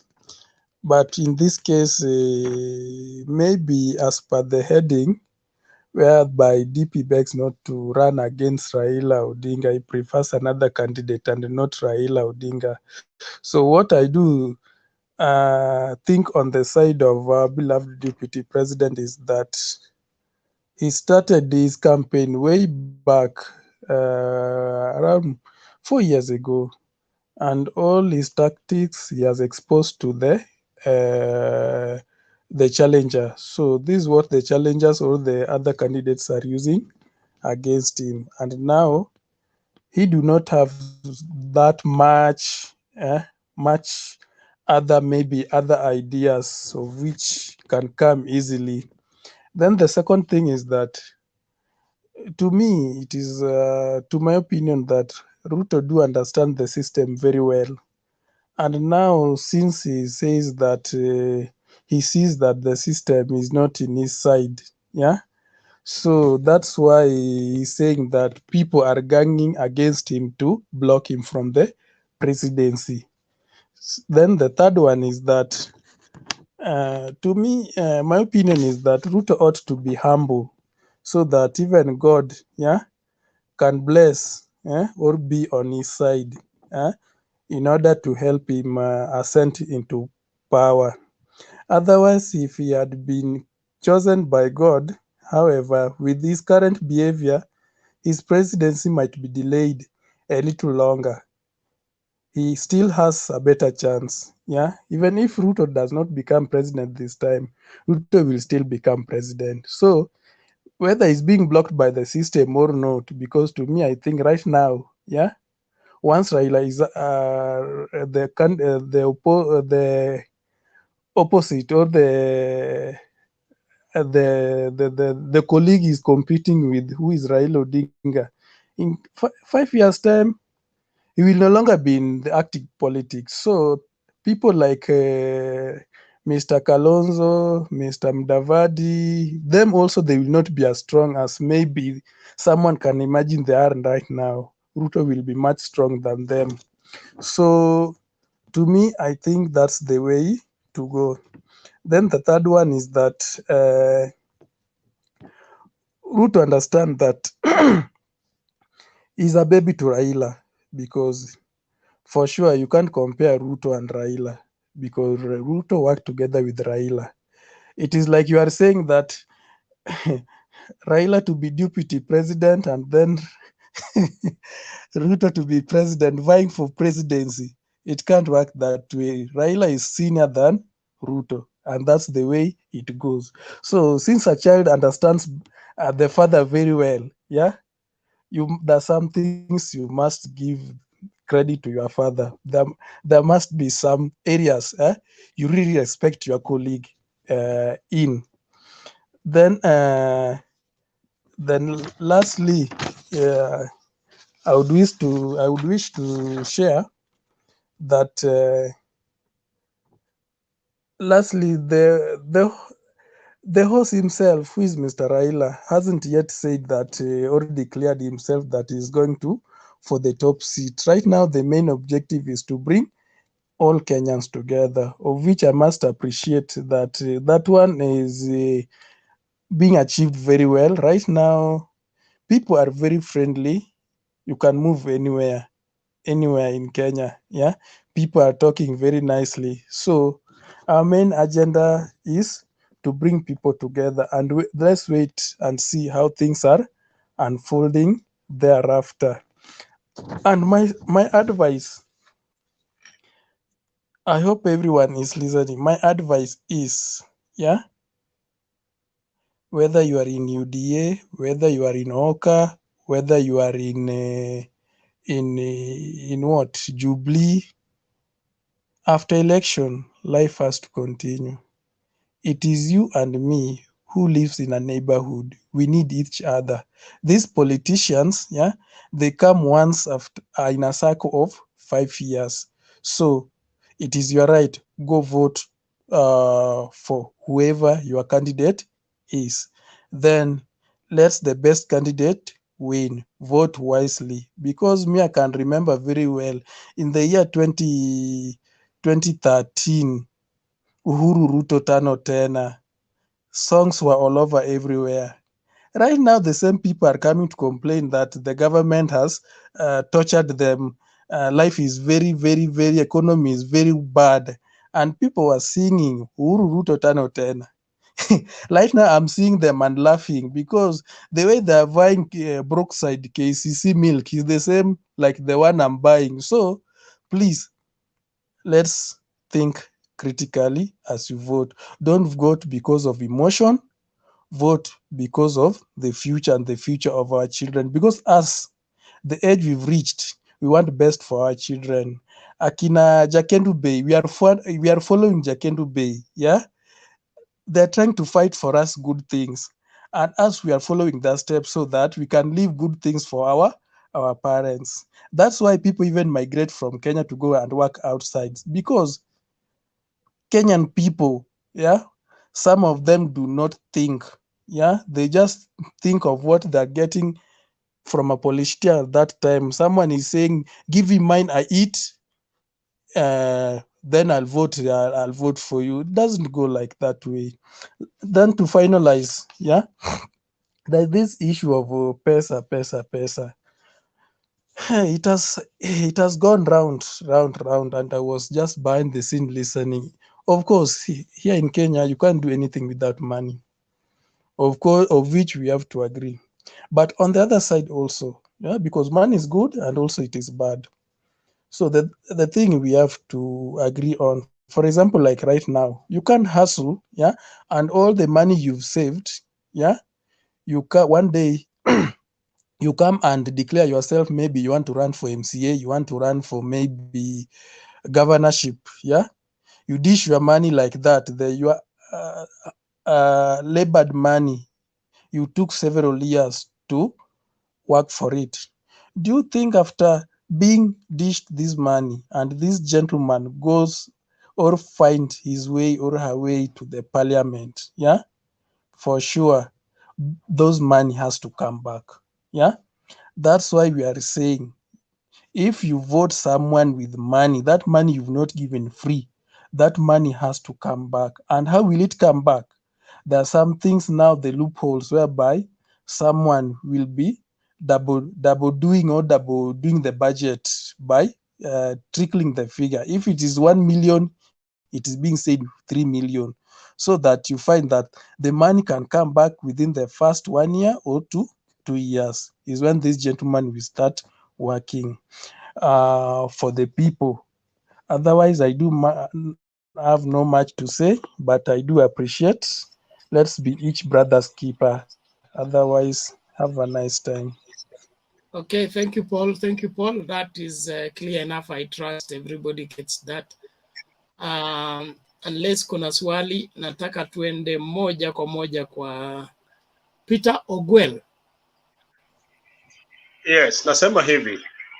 Quickly.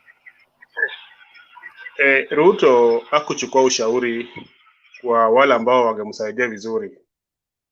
Alikuwa na nafasi nzuri sana ya kuwa rais wa Kenya kama angefikiria jamii zingine. Aliona kwamba jamii yake na jamii ya Mount Kenya ingetosha kufanya serikali, na kwa hivyo alifanya kampeni yake tu sehemu hizo mbili sana kwa miaka yote. Alipotambua kwamba majamii zingine pia wako na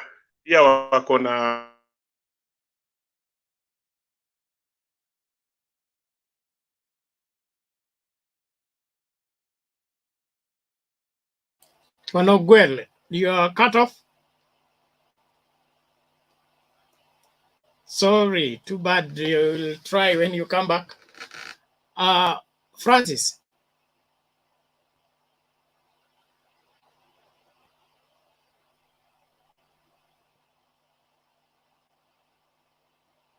Unmute once and then speak. You're still mute.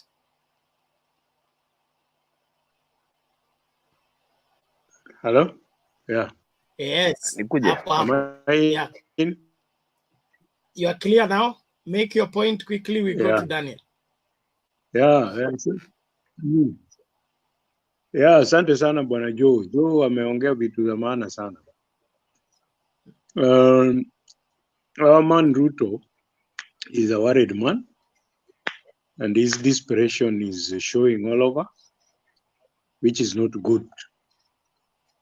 Because Kenyans have decided that competition in two horses, between two horses. That is Raila and Ruto. And we hoped that Ruto, being a student of Raila, he was going to be very, very cautious and very, very humble during their competition. But as things stand, the guy is so bitter. He's talking ill of everybody. And for the first time in Africa, we see a deputy president who is abusing the president, the sitting president, openly in his campaigns. And we thank God that we have a very humble president who is really, has a good heart. Because if it were during the other regimes, I think the guy would have had himself to blame. But going forward, I think he will be advised by his advisors to stop being beat and abusing people. Like this scenario where he went to Meru and abused the governor. Somebody was saying that is a way of campaign. No. You can talk of the ills of somebody without abusing that person. You can say the guy is a thief, but you cannot go to somebody's area to campaign and then you abuse the person. A good example is Raila's tour of coast. Joho didn't attend his rallies, but Raila did not abuse him or talk ill of him.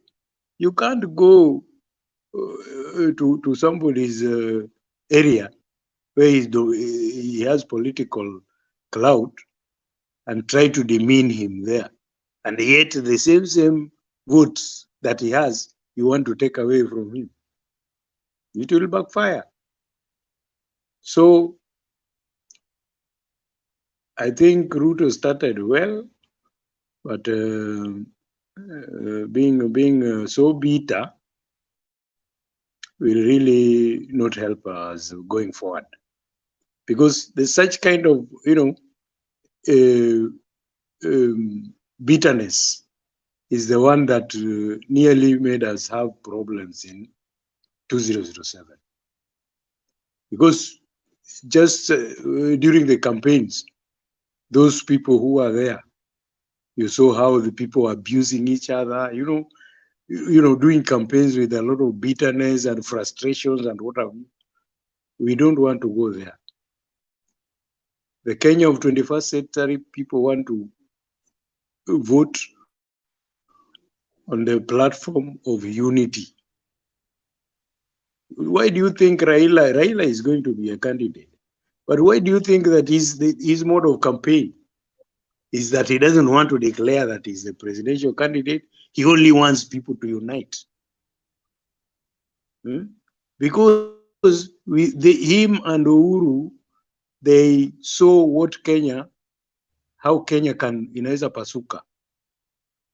And they came together, did a handshake, and they wanted to, to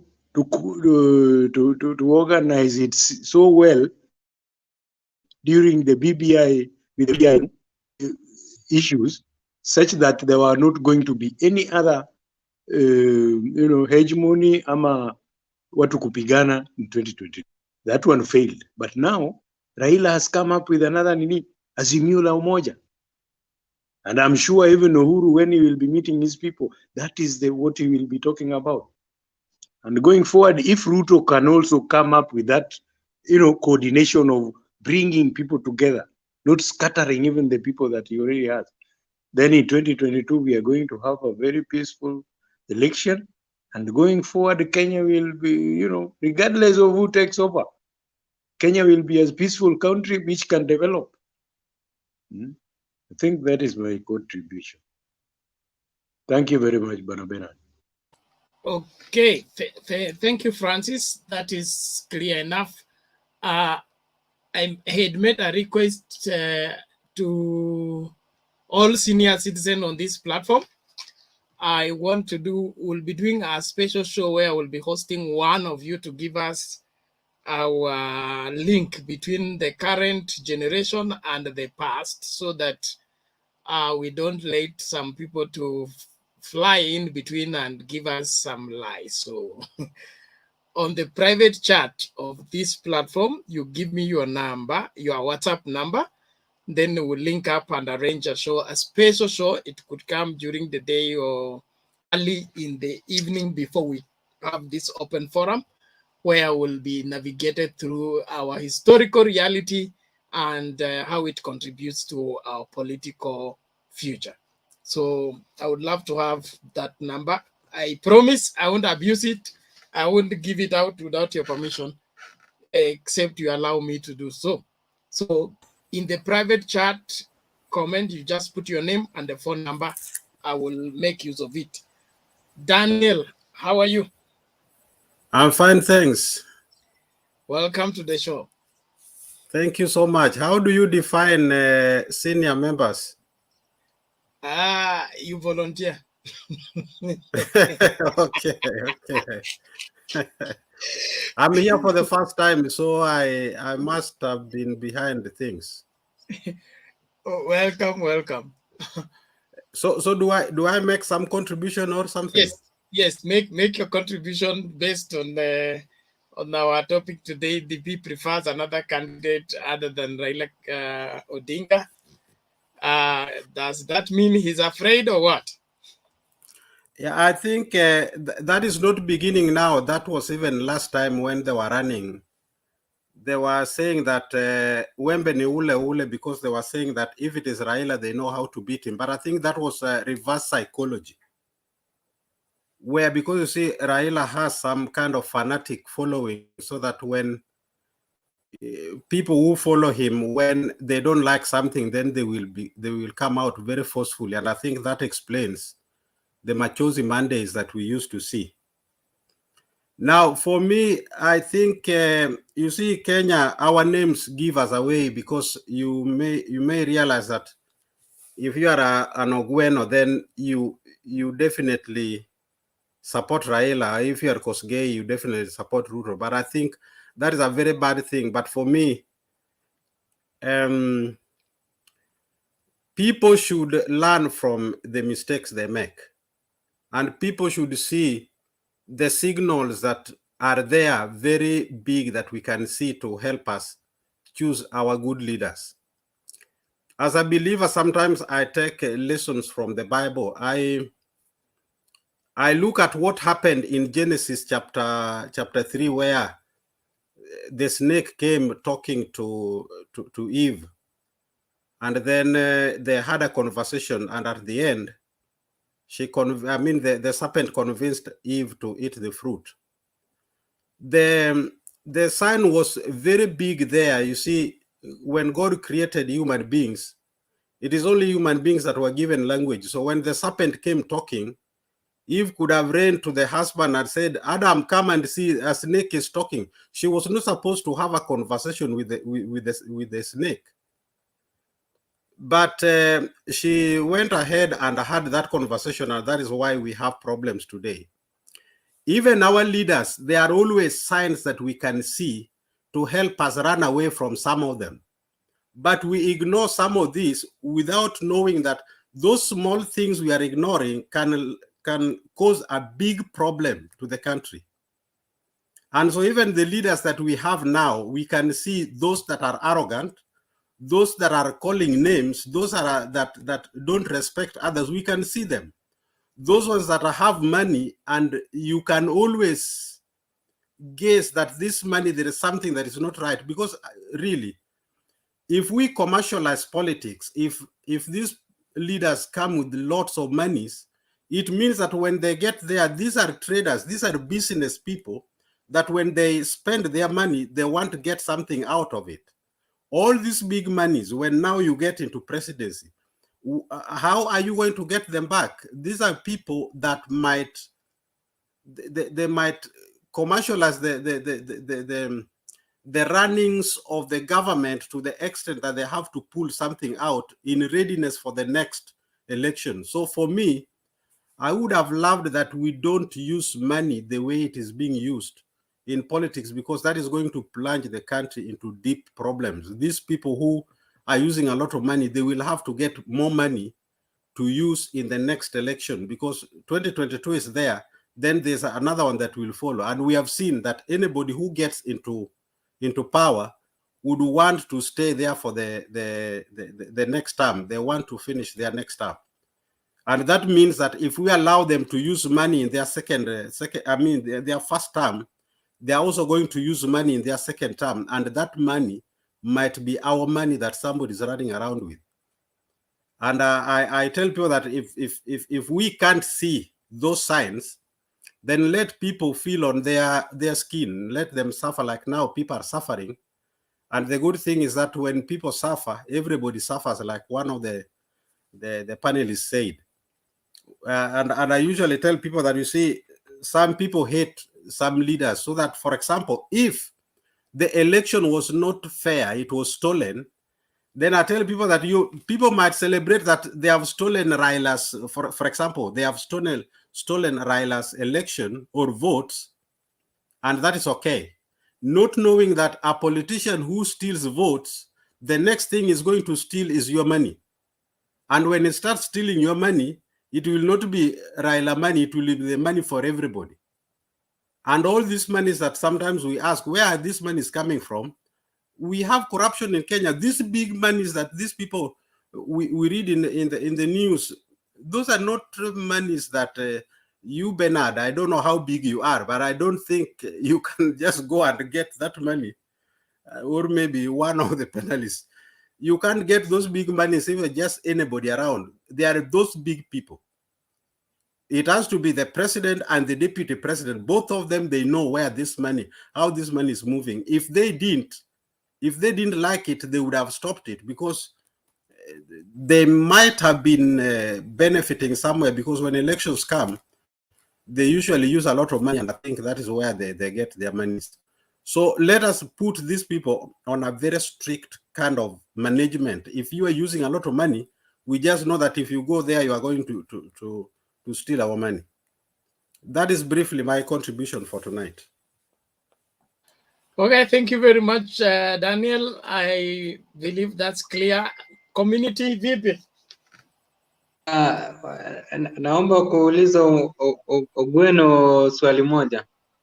Endelea. Yeah. Mr. Ogweno, unaelewa Kiswahili? Kidogo. Sawa, Sio asante. kidogo chao. Yeah, because I know the likes of Joe, yeah. Slow. I know the likes of Joe, yeah, wakona ya kina Francis Ochieng, yeah, wakona shida ya Kiswahili hivi. So, Mr. Ogweno, Baba, about wacha nikwambie, umetaja jina yangu. Mimi mkaaji wa Mombasa. Ukitaka Kiswahili ya Mombasa niko nayo. Ukitaka very nice. Punzi Island niko na, ukitaka ya Amu niko nayo. Asante. That's very nice, sir. Yeah, so Mr. Ogweno, unajua umetaja kuwa in fact maybe president ama deputy president, you find that in first term what they usually do ni kuaccrue money, yani kujizolea pesa so that they can be able to use it in their second term.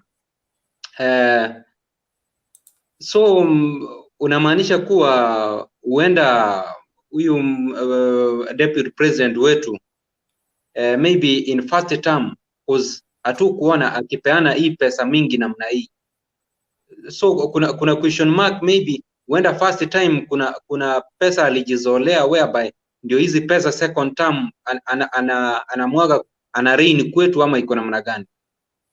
I think so. Those are some of the signals that I was saying that we can, you know, there are things that we call circumstantial evidences. You may not catch somebody stealing money, like you find his hand in the till, but the way somebody moves around, behaves, you can always add 1 and 1 and get 2. In the courts, you can sometimes find that somebody is convicted because of the circumstantial evidences.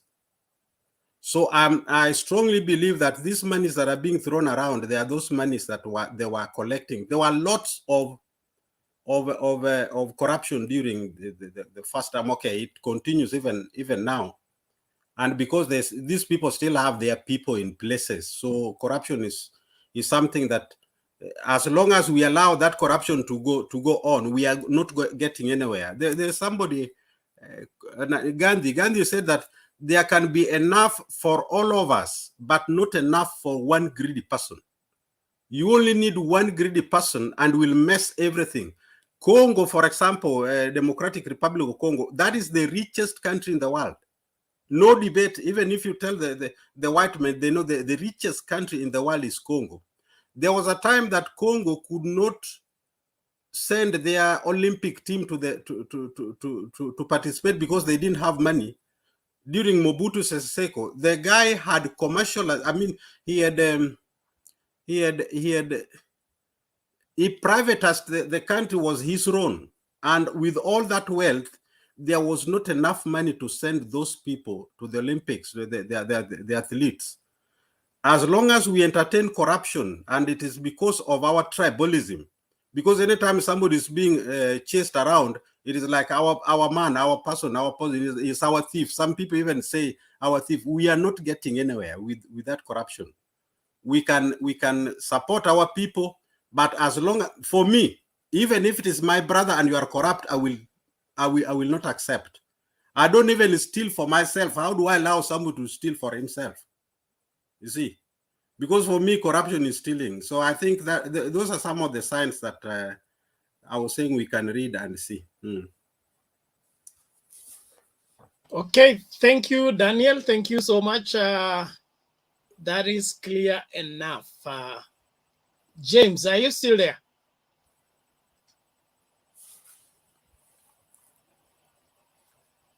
Okay, I'm trying to create space for some other people to come in. So if you are not there, tunakuchuja. Can I talk something a little? Okay, you have something to say. Go ahead, Joe. It's about this money people are talking about. Mm. You see, leadership, it's not about how much money you'll get from that leadership. You don't buy leadership with money unless you're going for that leadership to make money. Leadership is about ideology. Wakina Mao Zedong, Wakina Gandhi, they had no money, but they had an ideology. Leadership is about the future. In fact, we vote the present so that they can give us a good future. So it's about ideology and policies. It's not about money. And that's why you see good leaders, even those who led revolutionaries, they had no money. In Cuba, Fidel Castro didn't have money. It was about an ideology. So you have to sell your ideology so that the populace buy that ideology, believing that they'll get a better future. But when you spend money for leadership, then it's not about ideology. It's about money, because you're spending money to get money. Now, at the rate that Ruto is using the money, it's like 10 million plus per day per meeting. If he has 2 meetings, it'll be more than, let's say if it's about 10 million per meeting, if it's about 3 meetings like he does sometimes in a day, that means about 40 million. We know the salary of a president, it cannot be that much. So if he's using 30, 40, 50 million per day, how much will he have used by the time we go to voting? And how will he replace this money? And that's why you see he doesn't have a consistency on ideology. We have seen this ideology yake starting from dynasty, hustlers versus dynasty. It may metaphor so much that it's now come to something else, that what he was talking for initially. On the other hand, Raila has fought for ideology, some things that he believes in that this country should have, rightfully have, like the democratic space, like the constitution. He did not do it with money. He wanted Kenyans to have a better living. That was his ideology, just like Indira Gandhi and Mao Zedong. And he has not gone out of that since time memorial. On this other side, it's changing every month, every week. And that means there's nothing substantial that this guy is after apart from money. So we cannot vote because of money. Never. Money has never been a factor to our future. And somebody here asked, who alisema sijui kama tunaelewa Kiswahili. Kisingizio labda vile ulikuwa unasema ile amu ya kwanza, it is very obvious. Inadhiririka kwamba huyu jamaa alikuwa anachota pesa. Ukiangalia ministry zile alipewa, zote sahizi zimezama. Ukienda kwa power energy, imezama. Power zote, karibu zote zimezama. Ile shida tunapata na hizo institutions sahizi ni zile zilikuwa chini ya deputy president. Zote ziko na shida. Ukiona mambo ya power sasa, it's almost like it's done, it's finished. Imekuwa kama KQ ile Kenya Airways, na you pump money but nothing is coming out. So hizi ndio mwelekezo kwamba tunafikiria, tunadhania ama tunajua sisi wengine kwamba alikuwa anachota. Na hiyo kuchota kwake is what now he wants to protect. Asipopata zitampatia shida. Zitampatia shida mno. Na mojua asipopata saa hizi hataka sana muda mrefu sana ndio aweze kupigania tena urais. Sababu once amekosa atakuwa kwa shida. Kwa shida wale wafuasi wake kwanza wa nyumbani watamtoroka. Kumbuka kuna Gideon Moi. So watu watarudi kwa Gideon Moi. Ndio ili akuje apate tena wafuasi itakuwa ngumu sana. So lazima saizi awe na uoga sana. Sababu bila Raila amejua hao wengine hawatamweza. So huyu jamaa anatetea maisha yake za zijazo. Asiposhinda ako na shida. Ako na shida sana, kubwa sana. Kama sahihi watu wameanza kumkata. Haya, wale wanamfuatia pesa, sio sera. Nilisikia mwingine akisema ati wale vijana hawana pesa so wanafuata Ruto sababu ya pesa. Right, he's very right. Sio sera, wanafuata mambo ya pesa. Na hiyo kuchukua pesa sio kusema utampigia kura, sababu umeenda sababu ya pesa, sio sababu ya sera. Ikikuja wakati wa debe utapigia mali unaona sera yake inakufaa. Asanteni sana. Okay, thank you Joe. James, nilikuwa nimeamsha wewe, naomba utoe maoni yako kabla tulete Ndeto.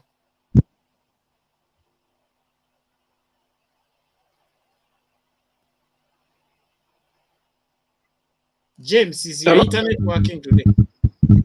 Hello? Hello, we can hear you. Go ahead. Bernard. Yes, sir. Let me say that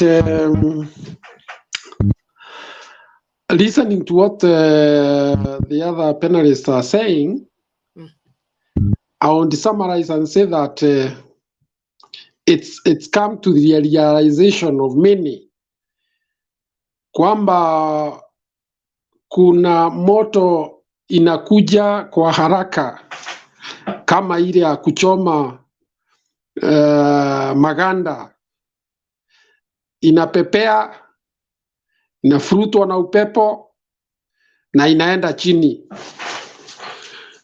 Hiyo maneno ndio imefanyikia huyu jamaa, na sasa anajaribu kuweka hiyo moto bando iendelee kuwaka, lakini inaonekana ni moshi tu imeanza kutokea.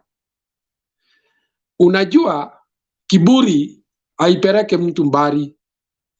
Ukisikia ile Munya ameongea leo, ameuliza ni siasa gani hii mtu anaweza piga miaka 5.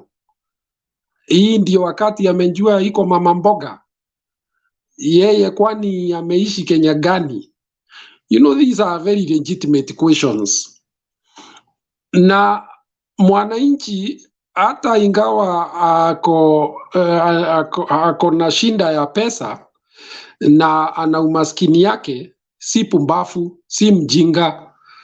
Anajua wakati unataka kumtumia. Kama sasa kuanza kupeana pesa ovyo ovyo, kwa nini hukupeana wakati huo mwingine, na kwa nini unapeana pahali moja tu? Unaenda tu kwa area moja. Ni kumaanisha umaskini imepenya mahali moja. Hii maneno hao watu ya Ruto wasichukulie kama ni mzaha. Si mzaha, ni kitu ambaye itamletea shinda kwa siasa yake. Sababu kama leo ni kuambia kulikuwa na msukumo mkubwa pale upande ya Tharaka Nithi, mbunge anaitwa Kabebea anafurutwa na vijana pale wakisema wapatiwe 600,000 shillings ambao wanasema waliachiwa na huyo mtu. Sasa pale kumekuwa leo ni demonstrations pekee. Sasa swali ni je, hii siasa kweli itawezekana namna hiyo? Nikwambia kwamba isipokuwa hayati Daniel Toroitich arap Moi ambaye alikuwa ametumia pesa, lakini yeye njia yake kupeana pesa ilikuwa tofauti. Na hata huyu kijana Ruto, hata yeye alipewa pesa, lakini hawakupewa na njia ile. Sasa wanaenda wakipeana. Ilikuwa inapeangwa na mpango. Unaita wale unataka kupea pahali moja, unawapea pesa. Wanapiga line, kila mtu anapata yake. Hata mkienda kula kwa mkutano, kila mtu amebeba yake, lakini huyu sasa anaenda anapeana hadharani. Hata sijui ataweza kustahimili hii siasa namna gani tukienda karibu na, kwa sababu sasa itakuwa, isipokuwa atoe pesa kwa mkutano, itakuwa ngumu kuambia wa vijana hata waingilie siasa yake. Atakuwa na shinda kubwa. Sisi pesa tunataka pale mlimani, tunapenda pesa kama mtu mwingine yule, na anjitayarisha na pesa. Pesa tutakula kiasi, na mlima itateresa pale, ile mvua itanyesha pale, hataweza ni tinga tu itaweza kuingia pale, ile mvua itanyesha pale kwa mlima, na mbana tutakuja kuona ile mvua itanyesha pale, isipokuwa ni tinga inaweza panda mlima miezi kama 6-7 inakuja. Wheelbarrow sijui itapitia wapi, sababu sijaona wheelbarrow mtu anasukuma kwa matope. Hiyo tu. Thank you James, thank you James.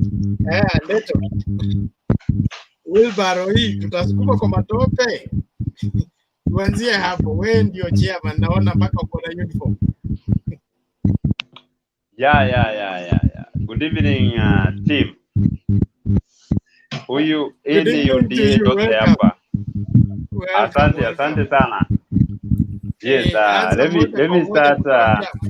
Kuna candidate wako hataki kurun against Raila Odinga. Bernard, Bernard, please let me welcome Leto. I've actually been missing him. Leto, welcome. Asante sana. I missed you. Asante, you know, I have to contribute so that watu waseme ati tunasukuma wheelbarrow kwa matope. That is misleading. And if even El Nino comes, you know, we all love rainfall. Only those who do not want change will always talk about heavy rainfall, tinga, kupanda mlima. Kwanza, for your information, kama kuna kitu haiperekanagi na mvua ni tinga. Because the moment it is stuck, ikishashikwa na huku chini, mambo yake imeisha. Mnatafuta wanaume kama 50 wakuja waanze kusukuma ile tinga, lakini wheelbarrow yako you can manage to lift it up and you get to the other side. So those stories of Wamugumo and Neto, wakati gari yako ndogo imekwama kwa matope, unatumia nini kuiburuta? Wheelbarrow. Vijana wanainua, vijana gani? Wanaiodoa. Ni crane inatumika, tinga ndio inatumika kuvuruta gari imekwama kwa matope. Wacha kutuchanganya. Let me tell you, the bigger the wheel, if it got stuck in mud, the harder it will be to remove it from that mud. So don't sugarcoat that. Unajua tinga, wewe unaona miguu kubwa, lakini ikaingia kwa matope, hakuna mahali mnaitoa. Na tinga haiwezi panda mlima, wacha nisiwandanganye. Heli mseme Jopa. Na tuliona baba alipokuja pale Nyandarua, anaendelea na barabara hadi anachoka. Sasa anaitisha Jopa. Kweli mlima inahitaji such kind of nini? Hiyo ilisikia watu sana, kwa sababu pale hawajawahi ona such hizo ndege za hiyo class. You know, they are the watu hapo ndipo walijulia kweli, kwani tuna deal na nani? Sisi tunataka hustlers, watu wa klasi yetu, watu wanatuelewa, watu wanasukuma wheelbarrow tukisukuma. Don't tell us about the tinga. No, it is good when we are farming. Na baba hataki mambo ya farming, because I've not heard him talking about agriculture as one of his manifestos. So let him also include that. To get to the topic of today, I would say this, that hakuna mahali Ruto anaogopa Raila. Juzi Raila amesema that Ruto ni mtu mdogo sana kwake, na sisi tukafurahia sana, kwa sababu hiyo inamaanisha Raila ni mzee sana. Na kweli Ruto kama kijana, unajua kweli kung'ang'ana na baba. Hata mimi baba yangu akakuwa anahitaji kitu pale, na ni kitu italeta watu pamoja, tuseme kama as an athletic, and also my father happens to be an athletic, na nione mzee ameingia kwa race na nijue kweli huyu mzee nitamshinda, na hakuna mtu mwingine anakaa kuingia. You know, I will start also like even seducing others that why don't you also join, kwa sababu sitaki baba aibike bana. And that's the very same feeling Ruto has. We know where they have come from together. So I understand the political terrain. It requires a strong person. Wacha huyo jamaa anasema ati watu wanafuata Ruto because ya pesa yake. Let me tell you, if your party leader is mean, my friends, you know, you should not like pass propagandas that wale watu wenye walikuwa kama leo pale, tuseme kitu kama Tharaka ama wapi, unaniambia ate hao ate kama Munya venye alikuwa anasema, unakuja unaanza kusema mambo ya wamama wa soko, vijana sijui nini. Si niliona wazee kwa hiyo mkutano ya Ruto? Kwani Ruto alisema mahali popote anapea wazee pesa? So let us not also mislead people. The reason why, and I know people are saying that Ruto kila wakati anashinda Mount Kenya, si tumemuona Migori na akienda alipeana kitita ya pesa pia. Tulimuona Bungoma.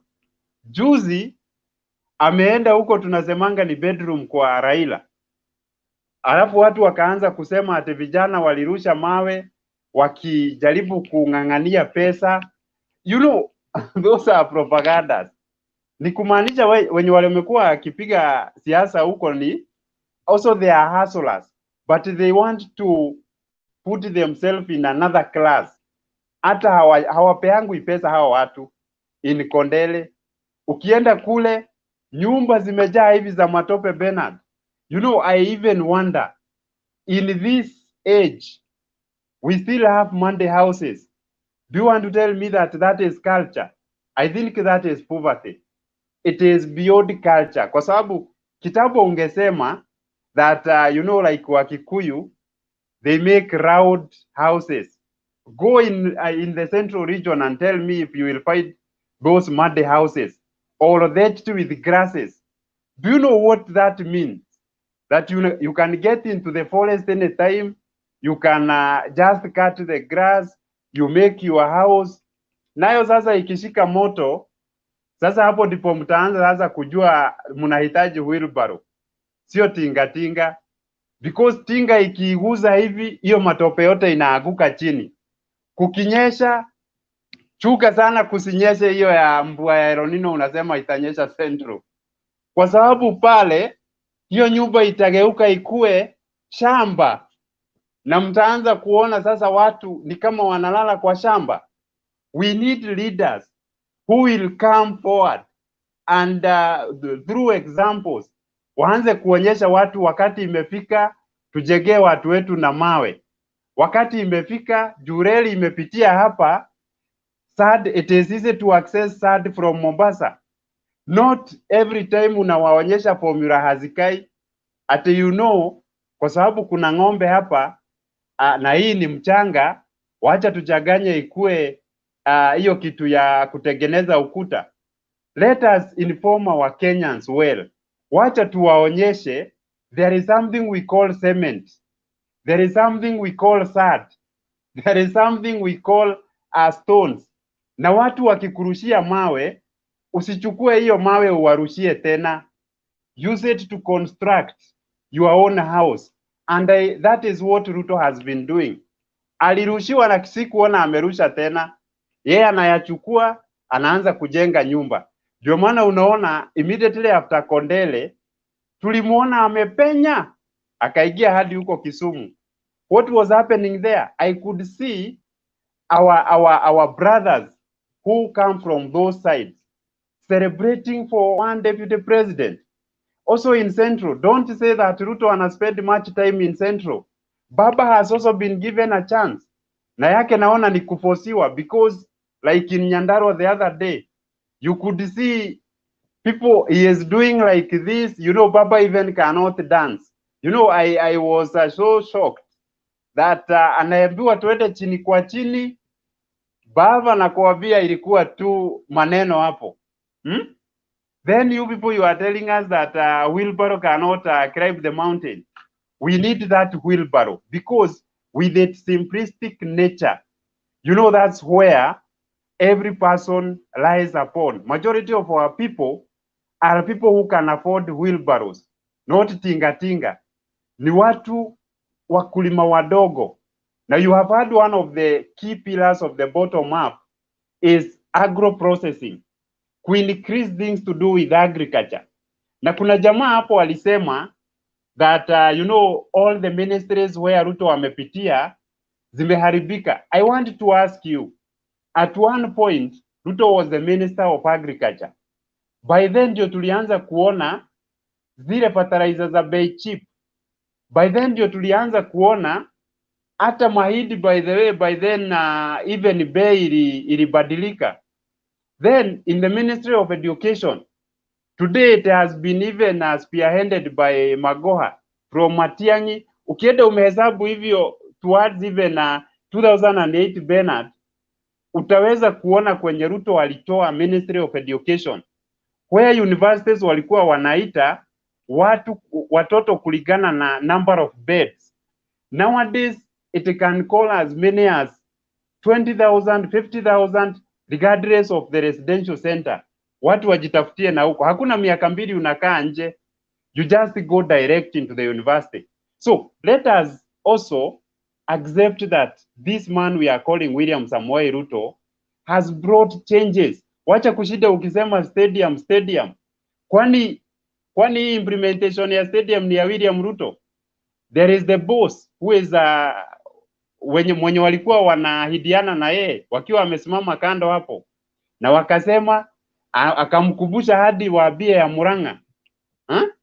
Why are you people talking about a stadium na hamuulizi even na wa president stadium zetu ziko wapi? Baba juzi ameambiwa mafuta imepanda, akasema itachejiwa within 1 week. Kwa nini msimwambie mambo ya stadium aongee na brother yake? Na mtaona sasa hizo stadium hadi huko sasa Kisumu mtaanza kuona stadium. Eldoret vile even Coast na Garissa. Ya mwisho, kuna kitu ningetaka hapa kukashifu kwa nini sana. Kuna hii kitu imetokea, I don't know if it is political or it is what, na ina you know like yesterday kuna story ilikuwa ina trend sana. And you know Kenyans we should embrace nyumba kumi. Wacha hii mambo ya security tuichukulie serious. Ukisikia mtu sijui ametoroka gereza gani na ushuku kuna kitu ina happen in your plot, jaribu kupasha ujumbe kwa mapolisi so that we may also retain our country in a safety mood. So thank you so much Bernard. Bernard, I have a few questions. Fondeto. Yeah, Fondeto, Fondeto. Okay, Fondeto please. he should know that we are in Kenya and we are Kenyans and we have traveled this country a lot, and we know the history of this country. He should not have a selective memory when he talks about Raila is old, when we know the age of Kibaki and Jomo Kenyatta when they ascended to presidency. That's one. Two, he should not also behave like Ruto when he wants to takes credit when he says hiyo mambo ya stadium tuulize the boss, but when it comes to the university he says it is Ruto. Why can't we also put that one to the boss Kibaki? when those things were happening in agriculture, hata hiyo mama anasema fertilizers, it is fake fertilizers. The Rift Valleys have said it. The leaders of that's the breadbasket of Kenya. They have said it very clearly. They were given wrong fertilizers, cheap and fake. And even mambo ya maize hiyo anasema agriculture. Rift Valley, the breadbasket wanalia. When he talks about mud houses, and I'm saying we're not tourists in Kenya, from Kangemi here up to Limuru, we see those ones in plenty. We see them in Muranga. We see them in even Nyeri, where the first presidency came, Kiambu, where the first presidency came from. Yeah? We see them in Kiambu, we see them in Muranga, we see them in Nyeri. They're not living in utopia. We have been in this country, and we have been in every corner. We know where the slums are also. I'm not saying other places don't have slums. Slums are all over Kenya, all the big country, the big towns. Hata Mombasa ukienda iko slums. So don't have selective memory. Ruto kama anasema aliperform well in Ministry of Education and Agriculture. Maybe it was not his time. Maybe, it was not under his control. Those were policy, the Vision 2030. And they had a route map to follow. And it's not only him who performed. That's why tunasema the Kibaki era. This country performed well. So that means everything was performing Missouri. Na hizo vitu unasema alifanya, those zilipitwa kwa cabinet. The cabinet ya Kenyatta was one of the best balanced. Sio hii ambayo una point watu wa your village yote, and then unaweka kwa ministries, and those ministries sasa zinazama. That is why the university is also going down. More university. Nasikia a tray of eggs is 3,000. Ulisikia wapi? Ulisikia wapi? Asante. Yeah, I think Bernard, give me a second. I think we should we should avoid empty rhetoric. When we take a lot of time, rhetoric. We want some substantial discussion. Where, for example, if you are telling us that wheelbarrow can be pushed in the mud, tinga, those things, those are just empty rhetorics that I also hear in the political campaigns, that you don't take anything home. Because actually, if we are talking about what wheelbarrow can do, you see, wheelbarrow, if you push wheelbarrow, you leave it there, you will find it where it is. It is your strength that pushes it around. We don't want those empty rhetorics. We want substantial discussion. We are talking about corruption. We are talking about tribalism. We are talking about finances. We are talking about things that will affect the way we work. Whether somebody is going to push his wheelbarrow, that is okay. But you see, again, wheelbarrow, everybody is not going to push wheelbarrows around. Well, watakuwa wanafanyia nini? Wheelbarrow for people who are building. Well, it is a symbol for their whatever, that is okay. But I think empty rhetoric is going to make it very heavy to listen here. Things that you cannot take home. Okay, thank you. That point is made. Community. Asante sana Mr. Bernard kwa nafasi kiasi. Naomba kumwambia Ndeto namna hii na watu wote wa UDA kuwa ujana ni moshi, huja na uisha. So hata huyu Ndeto huyu mwenye anadimin Raila Amolo Odinga eti ajui kudance. Naomba ndugu yangu uzeeke kama tortoise, whereby watoto wako, yani vijukuu wakikuona, meno yote haitakuwa, uwe unakula si nyama, uwe unakula maini, which means watakuwa wanauliza, na baba mbona unatumia mkongojo na mimi niko strong. Raila Amolo Odinga sio age ya William Samoei Ruto mwenye anajua kudance. So lazima tuangalie the age ya William Samoei Ruto mwenye anajua kudance na the age of Raila Amolo Odinga mwenye hata yeye alikuwa anajua kudance vile William Samoei Ruto anavyo dance sasa hivi. Alafu jambo lingine naomba nikuulize William Samoei. Yaani Mr. Ndeto, unasema kuwa wakati William Samoei Ruto alikuwa maybe agriculture minister enzi ya Kibaki, he performed very well. Alipeana hizo inputs mpaka farmers wakafurahi. Hiyo wakati alikuwa a junior cabinet minister. Right now he is second in command. Yani let's say Uhuru Muigai Kenyatta asipokuwepo, yeye ndiye atatake charge. So kama sasa hivi farmers wanalia kuwa farm inputs ziko bei ghali ama asipatikani, yeye kama second in command, what has he done to address that issue?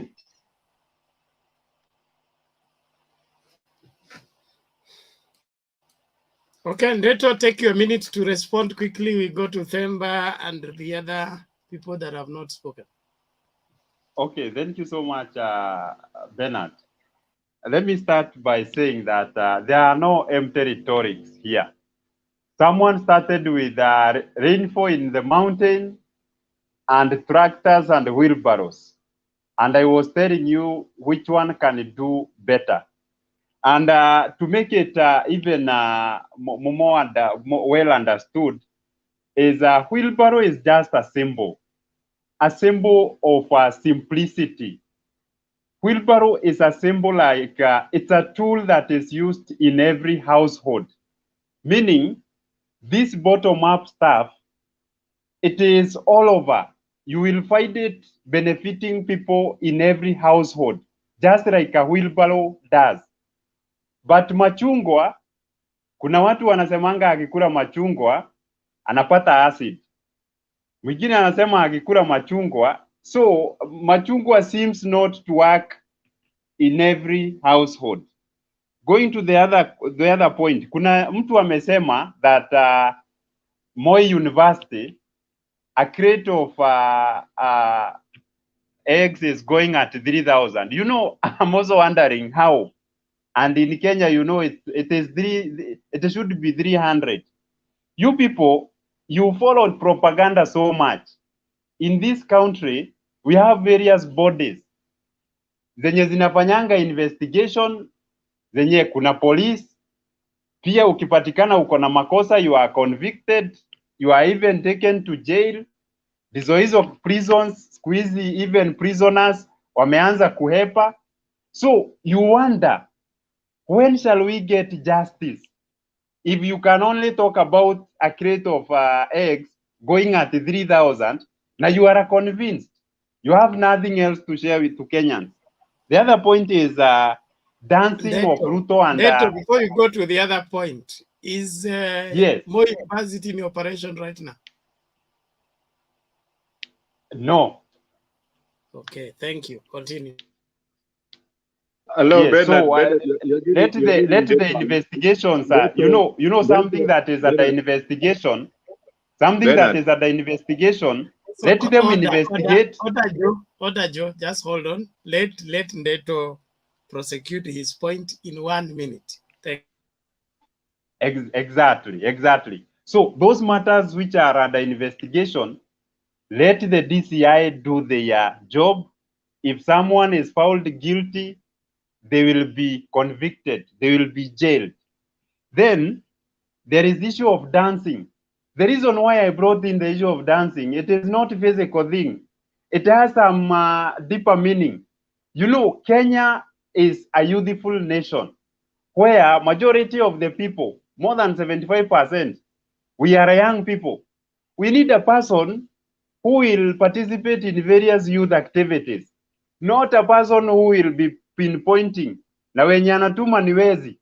That's why you can see a certain government endorsing a 93-year-old minister kukuwa minister of sports. That's a mockery. That's hiyo ni kama matusi. So then finally there is this question of community ancestor, that what has Ruto done and because he is the second in command, na inasemekana hata alipokuwa kwa ministry alikuwa na some achievement, na saa hii ni kama even kwa agriculture people are still suffering. Let me tell you, the big problem we have is the loans. Hizi loans unaona zimechukuliwa. You know, juzi nimeenda kwa supermarket nikashtuka sana. Uga inaenda at 170 shillings. Mafuta ya kupikia inaenda at almost 500 shillings. You know, the government has borrowed too much. Na most of its money, which is borrowing, aireti kwa primary production, things like agriculture and such. It is investing heavily in development projects. Na hizi ni vitu zita take too long before we start seeing the fruits. That's why we can feel the impact of that borrowing. So we saw that since 2018, these people decided to work without Ruto. And Ruto has been even supporting our mothers, our young people who are in the border sector. He is trying to boost them in their small businesses so that they can increase revenue in our country. That is a big role he is taking. Thank you, Bernard. Okay, thank you, Ndeto. I don't want to push that one any further. Themba, is your turn. Make your submission, please. Thank you, sir, and good evening, good afternoon for everyone. I have deliberately decided that moving forward, I will not be responding to Ndeto and not even asking any question for obvious reason, because you can actually pick either just refusal to to reason that and the trajectory usually have like similar repetition. You can actually see whatever Ndeto said last week and the other week and several weeks ago is the same thing he's going to repeat today and tomorrow, in spite of any information that is given. So the debate here is not really informing him in any way. What Ndeto has said today is what you go back to our discussions 2, 3 weeks, 4 weeks ago, is the same script. So the script is really there. So I think we clap for him. He has his audience he wants to address, and he has to repeat that. So whether you ask a question or not, it's just the same repetition. Having said that, I want to go straight to our the topic of today, that in view of Ruto's suggestion that he is more comfortable vying against other people other than one Raila Odinga. I think that's an interesting view. He's supposed to be in competition, and in competition, I think I was told that the higher the risk, the sweeter the gains, right? And the more vicious the contest, the better the victory, So, and if you're going to compete, if it's a man, if it's a young man who is going to katia a lady, I'm told men are not so much wood with the girls that you'll just get. She's just there, that when you tell her, let's go, she says, I was actually waiting for you to tell me to go. You'd want to really explore all your perceived talent, and then you think that I've actually worked so hard to get her. So that way you feel a sense of pride. So I thought one Dr. William Samoei Ruto would really want a serious competitor. The way he's been talking, the way he's been chest thumping. Of course, there's so much that his people have said that he's done. He has the networks. He has the necessary. He's worked so hard.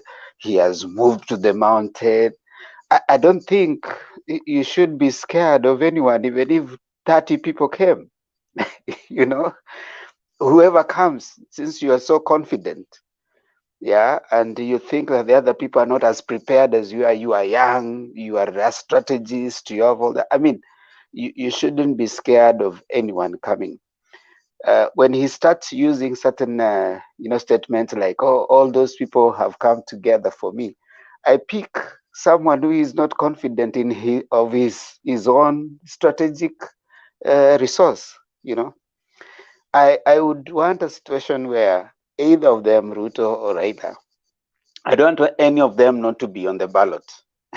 This thing that they keep coming here and they start telling us, "Oh, Raila should have left for Ruto. He should have been treated as a statesman."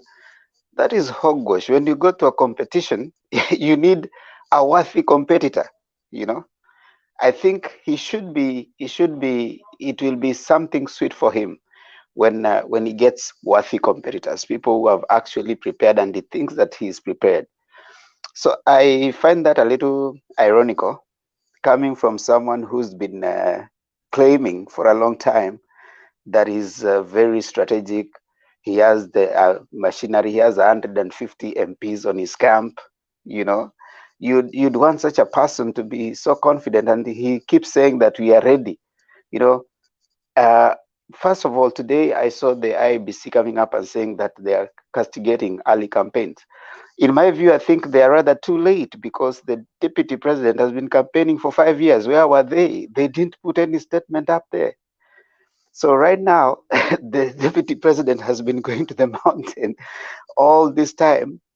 He's all of a sudden starting to feel the heat, when the other people are just doing a meet the people tour. Baba right now is just doing a meet the people tour. We are uniting the country, and that's already threatening his strategy, as they call it. So I would want to see how it pans out. I have intentionally chosen that this time round, I'm not going to ask the UDA people a lot of questions.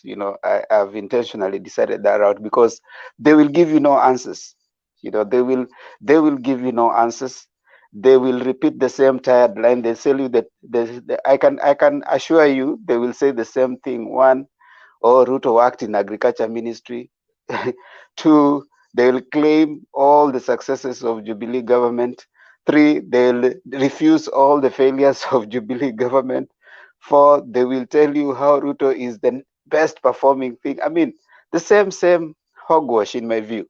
So I choose not to be asking them questions. They can have their field day, yap, and then we can move on with the debate. Thank you, Bernard. Yeah, thank you, Themba. And again, I will choose not to take any questions. So I've already given that rider from any UDA person. Thank you. Themba, relax. Themba, relax. Thank you for your contribution. Neto, you have a question for Themba? I'm wondering why this man he is becoming so fearful nowadays. That's cowardice. How can you even say that you cannot pick questions, and yet you are debating? Let me ask you, Demba, even if you are saying you don't want to ask us, I have a question for you. You are saying that strategically Ruto is losing. And, I'm wondering, why even is Raila recognizing that there is presence of Ruto, despite calling him a small thing? Why is he realizing that there is this William Samoei Ruto? See, now what question is that? When when that's an answer. Like, for example, if in the league, like let's say KPL, there's Gor Mahia. There are those which have just come into the league that are down there. So when Gor Mahia, when they are making the league, Gor Mahia will not say that we are not going to play that. They know the teams in the league start from number 1 to 18. Even the one in number 18 is a team in the league. It might not necessarily beat Gor Mahia, but Gor Mahia will say, yes, there's another team that is helping us to play. You know, it's just like, you know, you see, you can't ask me why is Baba acknowledging that Ruto is even you, if you stood up today and became a presidential candidate, Baba will say there's Neto. That does not reduce or add anything on your candidature.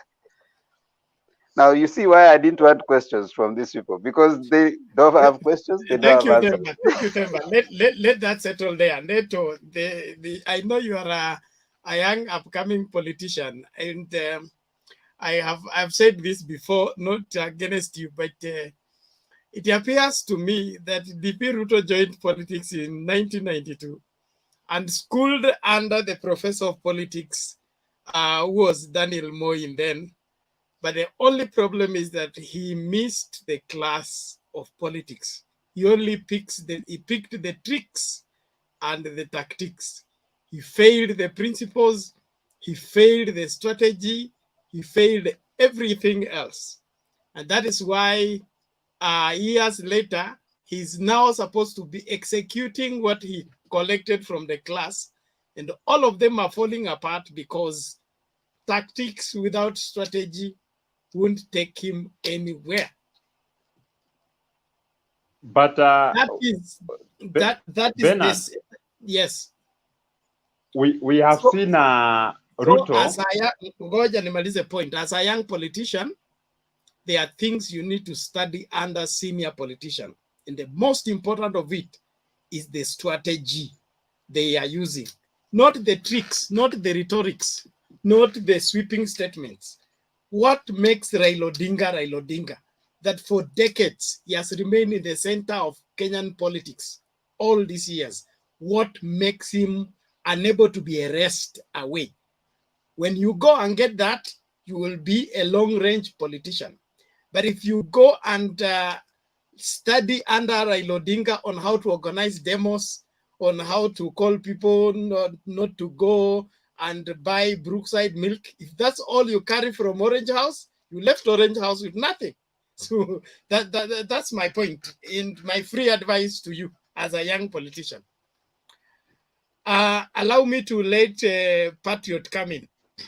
Will you give me a minute, please, Bernard? A minute? You want or to that refute what I said or what? That a second. You know, you have really deconstructed that Ruto failed classes of politics. And in 2007, you people, you claim Raila Odinga won the election. In 2013, Jubilee won. In 2017, Jubilee won. Ruto was in all those, the part of the team that won those elections. And we know he is a very smart strategist. And why you are saying what you are saying is because this person has become like uncontrollable. He is all over. Even where you thought it is your bedroom, you will find Ruto there. Go to Coast, go to Kisumu, go to Western, all over. He is all over. And that's why you people, you are panicking. Ndeto, you miss my point. Ndeto, there's a hold on, Bernard. The truth in Can I Ndeto say is something? why you cannot study one William Ruto. He cannot be predicted. You will never know what he's up to. And when he gets angry, oh, God have mercy. He will miss Bernard, everything called principle. Bernard, Yes, there's a difference between what Ndeto. I think he is confusing strategy and popularity. You can be strategic, but people can be popular. It depends on popular for what, right? Ruto might be having popularity, but is he strategic? That's what Bernard is trying to say. Now, I agree with you that according to you, as not notoriety, not popular, notoriety. It's notorious. And Deto, in your own view, according to you guys, you've probably never seen someone, according to you, more strategic than his, which you also need to give it to you. We understand, because probably, according to your standards, he is actually going against what you guys have as a standard.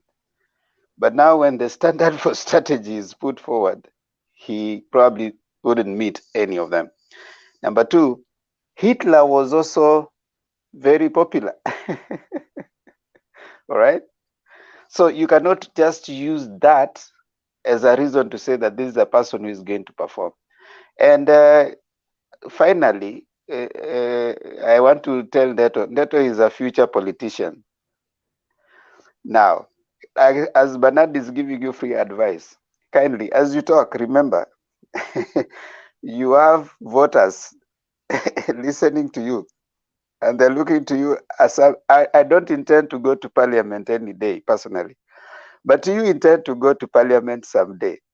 So when you come here, remember, this will be records that can be used for or against you. Thank you, Themba. That Thank you, is Themba. true, and I am presenting my people so well. So, Themba, if you have any question, you can ask for clarity. But kusema Ruto si strategist, na tumeona 2007 wamekuwa na baba wakashinda. Hold on. I'm almost calling you Ruto. Okay. Let me give you the correct historical account. Okay. Raila, the I'm strategist. Deto. Hold on, Deto. Ruto. I think he should pick you as his running mate. I think the two of you can make a good combination to confuse Kenyans. All the same, I was giving you the historical facts. The Raila, the strategist, dismantled KANU and won against Ruto and Uhuru in 2002. In 2005, okay, Raila combined forces with Ruto. They won against Kibaki. In 2007, Raila combined forces with Ruto. They won against Kibaki. They had to do the monkey business to retain power.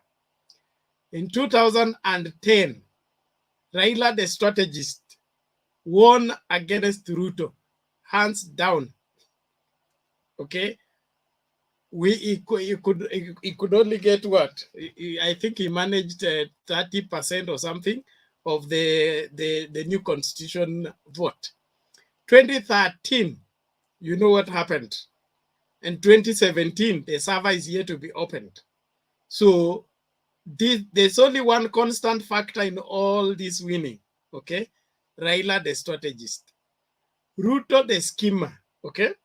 Schemed and crossed from ODM to Jubilee just on time to become deputy president. In fact, I don't want to spend more time on that, but I was surprised that the DP told the Kenyan on television that it is not Uhuru appointed him as deputy president. That is not true, because if you are running for president, you are the one who chooses your running mate. Your running mate does not choose you. So I don't know what the DP is smoking nowadays, but there are some things you don't play around with. Everybody chooses their running mate. And if Uhuru did not choose William Ruto as a running mate, then I don't know what his choice, what the word choose means. I rest my case.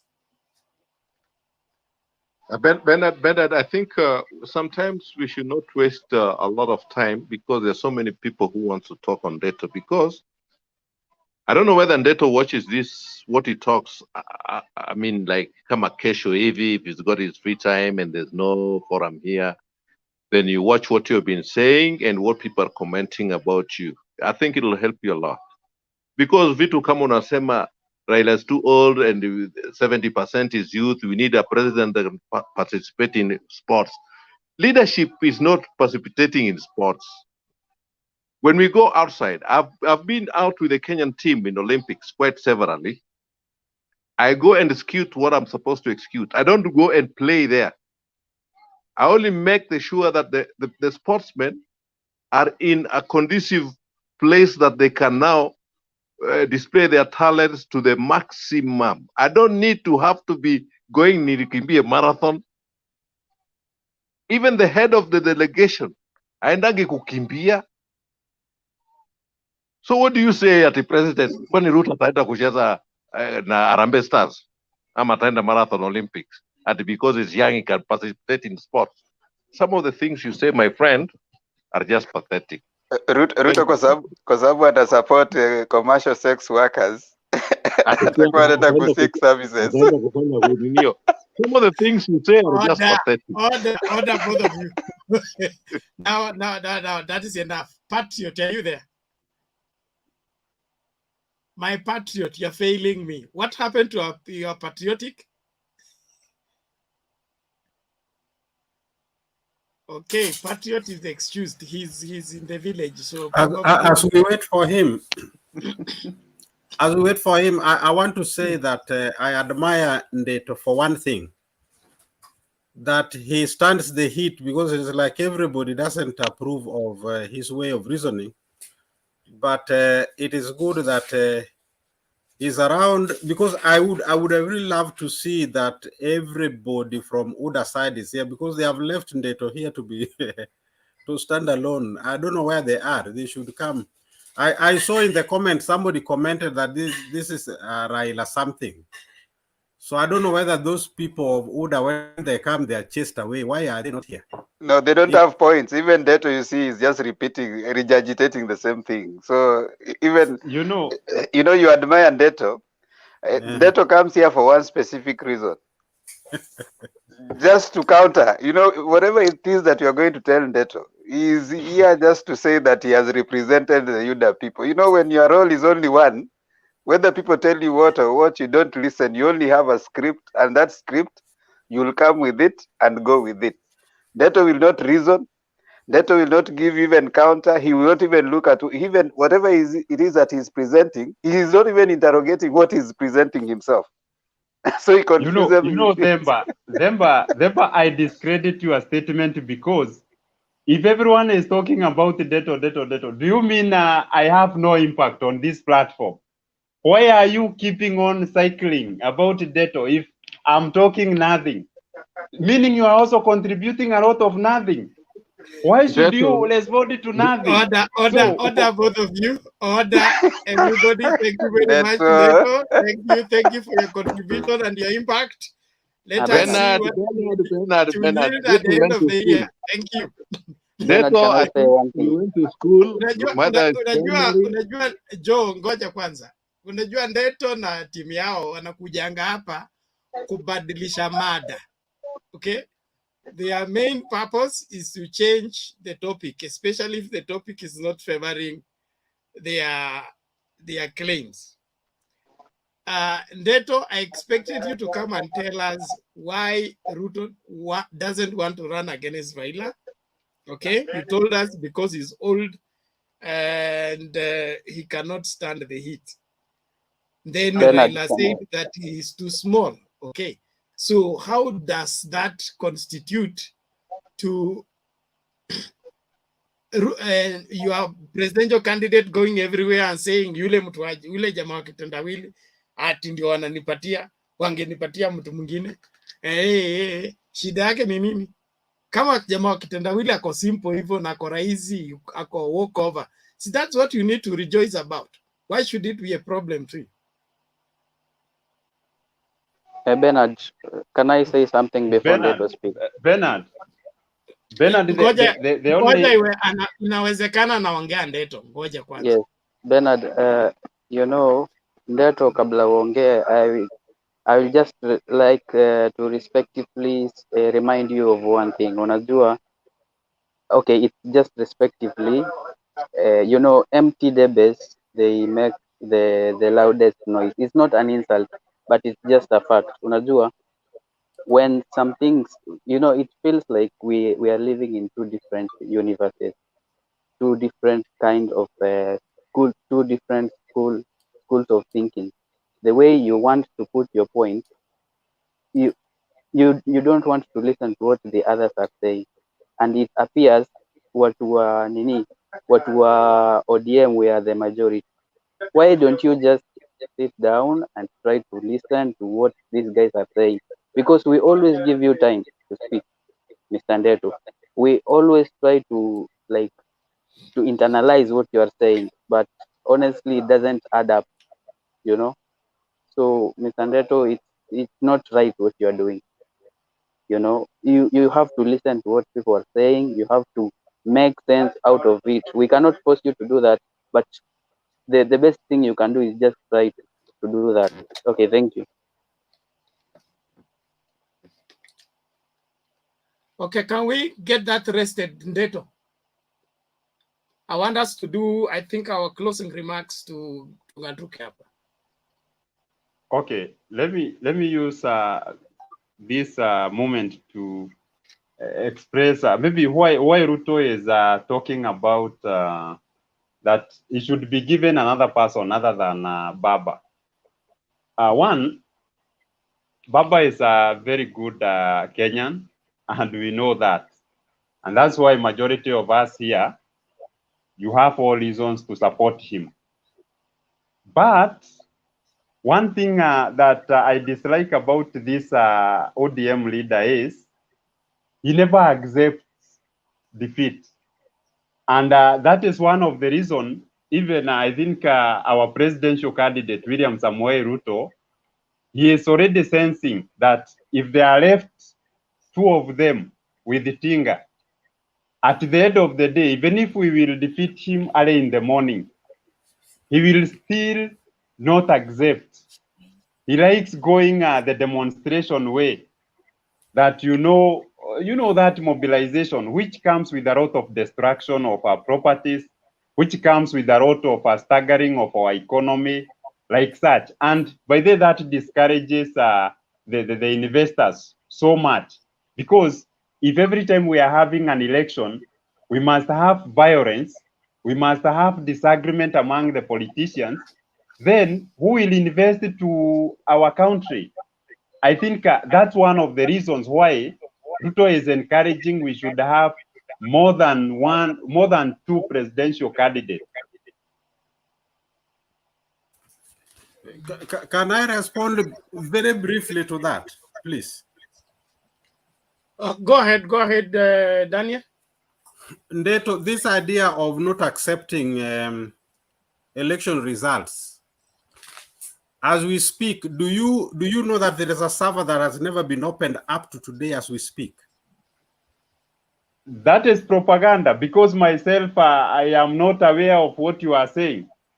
I only had people, even yourself, you hear people saying, but you have never seen even that server.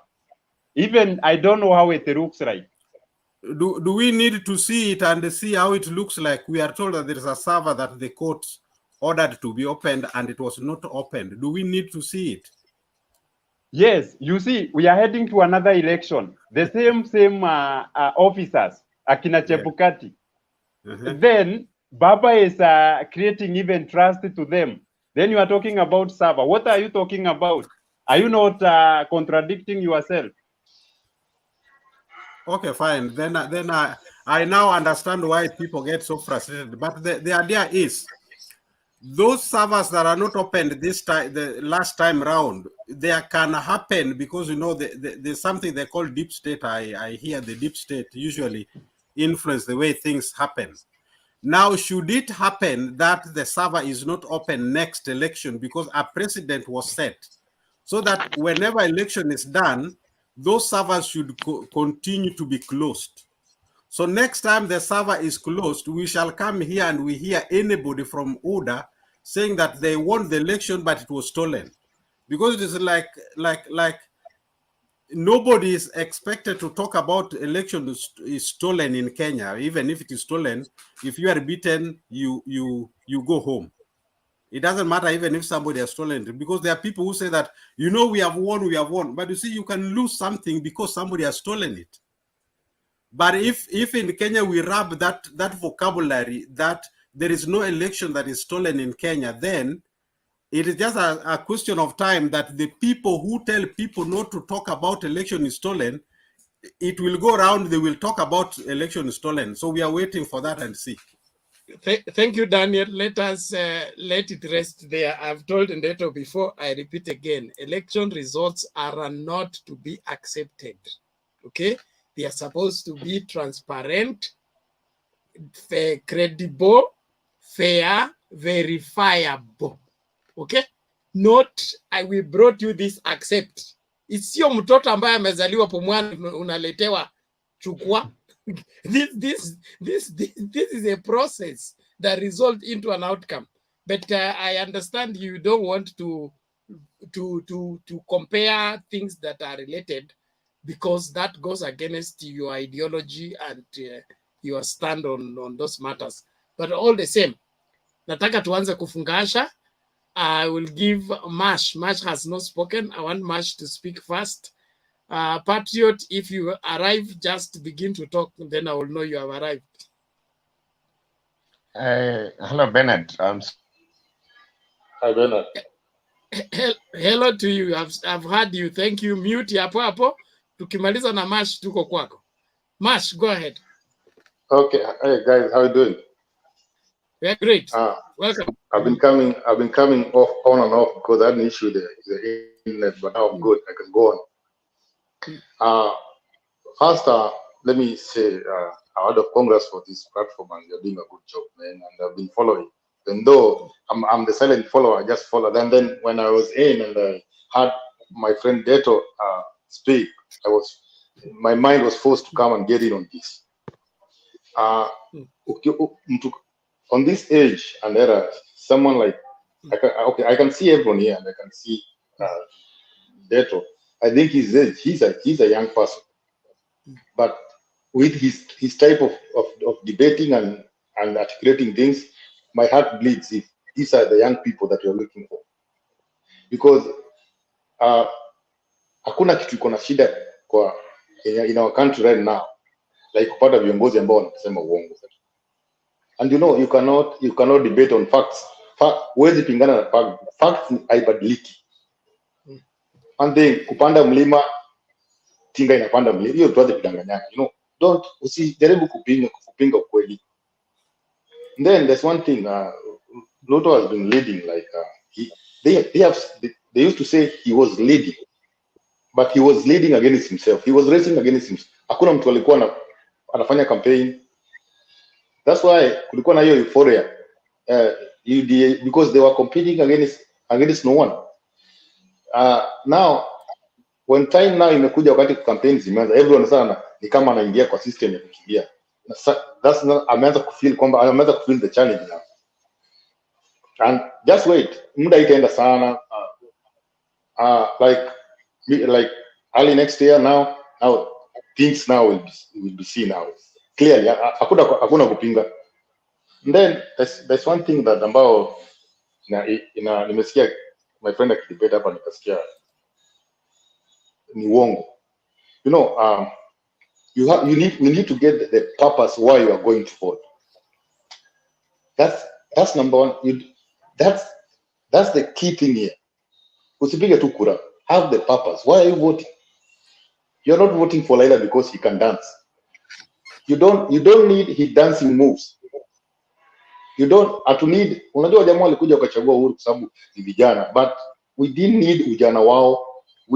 What Kenyans walikuwa wanataka ni what was in their mind.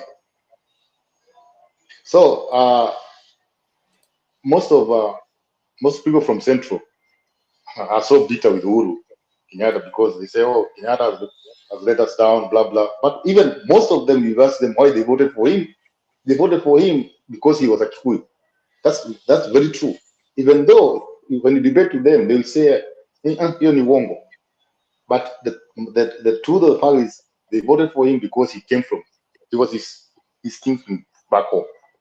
So get the purpose, my friend Leto, get the purpose for your voting. Vote for someone who can bring change.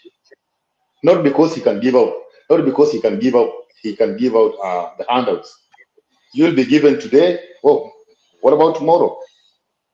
Ask yourself if you're in the same position. Kama wewe ndio ungekuwa mbele kama kina Raila. Will you be having this space unaongea nao leo? What do you stand for? Do you stand for all those little things that this guy is giving out? For how long will it go to dish out those money?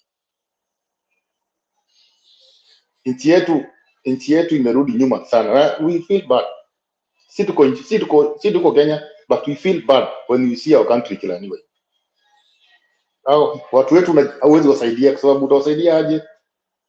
Unajaribu kuwasaidia, but your mind, you have to change the way you are thinking and the way you are seeing things. Now, where you sit determines what you see. And what you see determines what you do, the action you take. But if you are still, wherever you are seated right now, you cannot sit down. Where's your uko chini? That's why maybe you might articulate things like, kwa udogo tu. Please have time with yourself. Now, upende nchi yako. I believe hakuna Mkenya anapenda Kenya as a gift. Kenya, a leader like Ruto. If you love your country, you cannot gift your country such a leader. Kila siku anaongea mambo tofauti na kuleta mambo ambayo haiwezi kawezekana. Now, mbeleni before it came kwa bottom up, ilikuwa ni kulipa deni. Now, when kulipa deni waliona kama haitakuwa na nguvu sana, now they came with the bottom up stuff. But the real thing is, those guys from Central who are supporting him, it's not because of his ideology, but because of maybe tulimwambilia, alitupatia 10 na sisi tumpatia. Yeah, and that's something that you cannot debate, man. That's hiyo ndio ukweli. I don't have much to say. I just wanted to clear on that. But guys, I know by next year, because I know people's mind are changing. I can tell. I go through the net, I can see. Na viongozi matapeli. So at least watu ambao he's the watapeli himself. We've heard, for example, that the government has lost 21 billion in Kimwarer and I don't know Aror Dam. The money in question is about 7 billion. I am pleased to announce that 5 stadia will be complete by April, and 4 will be complete by June. Shida ya Kenya kubwa sana ni viongozi watapeli, waongo, wakora ambao wanasema hii wakimaanisha hii. Mimi nataka mnisikize hapa Kakamega. Hii barabara tunajenga kutoka Ibokolo pale chini, ikuje hapo Idangalasi, ikuje hapa iende Malaa, iende na Bakolo. Kutoka na Bakolo tumejenga mpaka Kakamega, na kutoka na Bakolo tumejenga mpaka Musikoma. Hiyo barabara imeisha. The deputy president was in Shanda and is on record saying that the road is completed. My people almost fainted. People almost died out of shock. Because you see, when the number 2 of a country says the road is completed and people are planting bananas, we were in a shock. We didn't know which road he was talking about. It was amazing and horrifying. Viongozi watapeli, waongo, wakora ambao wanasema hii wakimaanisha hii. Wanapanga ile wakipanga jamaa ingine. We want to be truthful. Your Excellency, why did you lie to Kenyans on that podium?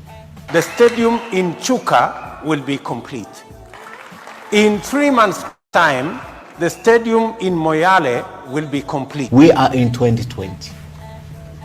Why did you lie to Kenyans about the stadiums? Mimi si member wa chama ya UDA tukiongea saizi. Mimi ni deputy leader wa Jubilee. Deputy party leader wa Jubilee. Mimi William Ruto. Alafu kwa mdomo mwingine. In UDA, number one, we have a track record. We have demonstrated that we built the railway, we built the roads, we connected electricity, we did TTI. We have a track record. Now, I think you are just, anyway, let me not say that.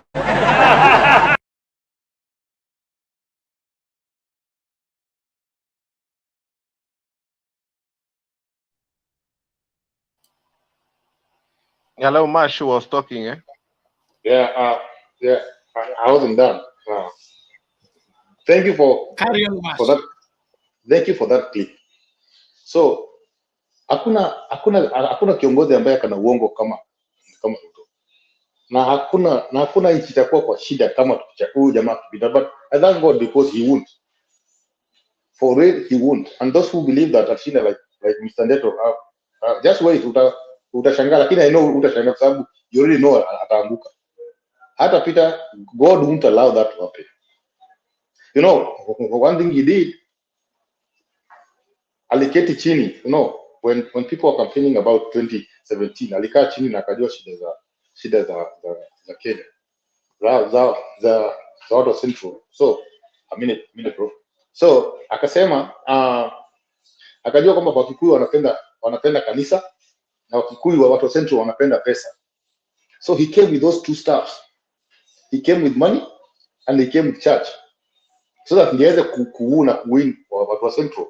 Now if you remember very well, wale makaburu walikuja Kenya, walikuja na Mungu na wakakuja na vyakula, na mkono mwingine walikuwa na Mungu na vyakula, lakini nyuma yao walikuwa na hiyo mambo ya kutufinyilia. The same this guy is doing. Amekuja na pesa, anakuja na kanisa, but kuna kitu yenye watu waoni hapa nyuma, anakuja na mambo ya dictator na kumaliza watu. But I know whatever strategy ataweka, it will come, sababu ameanza kujulikana.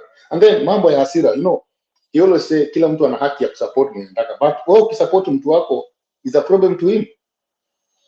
Ndio na akienda mahali viongozi wa huko anaenda kuwakemea, lakini ukijaribu kufanya hivyo in Rift Valley, my friend, you are doomed, atakumaliza. So yeye anawaambia huko on other counties watu wako free kufanya, lakini in his backyard kwao hawezi kumpinga. So asemi ukweli, but I thought that wazazi wetu ambao right now they are old, I thought ndio wangekuja na hii. I thought hiyo generation yao ingetoka na hiyo mambo ya zamani, hiyo mambo ya ukabila, mambo ya chuki na nini. But it's so sad that saizi bado kuna vijana ambao bado hiyo kitu iko kwa their system. But I hope kuongozi ya Azimio la Umoja ile ambayo inakuja, at least kuna watu ambao watabadilika mind na Kenya itakuwa mzuri. At least we are hopeful kwamba itakuwa mzuri. I know it won't go to the woods the way it's going right now, but it will be well. Yeah, that's all I had, Bernard. Okay, thank you, Mash. Thank you. I want to emphasize 1 minute ni emphasize tu kitu Mash amesema. Yes, John. And the clip I want to emphasize na clip hiyo umesema. I can see a lot of similarity from those clips, yeah, Ndeto and Ruto. There's a lot of similarities. Kabisa copyright ni kama copy paste. Because even Ndeto anatuambia hapa Raila cannot be a president because he's old na hawezi cheza dance. But what about Kibaki could not even stand, alikuwa kwa wheelchair, no, if not wheelbarrow. How old was he? How physically fit was he? What about Jomo Kenyatta? So why they've got a lot of similarity wewe na Ruto too. You say this and you say this on the other mouth. Thank you. Bernard, nataka tusamee Ndeto, tumwache Ndeto relax. I think we have understood your point. We know what you stand for. It's okay. Mash, whatever thing you say here, there's nothing Ndeto has not been told. Okay? If you go back to our conversations, everything you have said here, Ndeto has been told. There's nothing like we said Ndeto has not had. But his single mandate is to shout UDA to the end of the show. So whatever it is that you say will not change. Now, I wish to make my. I'll be back, Bernard. Just a second.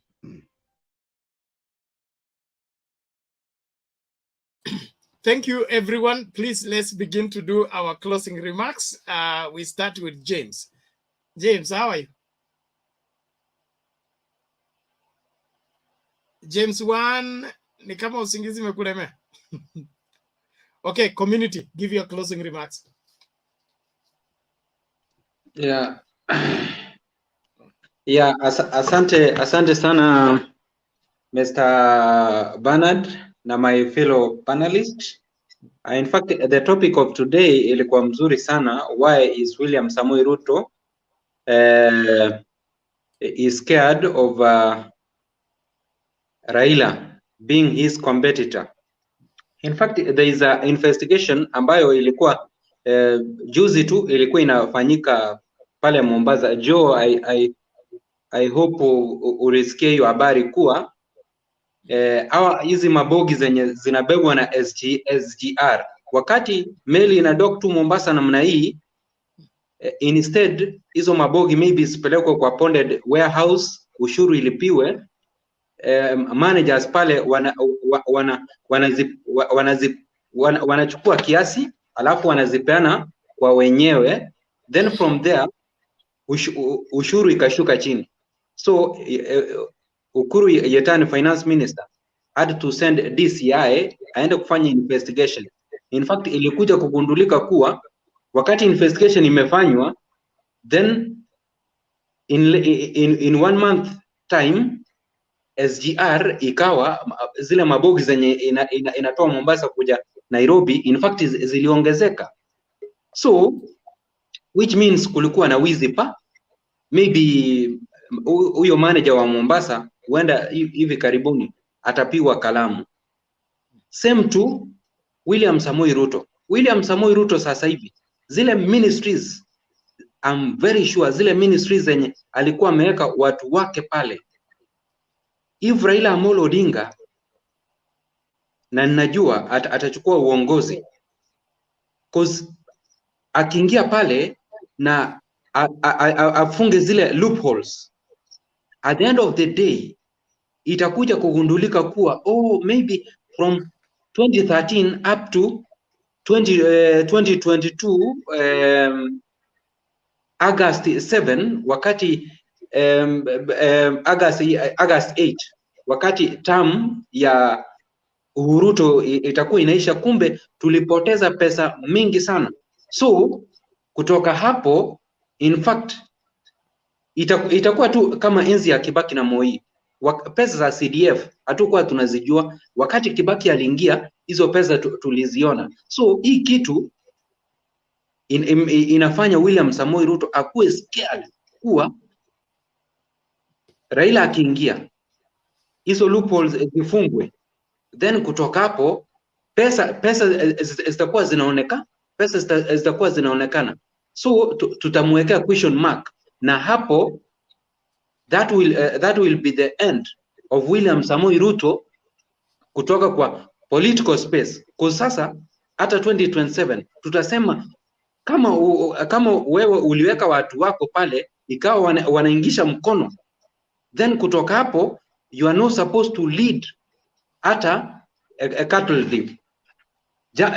Jambo lingine, Ruto is afraid of Raila because he knows very well that hii itakuwa ni Mandela moment.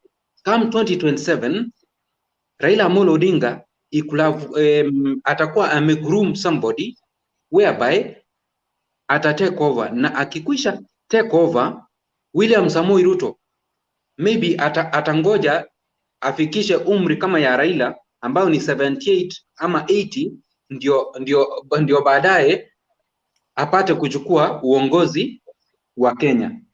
Na mwisho kabisa, William Samoei Ruto is being so much scared kuwa kama hatachukua uongozi ya 2022, hii BBI yenye yeye mwenyewe amefurahi kabisa kuwa court ilipata kuisimamisha, there is no way out, atakuwa hata opposition leader, cause sasa hivi tuko na just only minority in parliament na majority. So William Samoei Ruto atakuwa kwa baridi until 2027. So vitu kama hizi ndio zinamfanya William Samoei Ruto anakuwa so much scared. So I thank you Mr. Bernard and my fellow panelists na wale wenzetu ambao wako in comment section. Mungu awabariki na Mungu azidi kubariki Kenya. Thank you, community ancestor. We appreciate you and your contribution, and we continue to urge all that have not subscribed to Mtembei TV, please make sure you subscribe and keep sharing it with everybody in your life, so that we are one big global family where we are learning what is right and separating what is wrong from what is right, for us to contribute to the welfare of this great nation. So wherever you are around the world, subscribe to Mtembei TV, especially those of you following us on YouTube and elsewhere on Facebook and the other places. Thank you so much for your comments. We are beginning to close the show, and so let's ensure that we as brief as possible. Fortunately, we have been joined by Mulumbu, and since he had not said anything, I will give him the opportunity to make his submission, combine it with his closing remarks. Mulumbu, are you still there? Just give me 1 minute. Give somebody else, then I'm coming back. Thank you. As Mulumbu prepares himself, Daniel, you can give your closing. Joe, and you're ready? Yeah, I'm ready. Aya, we tamatisha alafu tuende kwa Daniel. Maybe I'm usually very short. I thank you for this forum. This forum is a very great forum. It's followed all over worldwide. And I think sometimes there's so many people who wants to get in this forum, but the house is full, they can't get it. So when we get a chance to get into the studio, let us use it wisely. We talk things that other people can understand. And let's stick to facts. Because whether you're here supporting Raila or Ruto, the things you say makes a big impact on those people who are listening. And you've been listened to all over the world. Yeah, sometimes the things you say here even can scare whoever you're supporting. I mean, can scare the people who are supporting your candidate.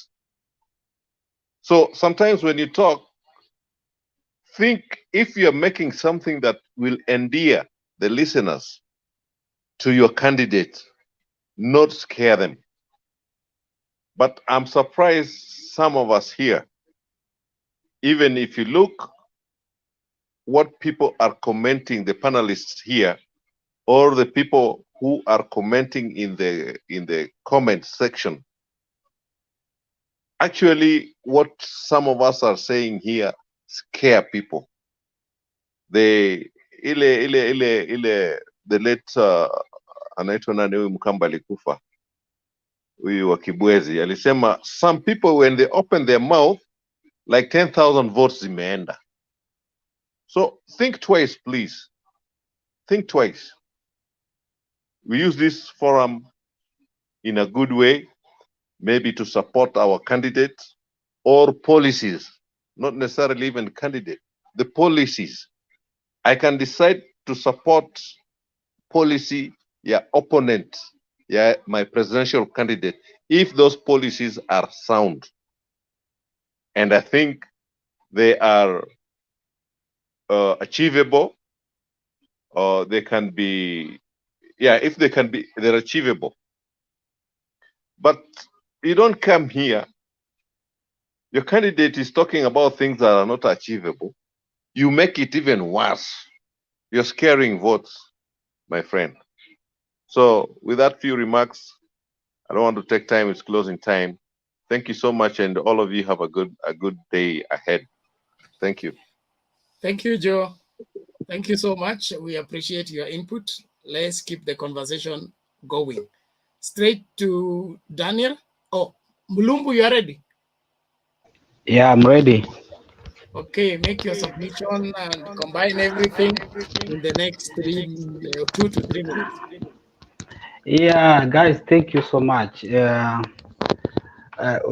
guys, now I can see now we are progressing. If I remember, see when you started this platform, there were so many people that they couldn't understand, but they think that they were the best to telling us the right thing. But now they said because of the truth, most of them have gone. Because they say the truth remains there. It never gets rotten, but the lies rots.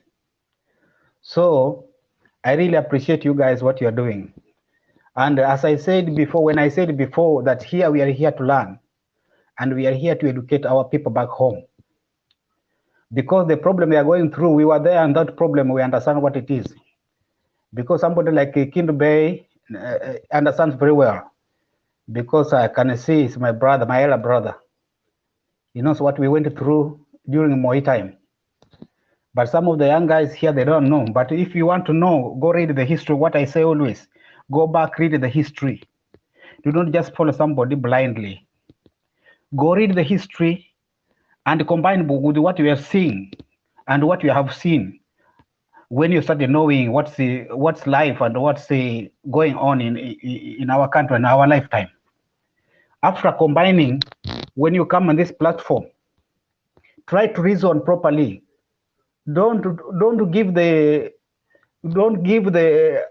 other things that can make you look like somebody who is outminded, and yet you are looking to be a leader.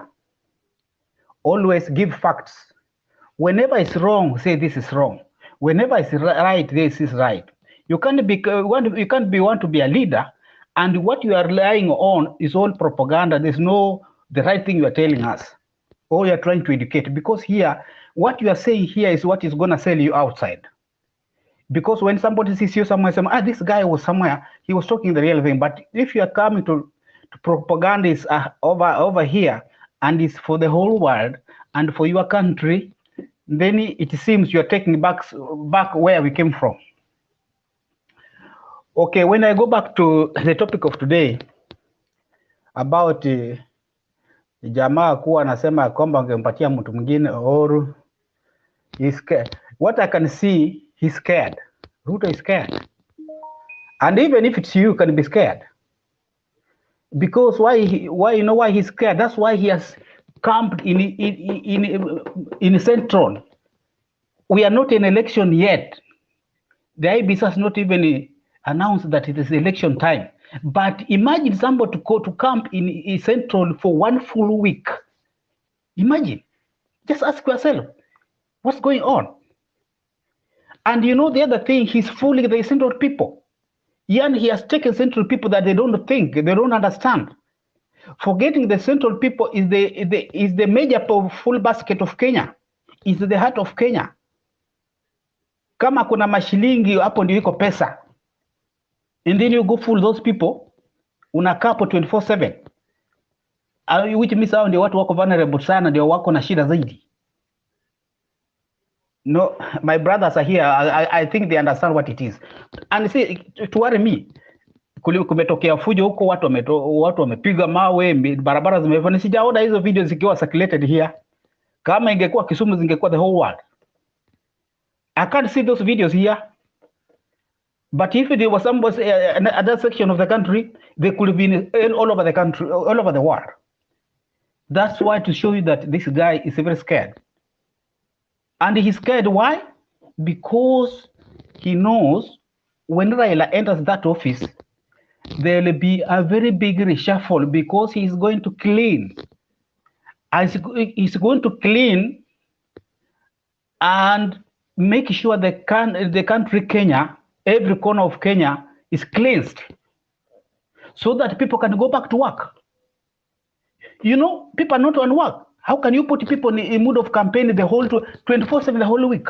Kwani Central watu wafanye kazi? Wale watu wafanya kazi wanamka, ni wale wao pia ni wazuri. Sasa wanamka asubuhi, jamaa anamwaga pesa wanaokota tu, wanamwaga pesa wanaokota tu. That's good. It's doing a good job. So the guy is worried because anajua kuna kesi zinamfuata nyingi, ambapo serikali nyingine ikichukua hana wakati.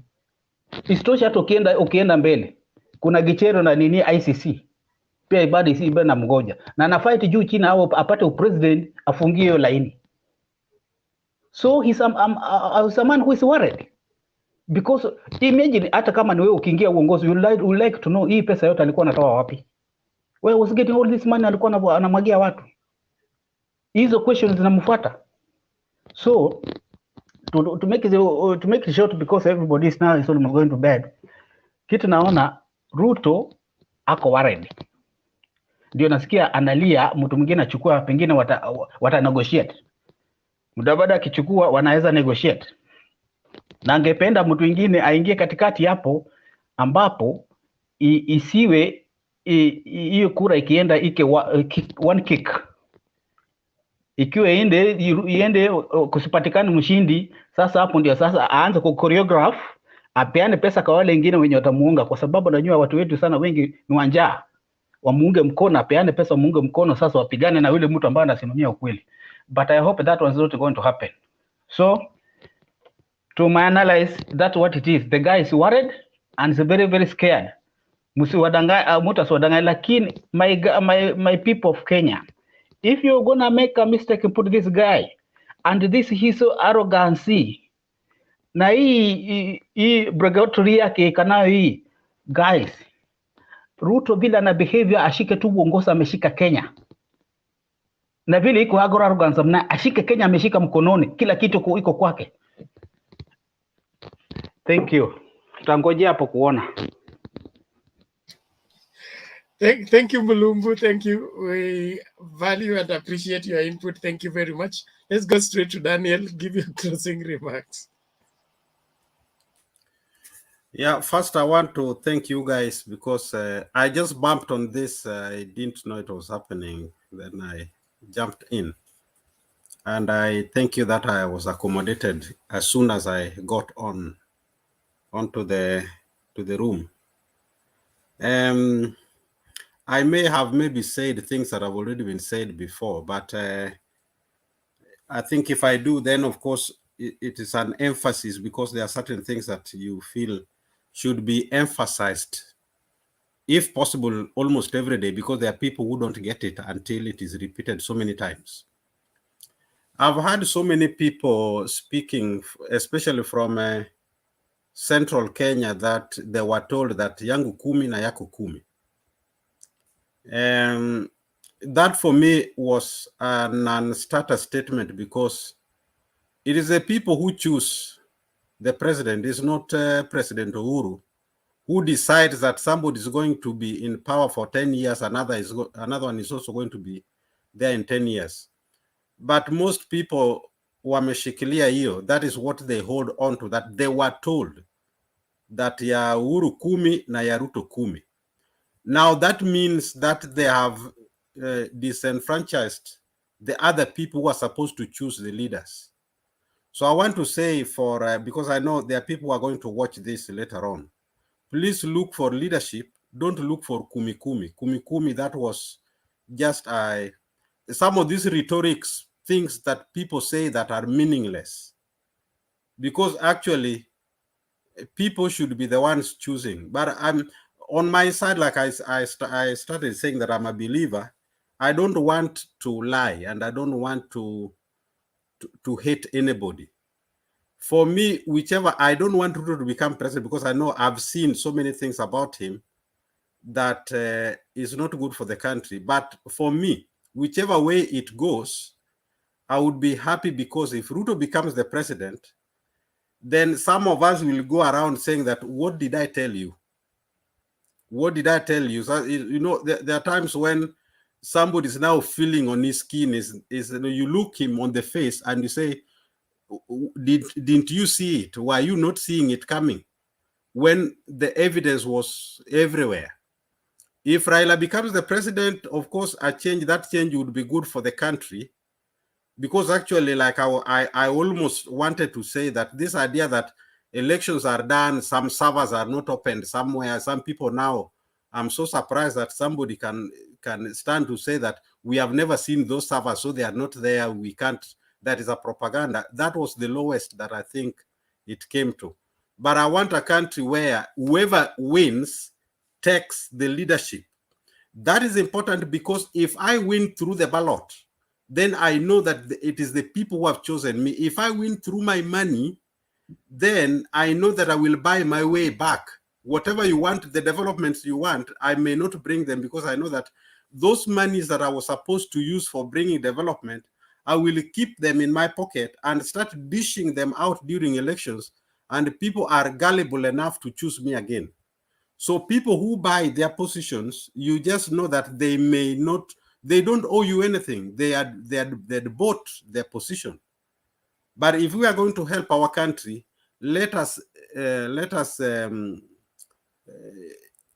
bring in leaders who are not using money that much. The money should be structured, organized by the government policies, and developments brought through that channel, not through somebody coming to show that he is so generous and giving money up and down, including the church. Me as a church person, you don't come to the church and announce that I'm giving 5 million. The Bible tells me that whatever you give with your right hand, don't let your left hand know.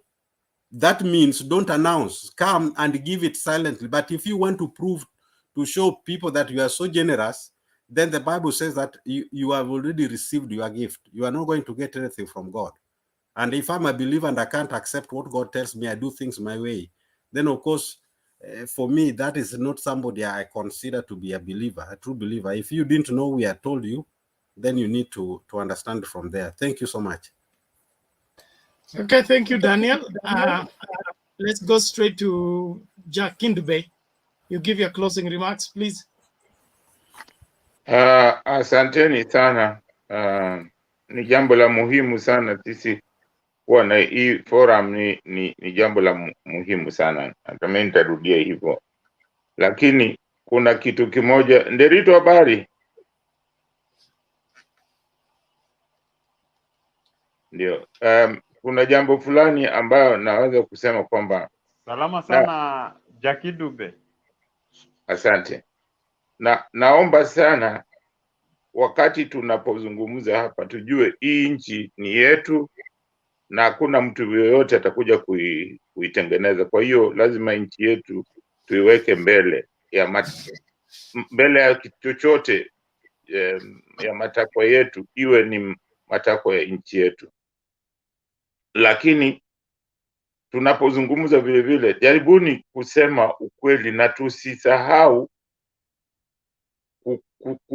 kukumbuka yale ambayo yalitendeka. Tuwe na kumbukumbu, kwa sababu hiyo kumbukumbu itatufanya tusifanye hayo makosa tena, kwa sababu kuna makosa fulani tumerudia mara nyingi. Ndio maana inafaa tuwe na historia, tujue historia yetu, ndio tusifanye yale makosa ambao wale wako mbele zetu walifanya. Hiyo ni jambo la muhimu sana. Kuna msemaji mmoja alikuwa amesema kwamba wakati wafuasi ama wale watu ambao wanamuunga bwana Raila mkono wanasema mambo fulani ambayo imefanywa na Ruto inamfanya apate kura za sympathy. Mimi vile vile nilikuwa nataka kumuuliza, na watu wamesema, hata wametuambia, wamesema kwamba sisi tulikuwa tunazungumza maneno ya uongo juu ya Raila. Yaani Wakenya walikuwa wanamchukia Raila kiasi hiyo ambapo walikuwa hawezi kumpatia ya sympathy. Mbona hii sympathy inakuwa tu wakati wa Ruto na wakati wa Raila hakuna hiyo sympathy?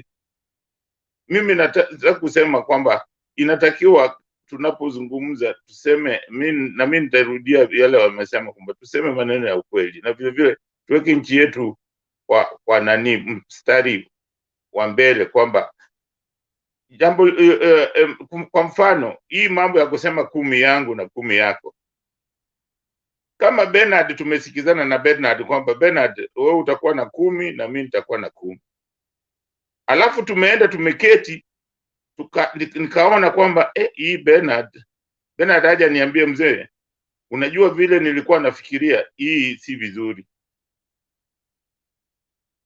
haifai hivyo. Kama mimi mtu ni mtu mwenye busara, inafaa tukae chini na Bernard na tuangalie, aniambie hii tukifanya hivi haitakuwa zuri.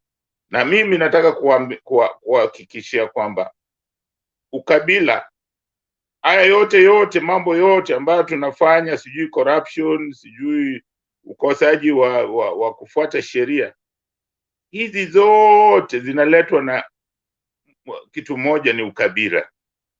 Hiyo kitu ni lazima tukiacha, tuwe na umoja, tuwe na mapenzi kati yetu, hatutakuwa na wizi, hatutakuwa na hii corruption tunasema, na kila mtu tutakuwa na nafasi za kazi nyingi tu, kwa sababu tutajifanyia hizo vitu sisi wenyewe, hakuna mtu atakuja kutufanyia. Kwa hiyo tusione haya kusema kwamba mambo ya ukabila sio nzuri.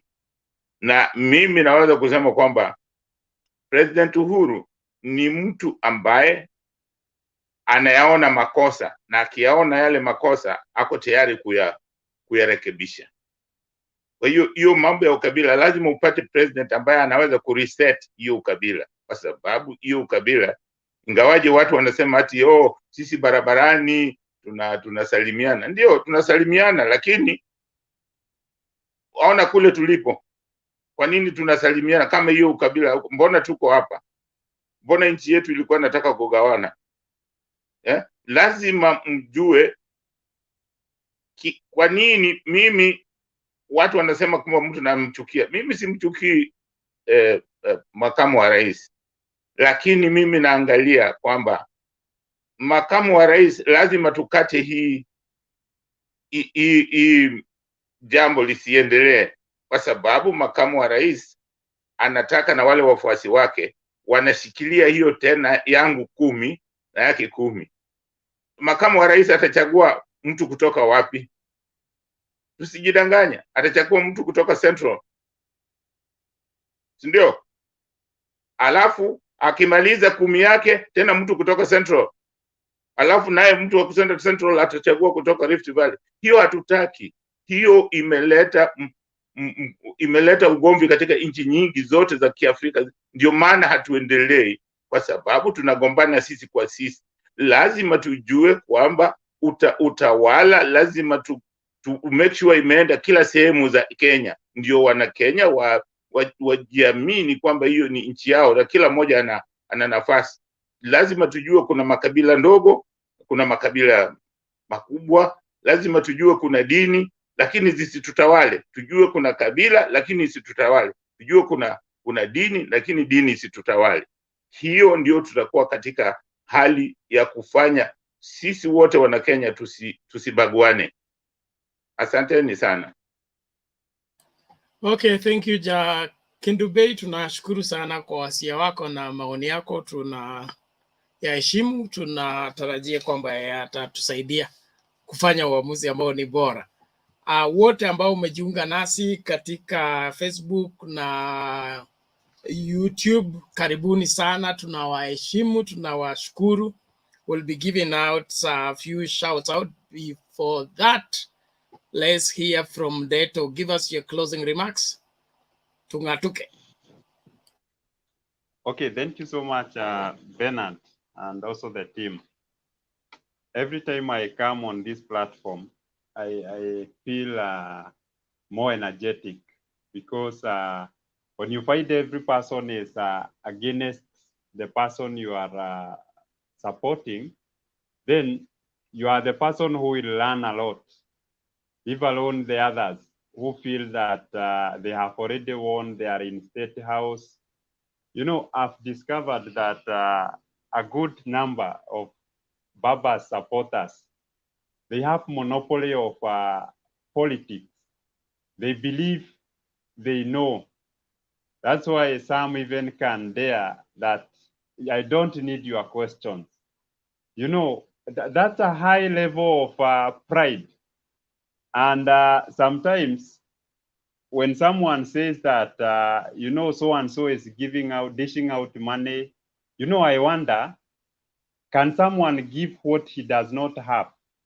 So if on your side you do not have, yet remain like that, but it is an act of doing good when you see another person supporting the poor, because we cannot hide our faces and compare Kenya with the United States, like some of us does. Just because they are in developed nation, they think Kenya is still developed. Kenya, we have a lot of people who are poor, and we need these rich people, these people who have money, to share the little that they can be able to extend to the poor. So don't come to lectures that we are dishing out money. Another point, the reason why you are sacrificing William Samoei Ruto so much is because he is an enigma. He is a force to reckon. As well, he is not ready to negotiate with the so-called dynasties. These are the people who have brought this nation down on its knees. That's why we are complaining every day of our aching economy. We need a transition in the economy, like between 2002 and 2012. You saw the work that was done by one Kibaki. Kibaki came from just a hustler family, and you can see the much he did. He was an economist. He dealt everything with professionalism, not just because you come from a particular family. That's why you are placed in a certain position, and that's how you even gather your mobilization support. It can't be like that. We need professionals to get into the leadership space, not the issue of inheriting power from one person to the other. Then I had another person talking about trying to compare Raila and Kibaki. Those are two different worlds. Kibaki was an economist. Raila is a technician. You cannot compare at any cost when it comes, mostly when contributing to the software of our economy. So we need a person who is well conversant with what is happening.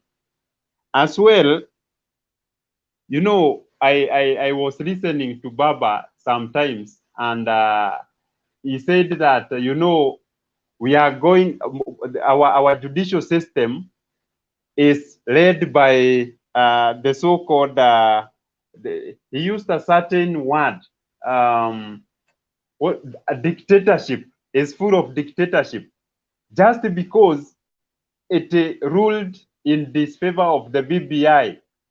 Why are we revisiting our courts? We have also seen the Jubilee government derailing a lot of processes in our judiciary. And this is where our people get the law interpreted. If law is not interpreted on the right time, then justice will never get to the people. And justice delayed is justice denied. So we need a person who is a bit a person who is a bit rebel and who does not take sides when it comes to supporting the democracy of this nation. As well, some have said that Ruto is scaring his followers. It is You closing know, I remarks. wonder. It is closing remarks, Ndeto. Not I'm a in new the second debate. last statement. I'm in the second last statement. Someone has said that Ruto is scaring his followers, maybe through what he has been doing across. You know, I wonder what aches you. You know, you should be so happy that he is missing the point. Don't feel like sympathy. It's like you are in UDA, because I don't understand. Then this Daniel said that, you know, let them open server. You know, we know the election was nullified. And if it was nullified, that server means a lot of nothing, because that's one of the reasons why we speculate that the election was nullified. So why should we keep dwelling back to even the servers that were nullified? So I think we should also come out of propaganda and misleading Kenyans through that line of thought. Finally, I will say this, that Kenya is greater than every one of us. You know, we have different ages. There are those who came before us. We have inherited from them. What I mean is that let us choose our leaders wisely. If you do not subscribe to the policies of a certain leader, do not bring hatred. If you have personal issues with a certain person, don't disclose it so much, because the moment you disclose it and you cannot even find yourself at one point on the same platform with that person, then there is a problem there. So let us build Kenya. Let us help one another, regardless of our tribes. We all saw what Julius Nyerere did in Tanzania. He welded over 140 tribes into one, which is Ujamaa. And to date, you cannot separate a Tanzania from another Tanzania, because they all speak Swahili. So let's also have the same kind of spirit. We've come together, and don't ask me my name so that you can be able to pigeon me according to my region. Just know I am Isaac. My baptismal name is enough. Then the issue of Deto, Ruto, I think there will be non-issues. So let us vote for UDA. Let us vote for William Samoei Ruto. You people msimchukie, kwa sababu wengine wako personal sana. He is a man who has manifestos. He has policies. The bottom up is a real thing. It has worked in United States. It has worked in Singapore. It has worked in Dubai. It has worked in Australia. It has worked in all those nations. Because we like to rebut some of these things. When I was rebutting the physical, where between Kibaki na alisema Raila hawezi cheza, it was not about economics and engineer. I don't know why it's changing. Not engineer. It is technician. Do not confuse Kenyans. Okay. Technician. Not engineering. Yeah, but I was talking Baba about is a technician, not an engineer. Physical status. Okay, you're right. Physical status. It was not about an engineer or a technician or an economist. It was about the physical status, because that's what you talked about. On the server, had it been opened, the court could have ruled who won squarely. So don't say it was nullified and it's passed. Had it been open in the courtroom, it could have shown who won fairly. Please give us a break.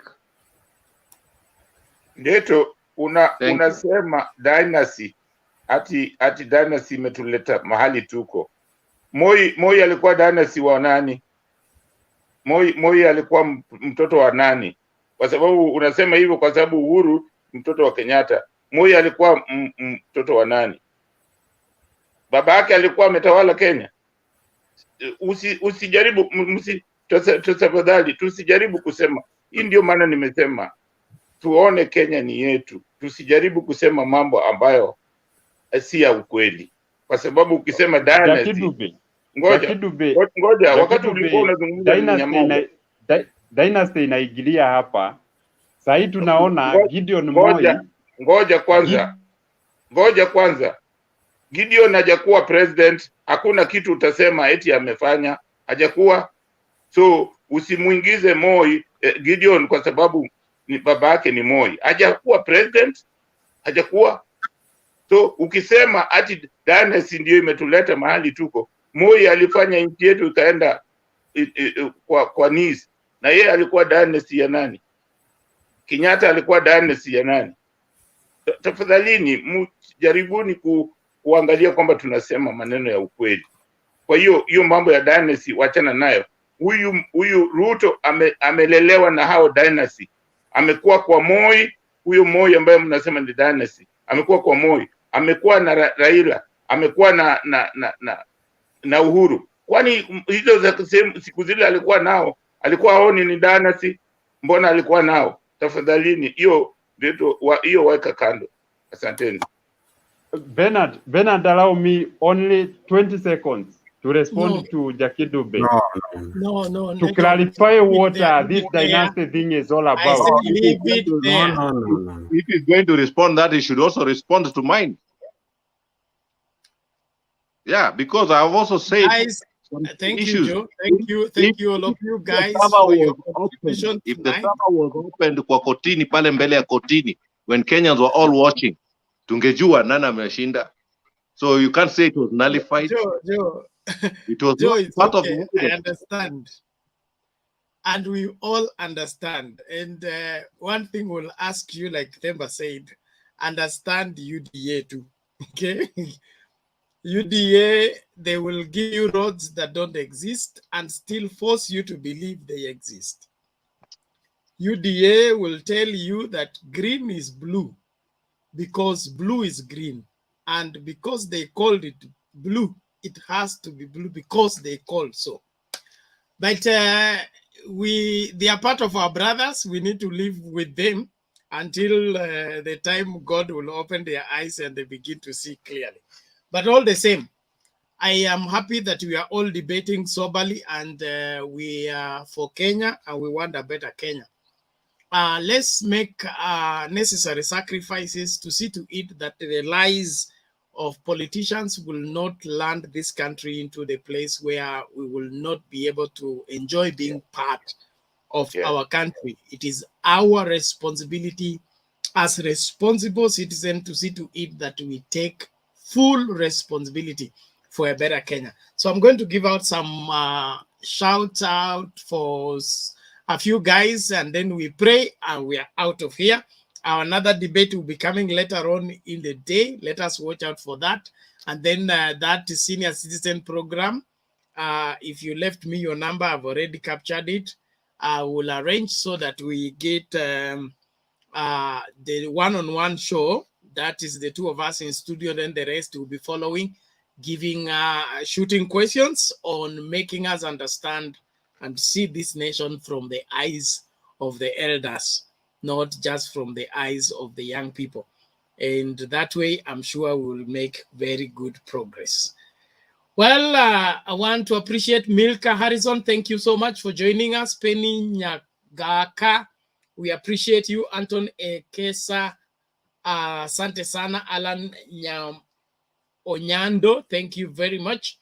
Emmanuel Olele, thank you so much.